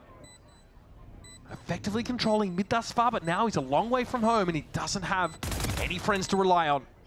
Oh, he gets the info on both, actually knows that they're screened. He has to know that Ethan is going to wrap around here. Love this idea, and Som is caught on the rope. Locked down! Okay! Are you kidding? Out of his seat, and why wouldn't you be? A quiet haven, but he has made his appearance known to all on Icebox. That was just played to beautiful perfection. Come on! After he gets the info on the second player going screens, he's ready for one of them to wrap heaven, wants to isolate the 1v1 by going up rope. Reads Som. Lockdown, force the swing, crosshair placement, perfect. Nice! Guys are so bad, bro. Okay, whoa. Verno. Come now. That's unlike you. You gotta be feeling yourself. And actually, they're with a pistol here, right? They said he wasn't vocal. Oh, jeez. Okay, twist the knife, Mr. River. That's fine. I don't think any sane NRG player is going to be listening to this back. Hannes Fury at the ready here for Verno. Oh, what is that? I mean, Ethan's just sprinting through the wall. All right, just wants to take matters into his own hands, be the entry player. Cool, gets the 5 versus 4. Okay, here's the plant coming down. Hannes Fury should stop it, and it does. Brock thinks better of it. Verno waits, hoping for a bit more info, but nobody's tucked under rafter at the moment. This cove's a bit annoying. Here's the plant proper, but Cortez is ready. Emerges Mata. Come on, how is he even finding that? He's just too fast. Headshot dispenser, Rookie of the Year candidate, all-round phenom. Brock backs back up in that corner. Ethan takes another fight. God, he's like a bat out of hell, this Ethan guy. He is clearly here to settle a score. I know who else is. Bit much to ask for, though. It's a wayward spray, and FNS will punish the youngster for his hubris. Ethan just deciding to take matters into his own hands and will NRG to a round win by sprinting through the Viper wall, finding the opening, and then running around the site in the post plant for 2. He's somehow at 10 kills already. I don't know where these came from. I mean, obviously the 3 on this round were phenomenal. But what the hell, man? That came out of thin air. He's done it a couple times, right? And a great pistol as well. Found 3 kills in that round.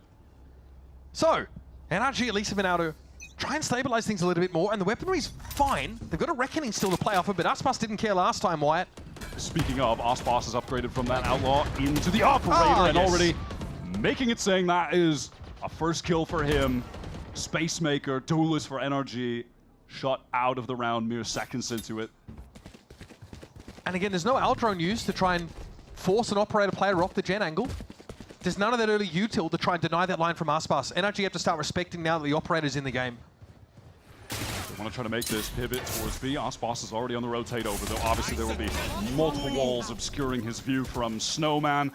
Reckoning coming through. Ethan's got another one because he's just been finding so many damn kills. So I'm going to get this spike plant down. Safety! Ethan is not slowing down. Yeah, he's looking really good now. Viper's Pit follow-up. This is a little bit uncomfortable. Verno obviously waiting on, ideally, a recon bolt refresh. And Artisan, he will have the cove to throw down onto the spike so someone can try to stick it. Finesse wants to go for the long wrap flank. Dangerous. Here's Verno probing, prodding. Brock goes a little bit low. Aspas is taking pot shot after pot shot, but FNS cleans up Shenum. Aspas gets pretty deep here towards yellow, and here's that Cope now getting set up. Artazine hoping to use it as bait, and that's beautiful. The walls come down, it's up to FNS again, but the Cope's in the way, and he gets into half. This is unreal. Beautifully put together takedown of this NRG suggestion that a Viper's Pit is enough to save the day. And you can't blame Finesse for wanting to try to go for a flank to make a play in that situation, hoping that the Viper's Pit existence would just delay the retake long enough that he could get there. But a play like that is always going to get shut down as soon as the Cove is thrown down, because you just can't spam it down alone. You are not able to do it. You're revealing your position. It's going to take way too much time, way too much ammo. And at the end of the day, you are done for. That's beautiful. Quite a brain on him, this Artazine guy. Knew he would get pushed. Get out of my way! Blade Storm's here. A declaration of war for Armada, as NRG now forced out on only a few rifles. And Ethan with a stinger in hand. Boss again content to post up towards A with the operator. Is he outrun? First kill on round 6, wants to do it again on round 7. So due diligence done this time for NRG to make it harder for Aspas to play in a cocky fashion. He just takes the swing, sees Marta for a split second and deletes him from existence. Now I can fall back off this. NRG have lost their Bladestorm impact in the round. And that's fine. Hey, you're getting the plant with the lockdown? Cool. We are more than happy to come back. Okay, Verno just gets a random kill with the Shock Dart. Cool. And they've got the Reckoning from Artzin to get back in as soon as this lockdown expires. Here's the Reckoning now. That's a scary prospect for NRG. You know they have to start moving anyway. Cascade thrown up, and Ethan gets pinged out. Now all eyes on FNS as Ethan still finds his. But it's only the one. Far too much for anybody to be expected to accomplish. MRB has now stretched the lead out to 3 rounds. This is where Aspas begins to take over. This is why Icebox is his home map. 2 First Bloods, back-to-back rounds. I don't even understand how he killed Mata. I'm going to need that in 0.25x speed because that did not look human when we saw it. Just for a split second, he's peeking there. Okay, chair's going back. The timer stopped, folks. You know what that means. Too easy. It's just too easy for this man. Now, last round, the buy was really weird because we had, I think, Ethan with Stinger. There was a Bladestorm there for Mata. Heading into this next round, like the money's not much better. That was like a half force situation for NRG. They tried to put their best foot forward in terms of what they could gather up. Yeah, they felt that they could, yeah, right. It was like a half force because they had the Bladestorm. They committed a lot, but not everything, so they can kind of buy a sort of half force again. I mean, listen, it was a bold decision. They did have ults to play around, so I totally get it. Now, though, it's only the Hunter's Fury of Brock that they can actually rely on. Damn, that's cold. And look, it's a second consecutive stinger round for Ethan by the looks of things. We'll see if that is sort of locked in as we head into the round itself.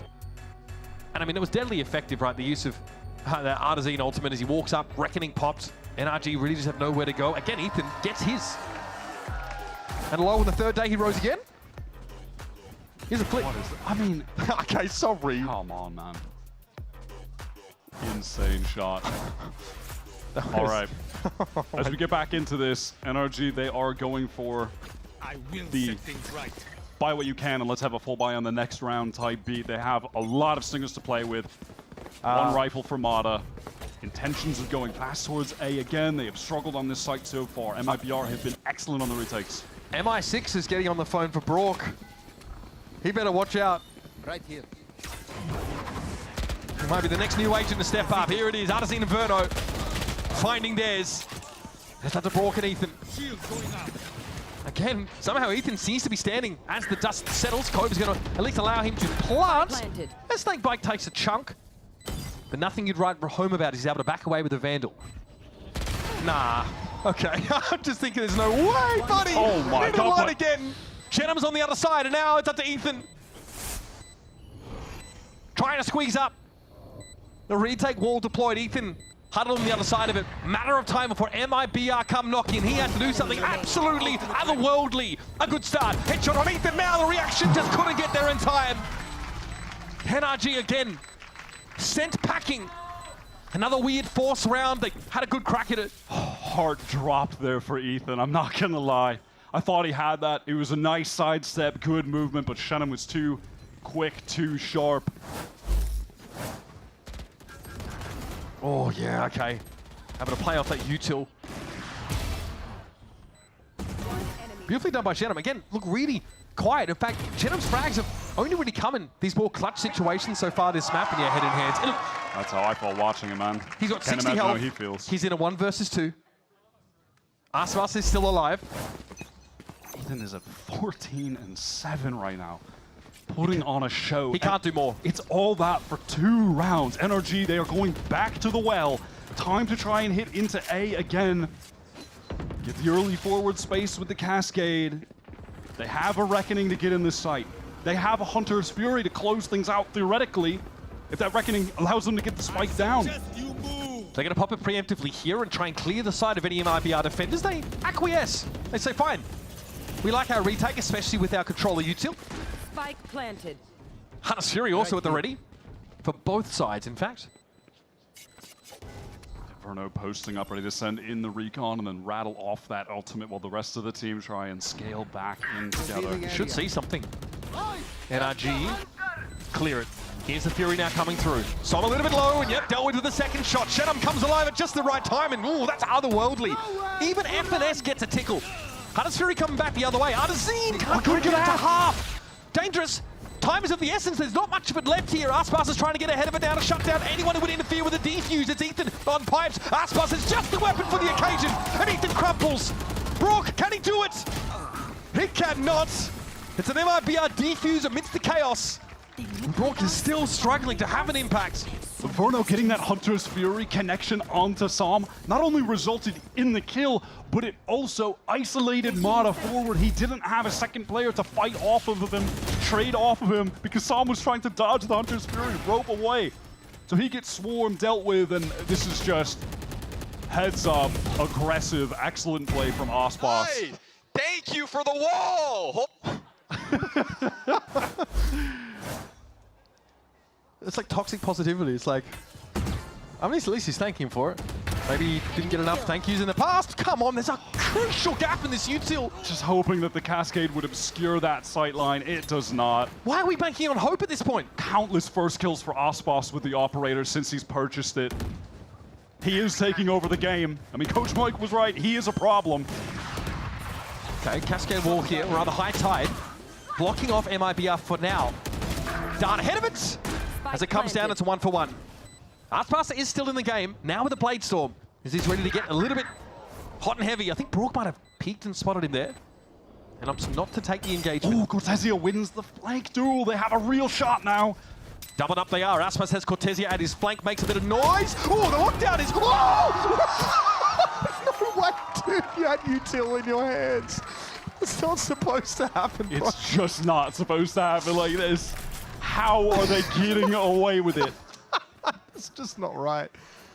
At any given point, there has been magic from any of the 5 players on this MIBR roster this game. I mean, heading into this series, if you look across the board of all of the players in Americas, this team has the tightest distribution in statistics. Like, they are all the closest because any of them have been able to go off. You could start a new Pokedex with the sounds that these guys are making me make, bro. It's just insane. Okay, us 15-6. Great looks for him, but Cortazea was the one that lit it up for me in that previous round. He's pinged and will be able to back away in time. Pipes, of course, cleared by an attack side Nano Swarm. And there is going to be a wrap here. We know that Arzine likes to get active on that B side. Oh, I've seen this one before, Wyatt. Oh, he's clear of it. It's okay, free kill and back to business. Come on, come on. Another pick goes in. Enjoy.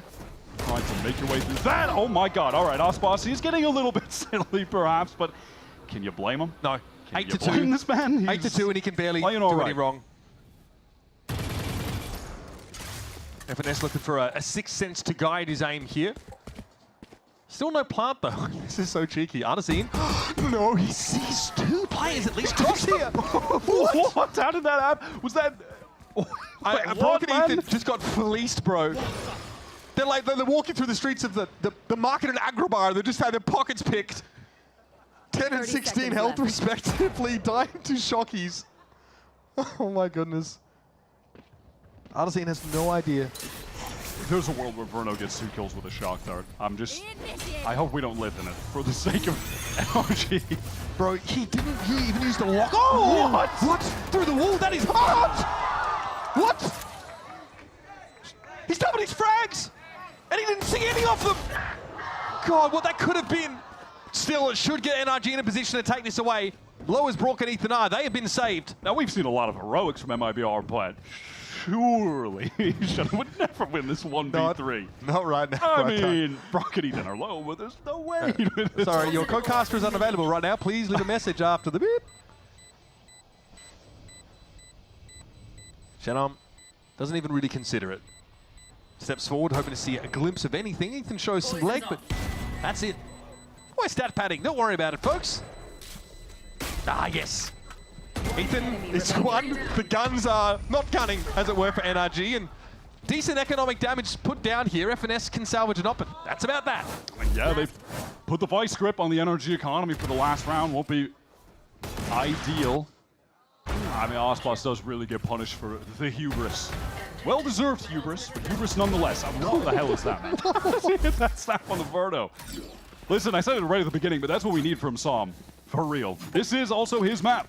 Ospas and Psalm are 2 of the best Icebox players that we have seen in the history of Valorant. I mean, you say that, but we need more of that. He more than doubled his kill count in that one instant. So NRG definitely need a bit more consistent output from him. Because this round's a really heavy B setup for MIBR. Honestly, the call is pretty good based on how the mini-map is playing out. Recon goes over the top, not going to spot anything out, but obviously a lot of noise being made here from NRG as they're trying to get that orb, get another reckoning for Ethan, who has been firing off countless ultimates in this half. Well, that pesky one-way is going to keep NRG at bay. Shadow might have been lit, and just in case there's an attempt at follow-up, it's the Nanoswarm. And there has been a significant rotate over to this B side from MIBR because Ospas has been pushed up with the AWP, and Mata just shut down, caught, dashing into the cloud burst straight away. There's pure stopping power, man. I was worried that he was Samson for his moustache, but Kurosea has stepped up here in the second map. Down, Shadow dealt with. As Ethan always seems to be.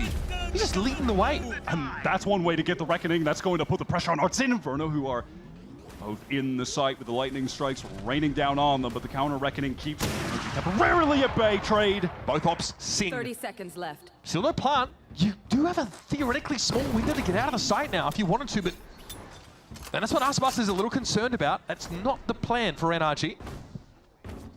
But they want to imply it is. There's only 15 seconds left. Is Verno going to attempt to try to stop this plant right now? He's about to have a recon. He's about to have this recon. The timing for Ospas is good. Verno stops the plant. Brock punishes, but eventually this high tide has to come down. 4 seconds left. It has to be here and now, but Ospas has picked himself up a rifle. It's time to go hunting. He sees the barrel.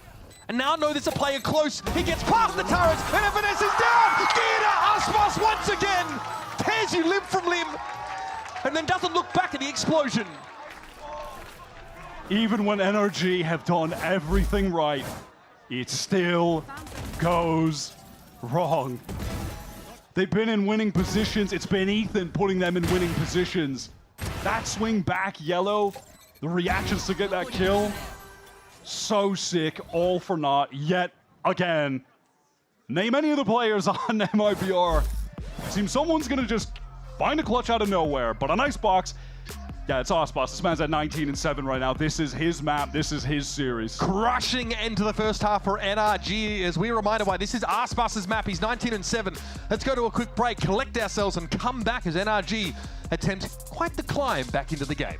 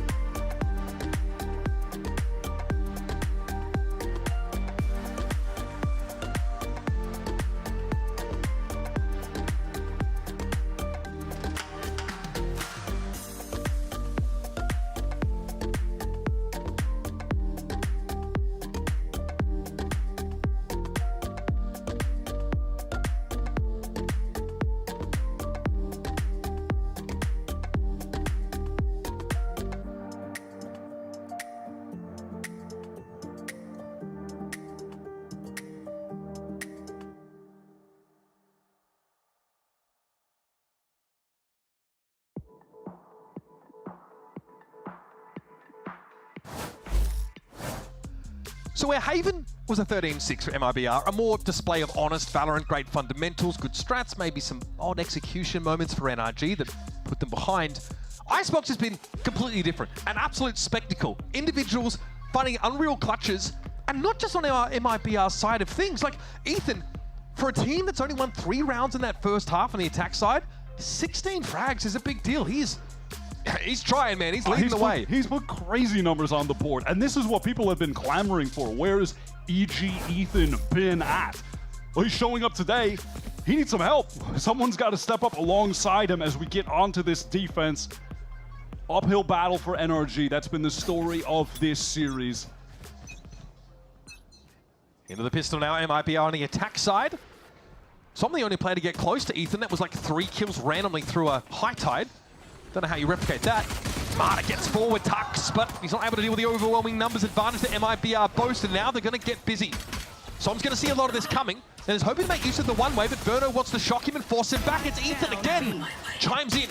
He's over on the site itself now, and NRG, as hard as that first half has been, they are down to Cloud. Okay, great job from FNS, able to win that fight over in mid. And now he can group up with the rest of the team, and they should just be able to trade things out in safe fashion, seal up this round. I got the spike. Cortese has definitely seen better days. And Brock even has a shock dart here that he can throw.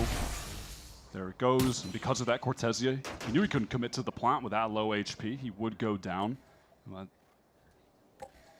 Being despite the wall obscuring the view, and now they're just going to fall back over towards A. No reason for NRG, excuse me, to separate from each other. Stay as a pack. If they re-hit, cool. If not, we retake 3 versus 2.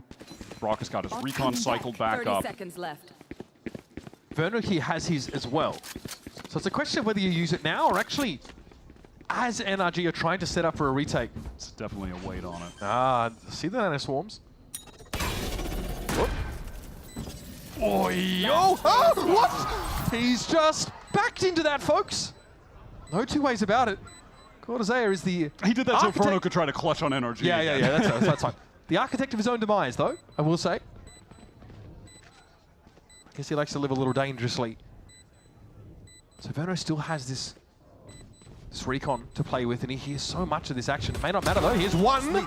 Good start. Damage backs away now. Recon bolt is going to be destroyed, but the vulnerable hits. Verno's going to wait it out and then swing it again instantly. It's scary for Brock. He's low, but FNS. The captain, IGL, locks it down. Gets them back in the game. Won that really important fight in mid. 1v1, I believe that was against Shenum. Recovers the round after Mata fails to collect early in that one-and-done position. Last player standing. Everyone gets 1. Imagine if I die. Oh my god, he's full rage. He's raging. He's actually raging. He's actually raging. Wait, is he? Can we check in on that, please? He's chill. I think he's chill. He's chill. Seeming pretty cool to me. Again, we know Cortese, young player, really driven. Got to chat to him on the couch last week. I know a moment like that would definitely have gotten in his head. But MIBR, they've got a buffer wide. Let's just be honest about it. Osbos has that lone sheriff trying to take point against the enemy jet. Mata, who's picked up the outlaw this time. Okay, Osbos wants to play, and he's already getting himself into Crow's Nest. Now to descend and become the captain of this ship. Passes through the wall, but Ethan had eyes on that location. It's just so tough to make those peeks through the wall when you're getting slowed down a little bit. All right, some eco frags. Things up. Nothing like a little pick-me-up to get you back into the game. Still a 4-round deficit for NRG. A bonus round here, though, that's pretty reasonable weaponry-wise. This is that kill on Aspas, yeah, as he just emerges there. All right, they're going to have a full bonus attempt. All weapons brought into this. You can't ask for a better situation for NRG to try and build momentum in this second half. Starting it down by 6 to rally back into this game. Keep their playoff hopes alive for stage 1. They came into this year as such a massive favorite, and it would just be tragic to see them go out. MIBR by and large are respecting the outlaw buy here with 4 full armors. I like this from NRG in the bonus round. They've stacked up 4 towards A. They are just playing forward together.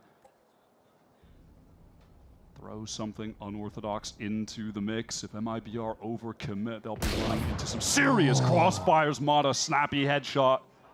That's a good way to deal with full armor for sure. Gentleman's gotten pretty deep here, but it's that fairly standard kitchen turret location. And it was active as FNS is over by yellow. I wonder if Mata heard that drop. I think he did. I think he was just close enough. Okay, 1 for 1. That's totally fine in the eyes of NRG. Oh no, you're kidding. You got to be kidding. Okay, in gets Cortesia now. Set the architecture up for a post-plant scenario and your harbor wall. Those are the kind of timings that Cortesia loves to take, that I think in Kickoff he was honestly taking too many of them. And since then, in Stage 1, I think he's really refined his play. He's done a great job at picking his spots and finding opportunities like that to change the course of a round. Unclear if Adazine saw anything there, but Som is making his way over from mid. Okay, ready for the dart instantly. Aspas, always dangerous in a spot like this. Brook does see him and respects it. Eventually he's going to have to fight for this territory now. It's Cortesia, in fact, that deals 3 in the round. And here we go again. Doesn't matter what you do right at the start of the round.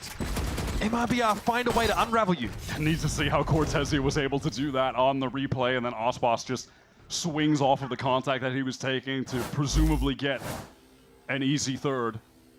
This is the crucial moment, though. The Sentinel of MIBR just finding that window. Oh, what? Beautiful spray transfer with the Vandal, but finding that timing window. Just getting into B. FNS so bad. In fairness, a decent game for FNS, and it was a pretty wicked timing that Cortesia was able to find. Don't be fooled, folks. Don't let the truth get in the way of a good narrative, though. Oh my god, Mata is so weak, has to dash away. God, none of this defensive util has really helped NRG get the breathing room on this A side. MIBR are determined to push up on this. They are stacked up, quad players fighting in 2s, NRG. Oh, he's so deep up mid. Yeah, Shenum recognizes that he can get forward! Oh, surely not another one. That would be enough to do you in. Shenum now looking for the ace. It's Som, though, will cut his reign of terror short. Meanwhile, though, Spike's headed over towards B. And Som can't get his team out of the doldrums here as MIBR. Another giant step taken towards wrapping this one up 2-0. And that certainly feels like a nail being drilled into the coffin by Shenum, who picks off Finesse on the rotate. And then after the fact, again, it's recognizing that this NRG team are quad stacked. They are fighting towards A. He can get really far forward, take all of that space. Catches them off on the re-wrap back towards mid. And this is house money. MIBR are already qualified for Stage 1 playoffs. Oh, they're vibing. Yeah, having an absolute ball. I mean, that being said, of course, you still want to win the match because you do play for the championship points, which are really important to getting to champs later in the year. So and getting a good seeding in playoffs, right? Crucial. Every win matters. Do not want to start. Starting that lower bracket would be pretty rough. NRG have fully forced into this, by the way. Finesse, that's left him with just the Judge. Ethan has the Guardian. A lot of light/regen armors. Here's the offensive lockdown that Cortesia has built up. Well, the kills that he's been finding to make sure that that A site is fully vacant of defenders. MIBR can get in there, plant for free. And then in the post-plant, they're going to have this Viper's Pit nightmare for NRG to get back in. And after this is no more money. They're basically at the very vestiges of their finances. And even then, you have Aspas playing forward because the walls, the cascades are being cycled by MIBR. It's further stifling NRG from re-entering. Adazine, so far forward as well. Thought he might have found a timing there, but Aspas is brought down in a trade. And then Adazine, yep, he's just a bit exposed. Plenty of shooters, though, left here for NRG, but FNS has a good weapon for this situation. Judge in hand, but Som deals with Cortesia. Their Viper's Pit, though, does persist. Yeah, first molly onto the spike, further delay. Verno just biding his time. Shock darts here for Verno as well, continuing to be able to disrupt. He sees a player drop on in. It's going to be Genom. Geronimo, he says. No chance for a defuse. It's Verno, it's the shock dart. And FNS is far too late. It's just too much delay from the setup that MIBR had. I love the layers of that they didn't just play back because they had the pit down. No, let's just keep playing forward off of our harbor utility that can stifle NRG coming out of the chokes. And then once they're done dealing with that, now they have to deal with the pit. And we're still playing with shock darts, Molly, so all of those decayed players are susceptible. Like in this exact moment, Brock, on such low HP, one shock dart is more than enough damage. There's no way that NRG can get 5 rifles this next round. It's not viable unless they go glass cannon, which... Oh my god, they've gone double glass cannon to get Vandals, light armors. It's a rough buy. Mata is not done with this match yet. Takes the fight to Cortezia, finds that opening duel, and that's a tough task against one of MIBR's star players, one of the best raw aimers in the league. There's a reckoning here to make it a little uncomfortable for MIBR if they take too long or give you a good retake option alongside the Hunter's Fury. Mata hears a lot of this. You know, Mata pushing up, he was hoping that would have pushed MIBR into the setup on B, but they haven't fallen for it. Forlorn hope that there would be enough to scare the attack side away. They are just confident to re-hit, get into the site. Still though, decent here for retakes. A Hunter's Fury, Artisan's able to skid away on the rope. That's risky business. And here's that attack side reckoning now. Awkward for NRG if they want to try and set up here at the back of the A site. This will allow for the plant. And now in the post plant, Hunter's Fury for Verno, passive position, ready to fire that off at the last moment. There's Ethan's reckoning now. Dart thrown out, Aspas happy to stand still for the time being, and Chenov just hit the one tap. Happy to play now in rafters. A 1-for-1 is good enough for him. Verno a little bit early here on the Hunter's Fury, wants to disrupt NRG as they attempt this, and oh, that's a big hit. Brock falls. They couldn't get any sweeter for young Verno. And Ethan has 20 points of health inside this Cove. He's going to try and go with it, but he's lit. It is all but impossible from here, folks. Not with a roar, but with a whimper. NRG capitulates. And MIBR are done playing with their food. They like to call it a revenge tour, but that one only had 2 stops. Very brief shows, actually, from Verno. What a performance from him today. But then when it comes to Icebox, it is Aspas' home map. He takes over as expected. Drops 23 on NRG for a compelling win from the Brazilian side, who look to be one of the best teams that we've got in Americas. NRG, the struggles unfortunately continuing. They can't get it together today. They started hot on Haven, but after that first 4-round streak, MIBR were in complete control today. The team individually really looking electric, top to bottom. All 5 players had their moments. Stunning stuff. And we talked about it. This was 2 maps that we've not seen NRG on. Essentially an unknown. So MIBR walk into this game saying, hey, we've done this before, we played these maps, we feel confident, we beat C9 on Haven, we've also looked really good on Icebox prior. We played the double controller composition really well, and again, when Aspas gets going with that defensive op and isn't respected adequately, he will run away with the game. Oh, as soon as he picked it up, it was what, 4 rounds? I think he had 3 first kills. Crazy stuff from him. Cortezia in the clutch. Some of those flank timings from Shenum when he got that 4K in the last couple rounds.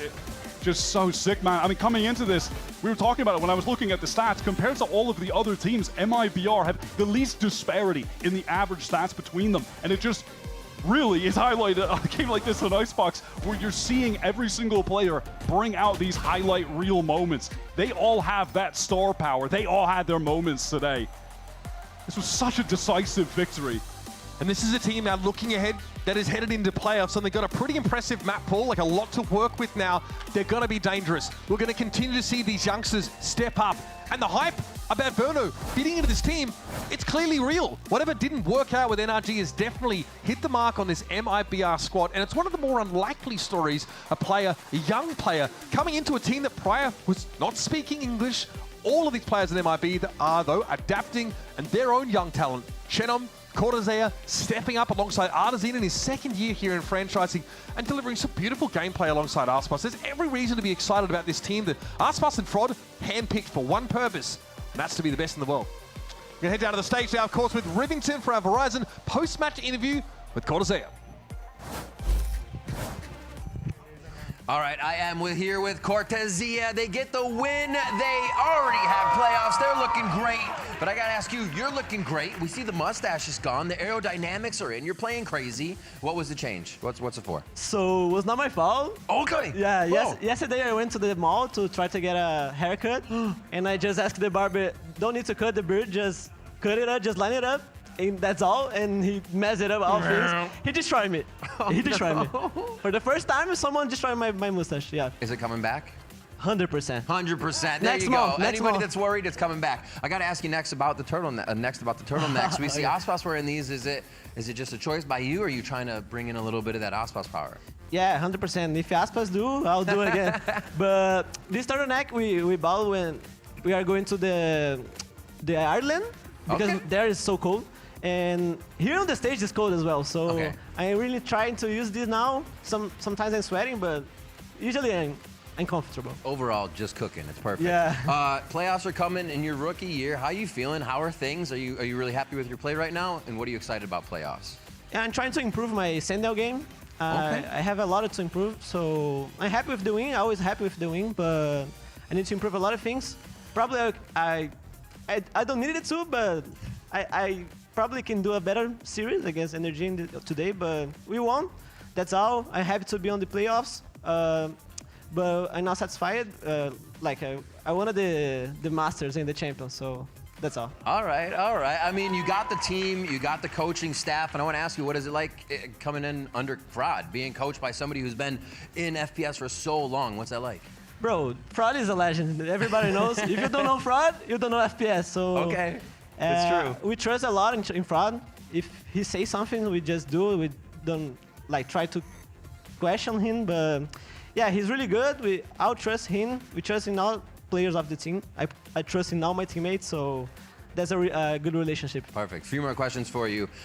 Who are you excited to face in playoffs? Oh, G2 probably. Okay. Yeah, I it like was that. really close the last match, so I want a revenge. And final question. Obviously, this is a big win just to get today. It's nice to beat a team. But was this win also for Verno, so he could get that win over NRG? Verno is very happy with this win. I can tell you that. He really put some effort on this game. He was trying a lot, and he did.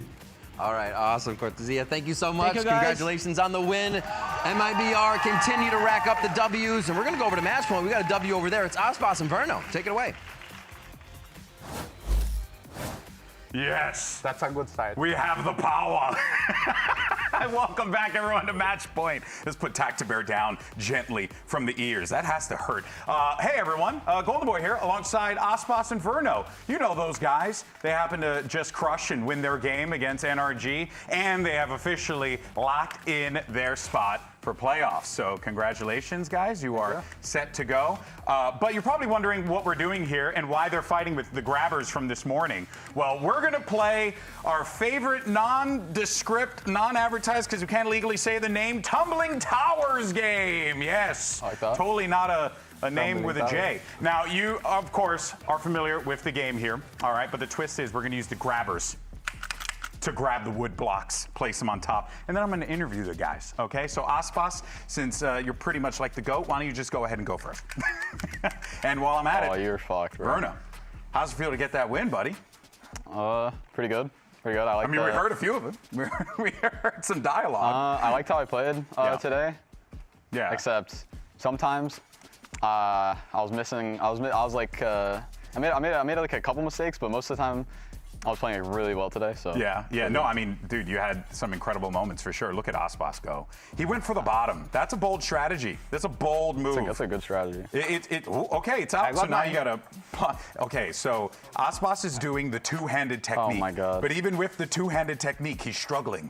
I don't need the two-handed technique. Okay, Verno says he does not need, wait a minute, we're gonna move this around real fast. You're gonna make it fall, bro. No, trust, dude. I'm actually. He's been bracking out there. I'm kind of goated on the stick, so there you go. All right, next up. All right, Aspas, congratulations. You have to feel good about that. Did you feel like this was going to be one of those games for MIBR? Not that it was going to be easy, because no game is easy here, but were you confident coming into this?